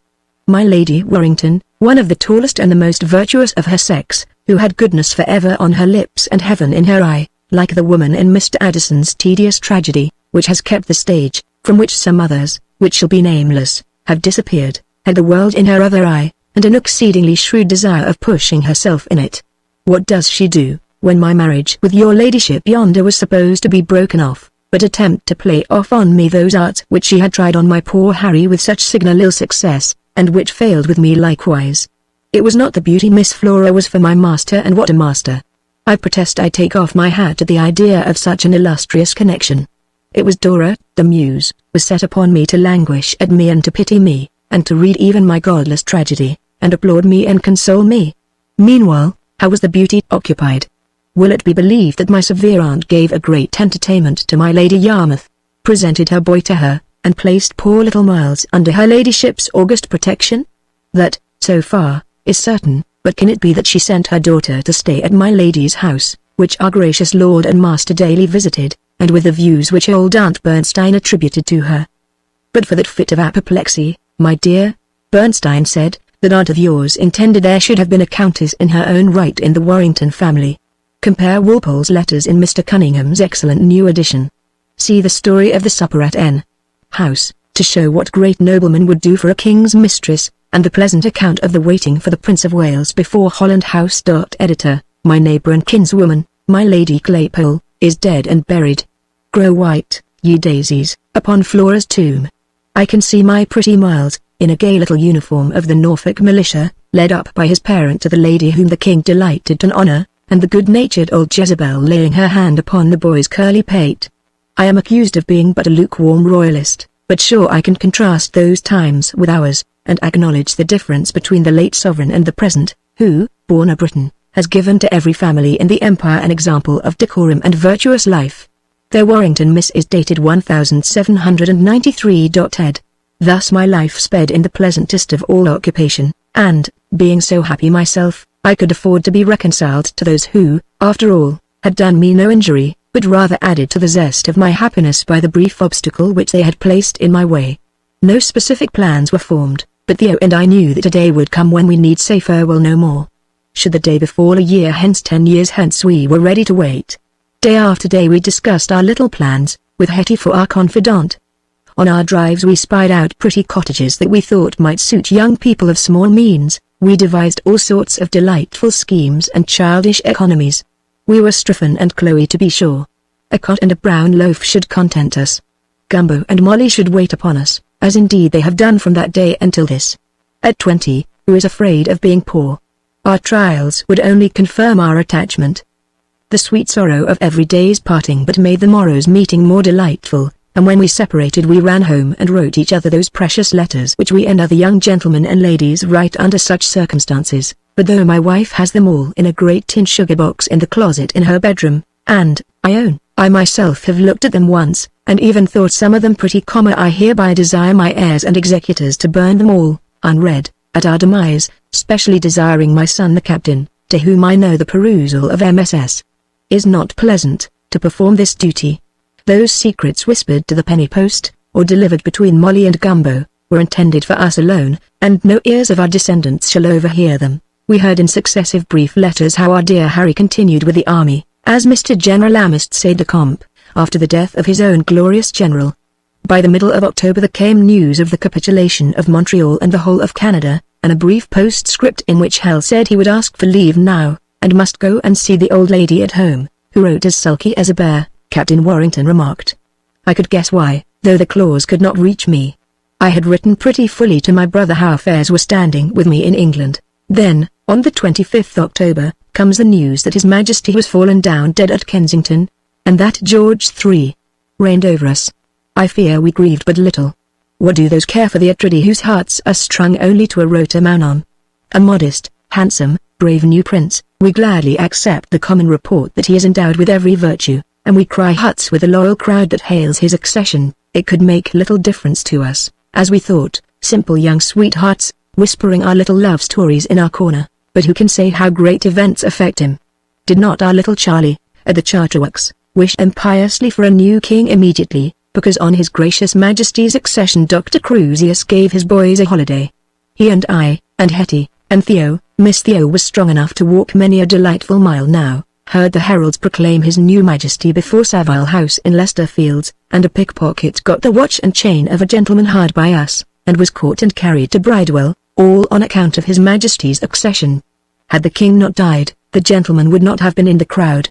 the chain would not have been seized, the thief would not have been caught and soundly whipped. In this way many of us, more or less remotely, were implicated in the great change which ensued, and even we humble folks were affected by it presently, as thus. My Lord Wrotham was a great friend of the august family of Savile House, who knew and esteemed his many virtues. Now, of all living men, my Lord Wrotham knew and loved best his neighbour and old fellow soldier, Martin Lambert, declaring that the world contained few better gentlemen.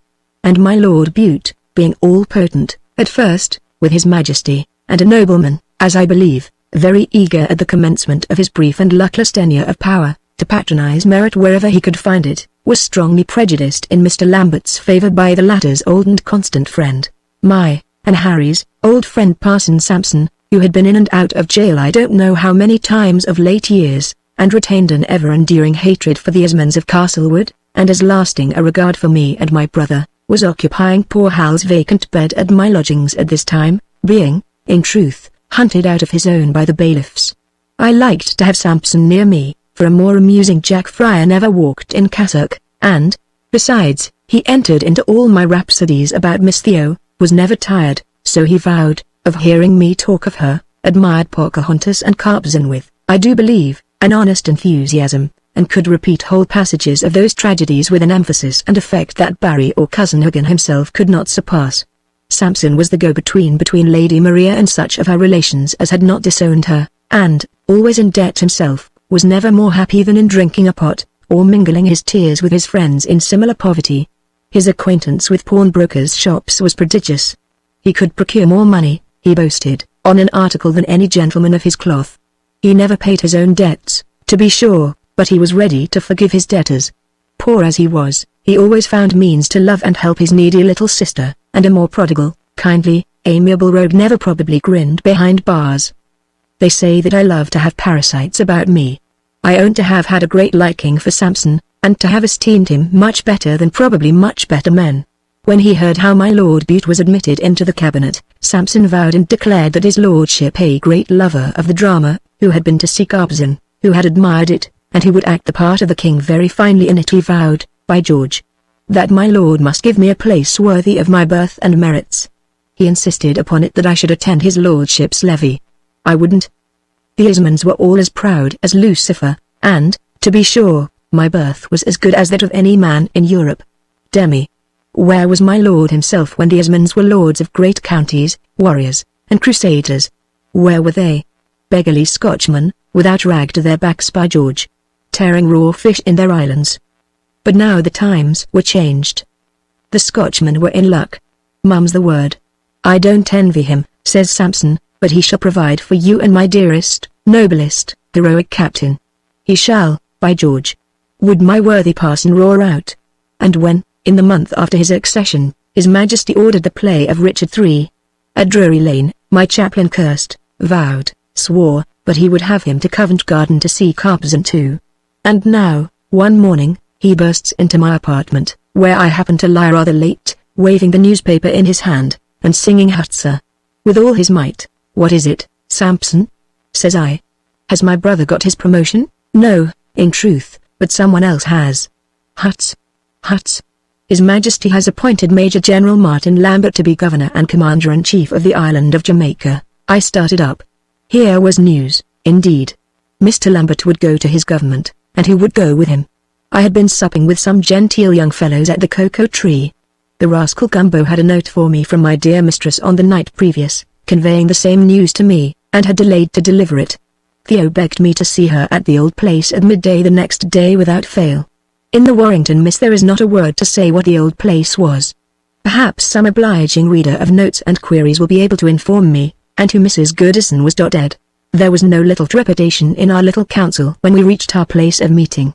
Papa had announced his acceptance of the appointment, and his speedy departure. He would have a frigate given him, and take his family with him. Merciful powers! And were we to be parted? My Theo's old deathly paleness returned to her. Aunt Lambert thought she would have swooned. One of Mrs. Goodison's girls had a bottle of salts, and ran up with it from the workroom. Going away? Going away in a frigate, Aunt Lambert? Going to tear her away from me? Great God! Aunt Lambert, I shall die.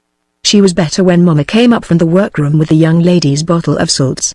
You see, the women used to meet me, knowing dear Theo's delicate state, how could they refrain from compassionating her?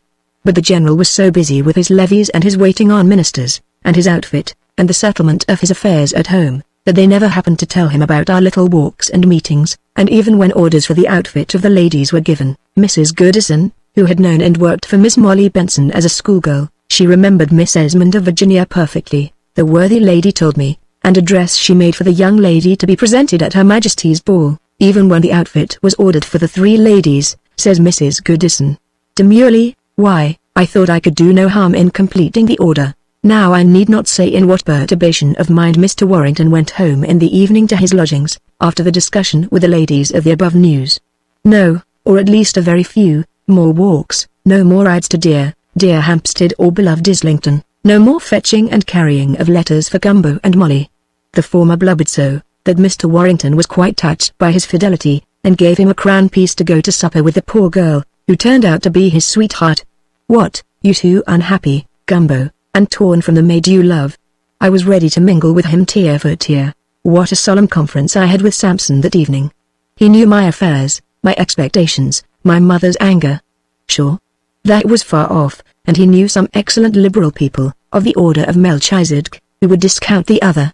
The general would not give his consent? Sampson shrugged his broad shoulders and swore a great roaring oath. My mother would not relent? What then? A man was a man, and to make his own way in the world? He supposed.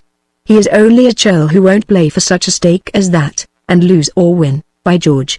Shouts the chaplain, over a bottle of Burgundy at the Bedford Head, where he dined. I need not put down our conversation. We were 2 of us, and I think there was only one mind between us. Our talk was of a Saturday night. I did not tell Theo, nor any relative of hers, what was being done.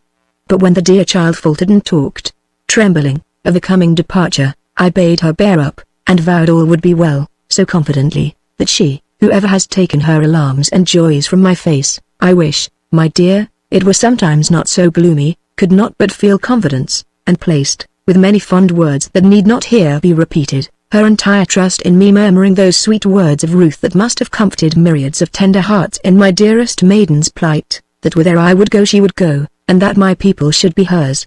At last, one day, the general's preparations being made, the trunks encumbering the passages of the dear old Dean Street lodging, which I shall love as long as I shall remember at all, one day, almost the last of his stay, when the good man, His Excellency we called him now, came home to his dinner, a comfortless meal enough it was in the present condition of the family. He looked round the table at the place where I had used to sit in happy old days, and sighed out, I wish, Molly, George was here.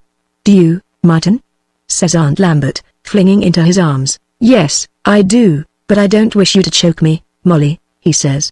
I love him dearly. I may go away and never see him again, and take his foolish little sweetheart along with me. I suppose you will write to each other, children? I can't prevent that, you know, and until he changes his mind, I suppose Miss Theo won't obey Papa's orders, and get him out of her foolish little head. Wilt thou, Theo? No, dearest, best Papa. What? More embraces and kisses. What does all this mean? It means that George is in the drawing room, says Mamma. Is he? My dearest boy, cries the general. Come to me, come in. And when I entered he held me to his heart, and kissed me. I confess at this I was so overcome that I fell down on my knees before the dear, good man, and sobbed on his own. God bless you, my dearest boy. He mutters hurriedly. Always loved you as a son, haven't I, Molly? Broke my heart nearly when I quarrelled with you about this little what! Odds marrow bones! All down on your knees. Mrs. Lambert, pray what is the meaning of all this, dearest Papa? I will go with you all the same. Whimpers one of the kneeling party. And I will wait as long as ever my dearest father wants me, in heaven's name. Roars the general. Tell me what has happened? What had happened was, that George Esmond Warrington and Theodosia Lambert had been married in Southwark that morning, their banns having been duly called in the church of a certain friend of the Reverend Mr. Sampson. Chapter 79, containing both comedy and tragedy. We, who had been active in the guilty scene of the morning, felt trebly guilty when we saw the effect which our conduct had produced upon him, who, of all others, we loved and respected. The shock to the good man was strange, and pitiful to us to witness who had administered it. The child of his heart had deceived and disobeyed him. I declare I think, my dear, now, We would not or could not do it over again. His whole family had entered into a league against him. Dear, kind friend and father, we know thou hast pardoned our wrong in the heaven where thou dwellest amongst purified spirits who learned on earth how to love and pardon. To love and forgive were easy duties with that man. Beneficence was natural to him, and a sweet, smiling humility, and to wound either was to be savage and brutal, as to torture a child, or strike blows at a nursing woman. The deed done, all we guilty ones grovelled in the earth, before the man we had injured. I pass over the scenes of forgiveness, of reconciliation, of common worship together, of final separation when the good man departed to his government, and the ship sailed away before us, leaving me and Theo on the shore. We stood there hand in hand, horribly abashed, silent, and guilty. My wife did not come to me till her father went. In the interval between the ceremony of our marriage and his departure, she had remained at home, occupying her old place by her father, and bed by her sister's side. He as kind as ever, but the women almost speechless among themselves. Aunt Lambert, for once, unkind and fretful in her temper, and little Hetty feverish and strange, and saying, "I wish we were gone. I wish we were gone." Though admitted to the house, and forgiven, I slunk away during those last days, and only saw my wife for a minute or two in the street, or with her family. She was not mine till they were gone. We went to Winchester and Hampton for what may be called our wedding. It was but a dismal business. For a while we felt utterly lonely, and of our dear father as if we had buried him, or drove him to the grave by our undutifulness. I made Sampson announce our marriage in the papers. My wife used to hang down her head before the poor fellow afterwards. I took Mrs. Warrington back to my old lodgings in Bloomsbury, where there was plenty of room for us, and our modest married life began.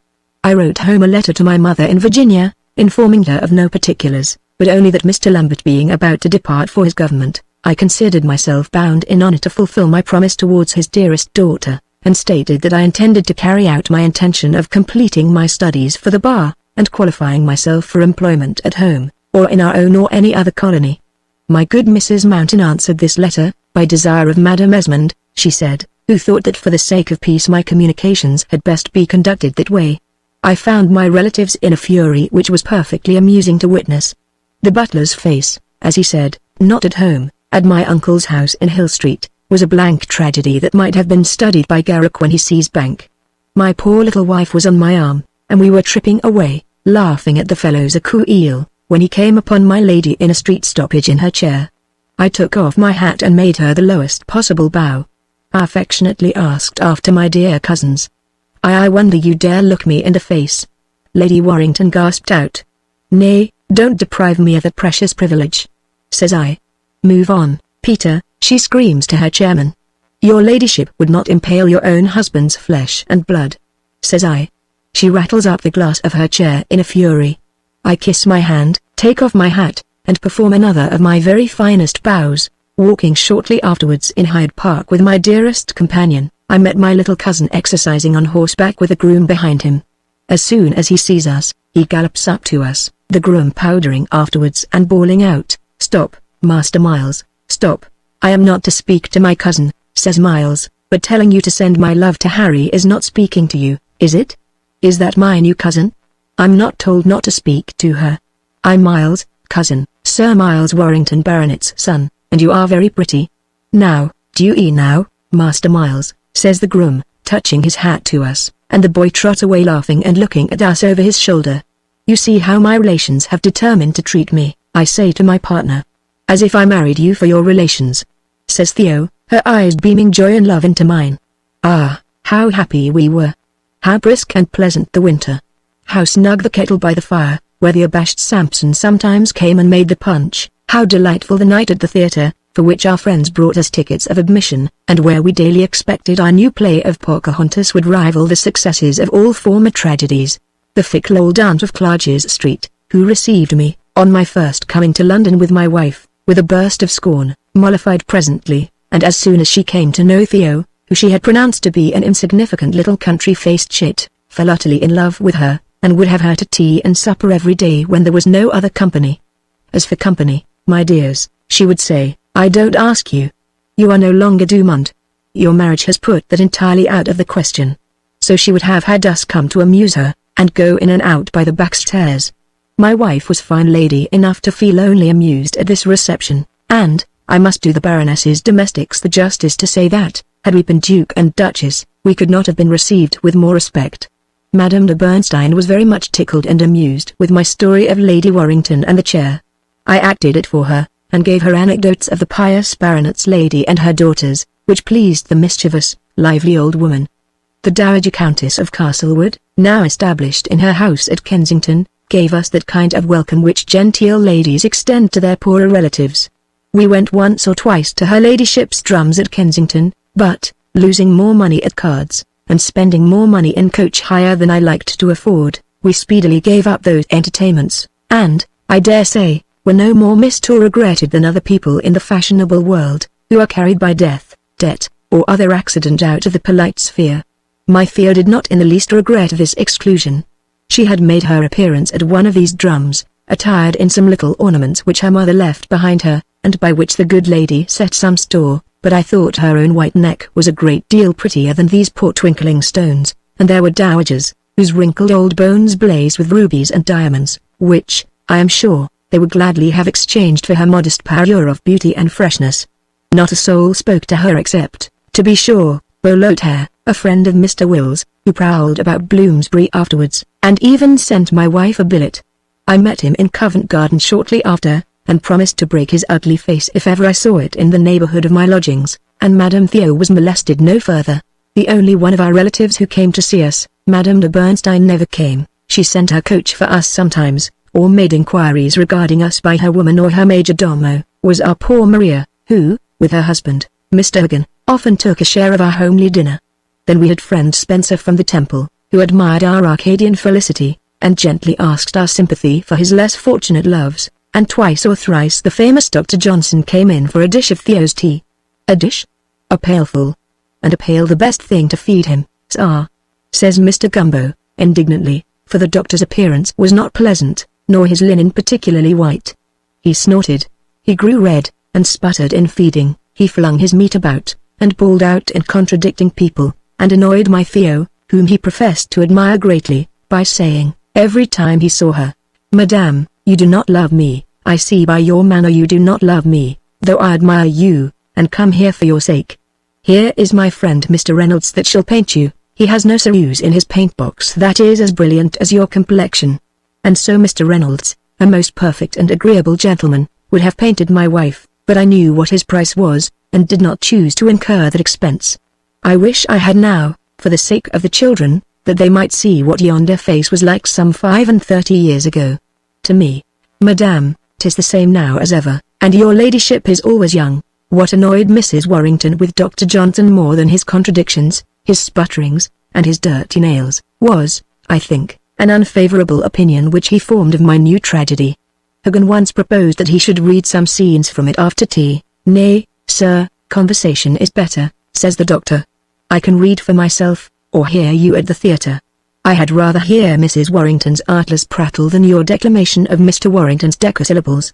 Tell us about your household affairs, Madame, and whether His Excellency your father is well, and whether you made the pudding and the butter sauce." The butter sauce was delicious.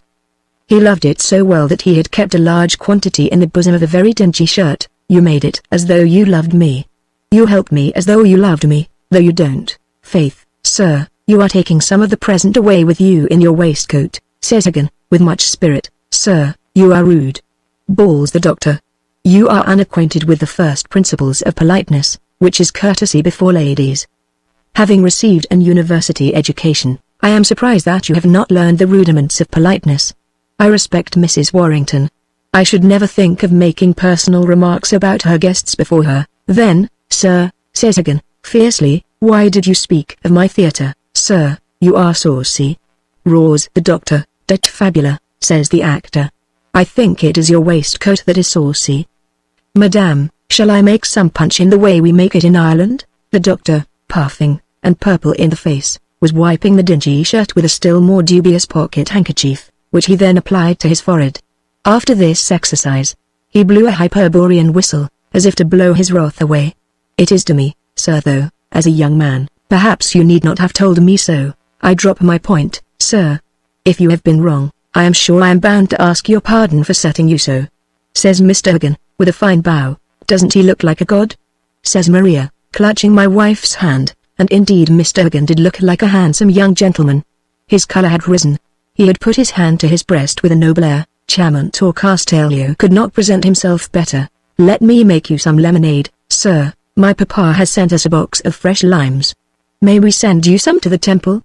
"Madame, if they stay in your house, they will lose their quality and turn sweet," says the doctor.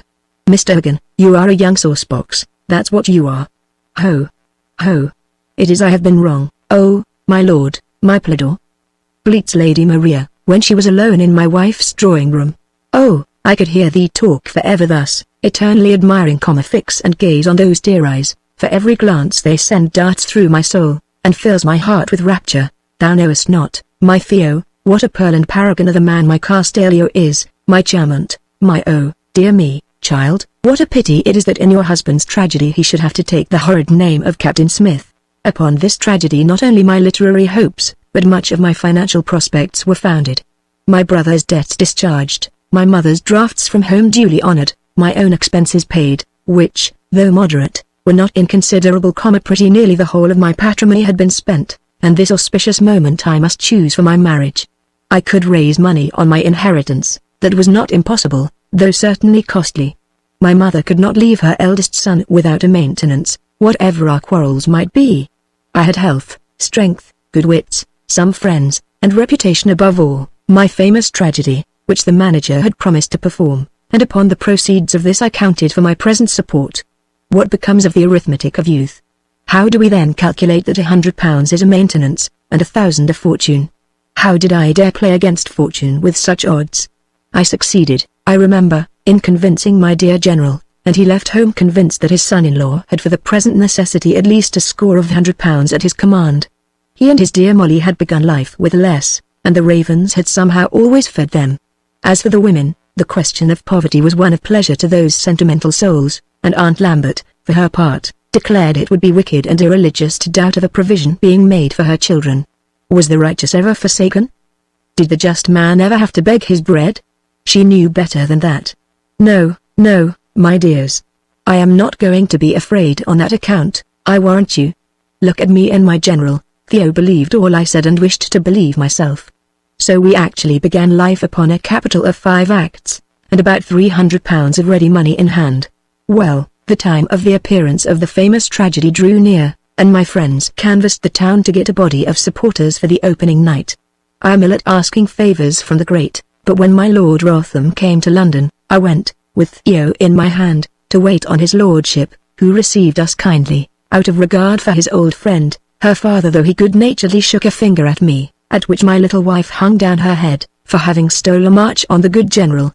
However, he would do his best for her father's daughter, hoped for a success, said he had heard great things of the peace, and engaged a number of places for himself and his friends. But this patron secured, I had no other. "Mon cher, at my age," says the Baroness, "I should bore myself to death at a tragedy, but I will do my best, and I will certainly send my people to the boxes. Yes. Case in his best black looks like a nobleman, and Brett in one of my gowns has a faux air de moi which is quite distinguished. Put down my name for 2 in the front boxes. Goodbye, my dear. Bon chance."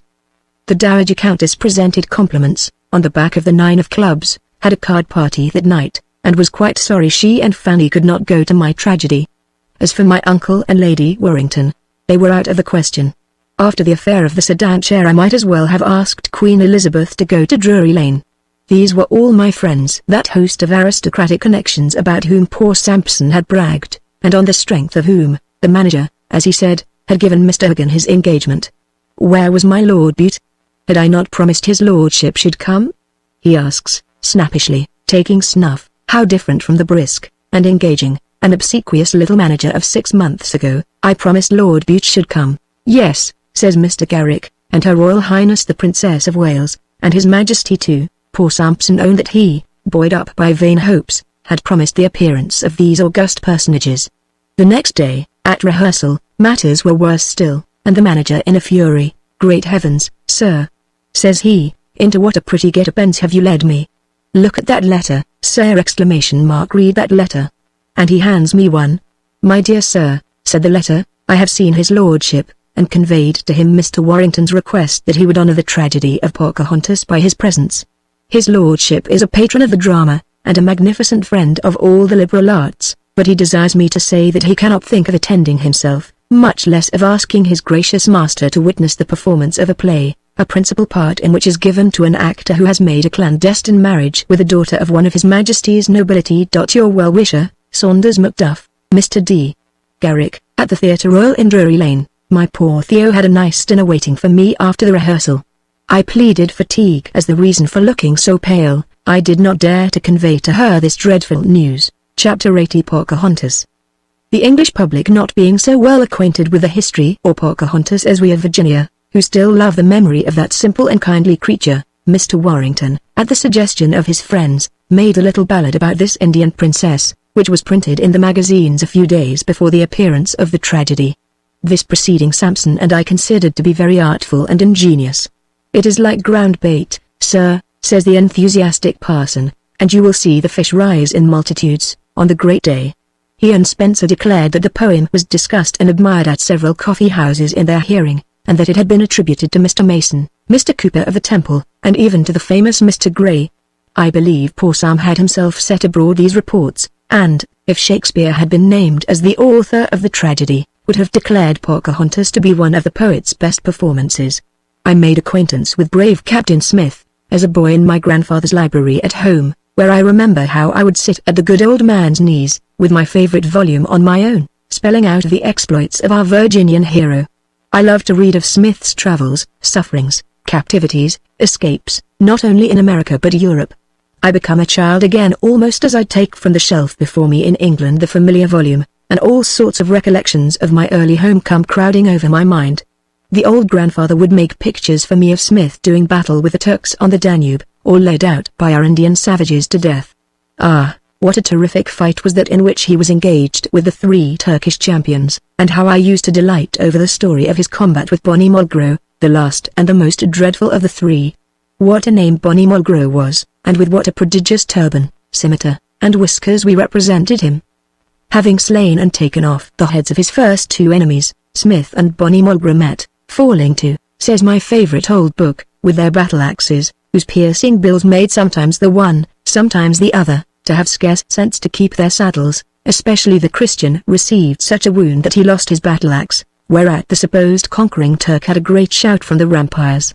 Yet, by the readiness of his horse, and his great judgment and dexterity, he not only avoided the Turk's blows, but, having drawn his falchion, so pierced the Turk under the cutlets, through back and body, that though he alighted from his horse, he stood not long ere he lost his head as the rest had done.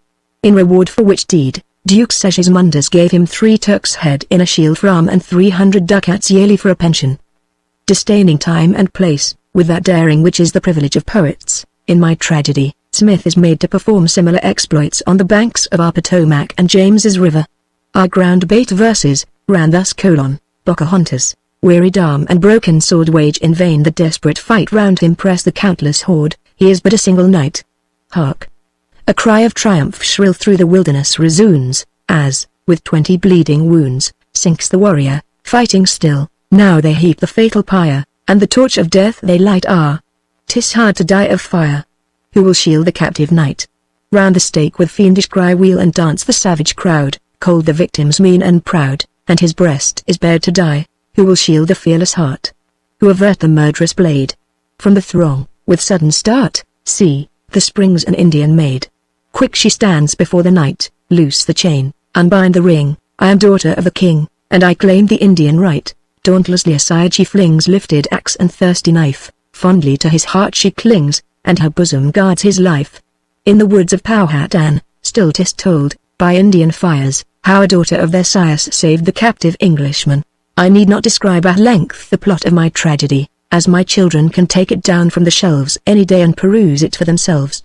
Nor shall I, let me add, be in a hurry to offer to read it again to my young folks, since Captain Miles and the parson both chose to fall asleep last Christmas, when, at Mamma's request, I read aloud a couple of acts. But any person having a moderate acquaintance with plays and novels can soon, out of the above sketch, fill out a picture to his liking. An Indian king, a loving princess, and her attendant, in love with the British captain's servant, a traitor in the English fort, a brave Indian warrior, himself entertaining an unhappy passion for Pocahontas, a medicine man and priest of the Indians, very well played by Palmer, capable of every treason, stratagem, and crime, and bent upon the torture and death of the English prisoner. These, with the accidents of the wilderness, the war dances and cries, which Gumby had learned to mimic very accurately from the red people at home, and the arrival of the English fleet, with allusions to the late glorious victories in Canada, and the determination of Britons ever to rule and conquer in America, some of us not unnaturally thought might contribute to the success of our tragedy. But I have mentioned the ill omens which preceded the day, the difficulties which a peevish, and jealous, and timid management threw in the way of the peace, and the violent prejudice which was felt against it in certain high quarters. What wonder then, I ask, that Pocahontas should have turned out not to be a victory?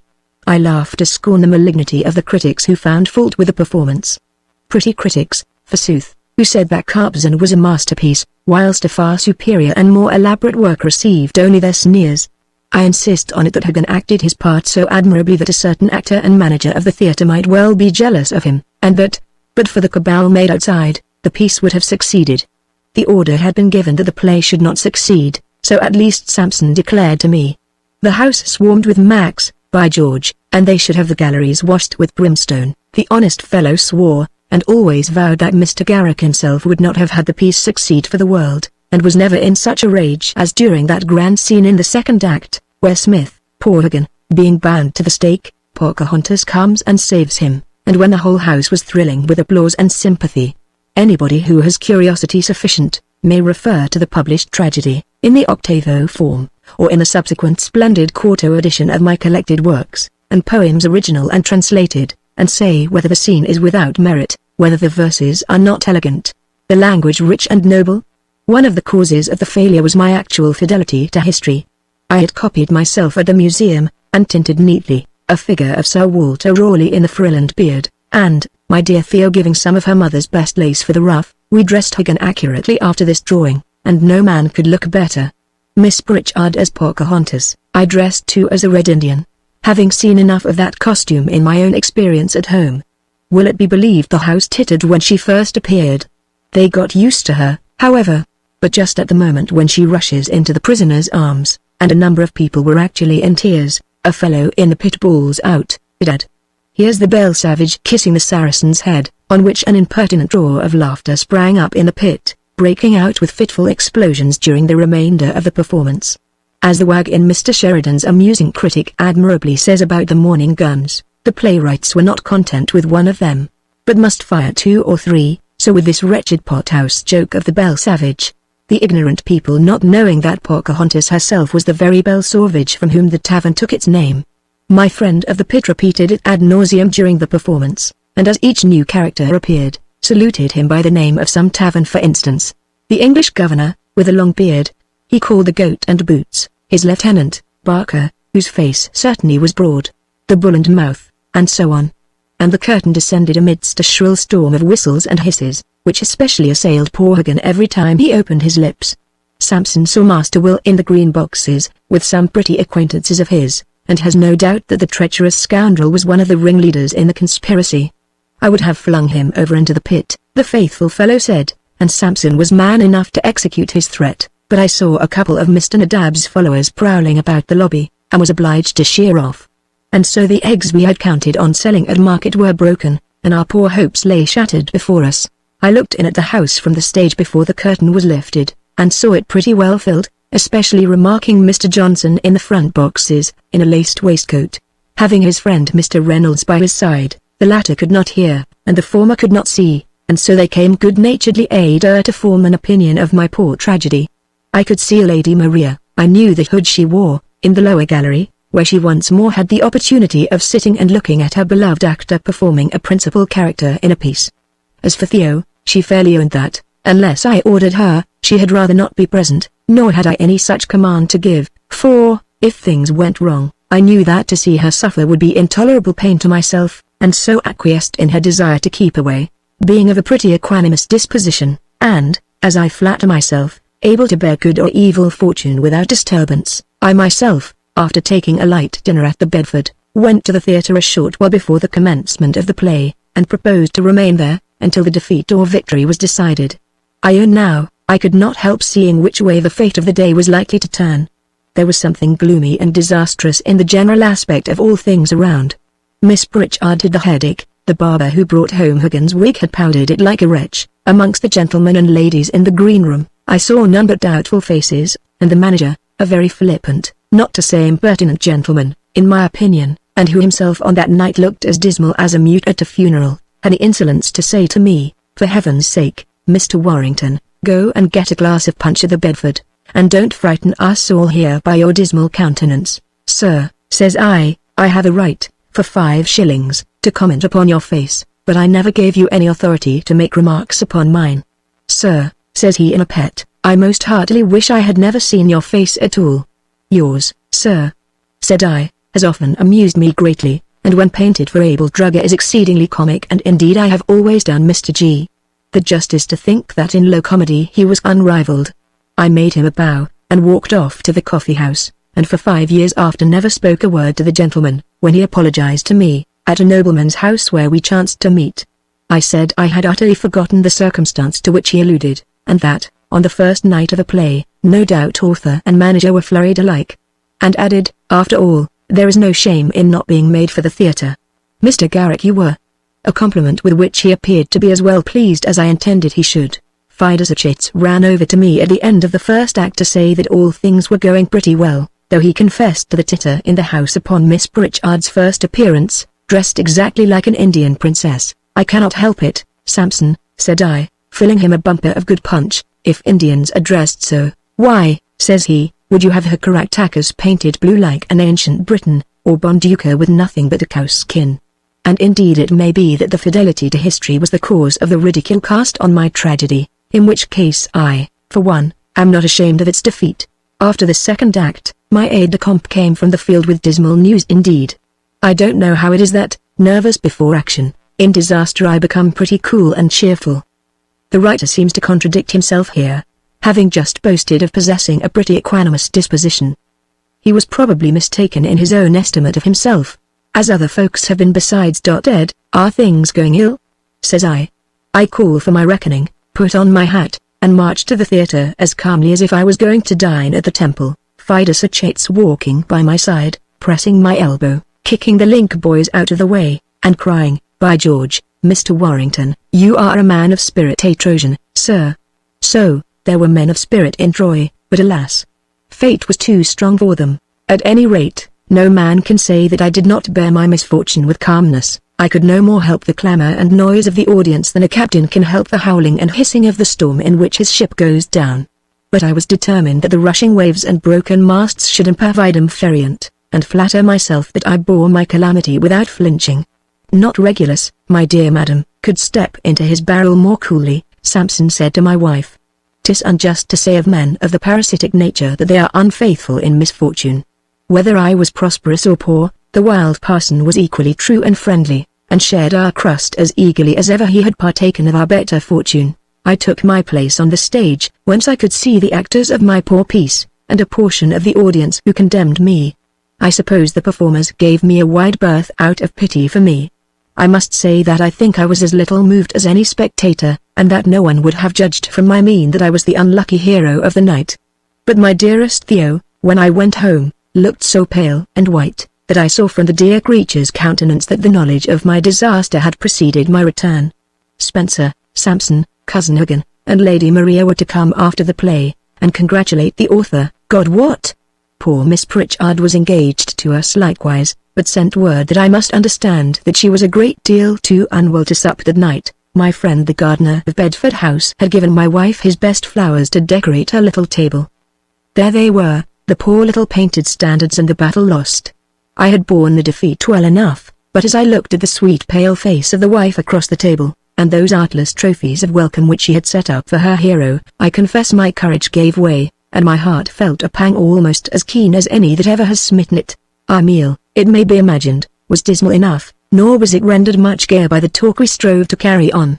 Old Mrs. Huggin was, luckily, very ill at this time, and her disease, and the incidents connected with it, a great blessing to us. Then we had His Majesty's approaching marriage, about which there was a talk. How well I remember the most futile incidents of the day, down to a tune which a carpenter was whistling by my side at the playhouse, just before the dreary curtain fell. Then we talked about the death of good Mr. Richardson, the author of Pamela and Clarissa, whose works we all admired exceedingly. And as we talked about Clarissa, my wife took on herself to wipe her eyes once or twice, and say, faintly, "You know, my love, Mamma and I could never help crying over that dear book. Oh, my dearest, dearest mother," she adds, "how I wish she could be with me now." This was an occasion for more open tears, for of course a young lady may naturally weep for her absent mother. And then we mixed a gloomy bowl with Jamaica limes, and drank to the health of His Excellency the Governor, and then, for a second toast, I filled a bumper, and, with a smiling face, drank to our better fortune. This was too much. The two women flung themselves into each other's arms, and irrigated each other's neck handkerchiefs with tears. "Oh, Maria! Is not my George good and kind?" sobs Theo. "Look at my Hagen, how great, how godlike he was in his part!" gasps Maria. "It was a beastly cabal which threw him over, and I could plant this knife into Mr. Garrick's black heart, the odious little wretch." And she grasps a weapon at her side. But throwing it presently down, the enthusiastic creature rushes up to her lord and master, flings her arms round him, and embraces him in the presence of the little company. I am not sure whether someone else did not do likewise. We were all in a state of extreme excitement and enthusiasm. In the midst of grief, love the consoler appears amongst us, and soothes us with such fond blandishments and tender caresses, that one scarce wishes the calamity away. 2 or 3 days afterwards, on our birthday, a letter was brought me in my study, which contained the following lines: "From Pocahontas, returning from the cruel fight, how pale and faint appears my knight. He sees me anxious at his side, why seek, my love, your wounds to hide? Or deem your English girl afraid to emulate the Indian maid? Be mine my husband's grief to cheer, in peril to be ever near, waiter of ill or woe betide, to bear it clinging at his side. The poisoned stroke of fate to ward, his bosom with my own to guard. Ah! Could it spare a pang to his, it could not know a purer bliss. 'Twould gladden as it felt the smart, and thank the hand that flung the dart. I do not say the verses are very good, but that I like them as well as if they were, and that the face of the writer, whose sweet young voice I fancy I can hear as I hum the lines, when I went into her drawing room after getting the letter, and when I saw her blushing and blessing me, seemed to me more beautiful than any I can fancy out of heaven.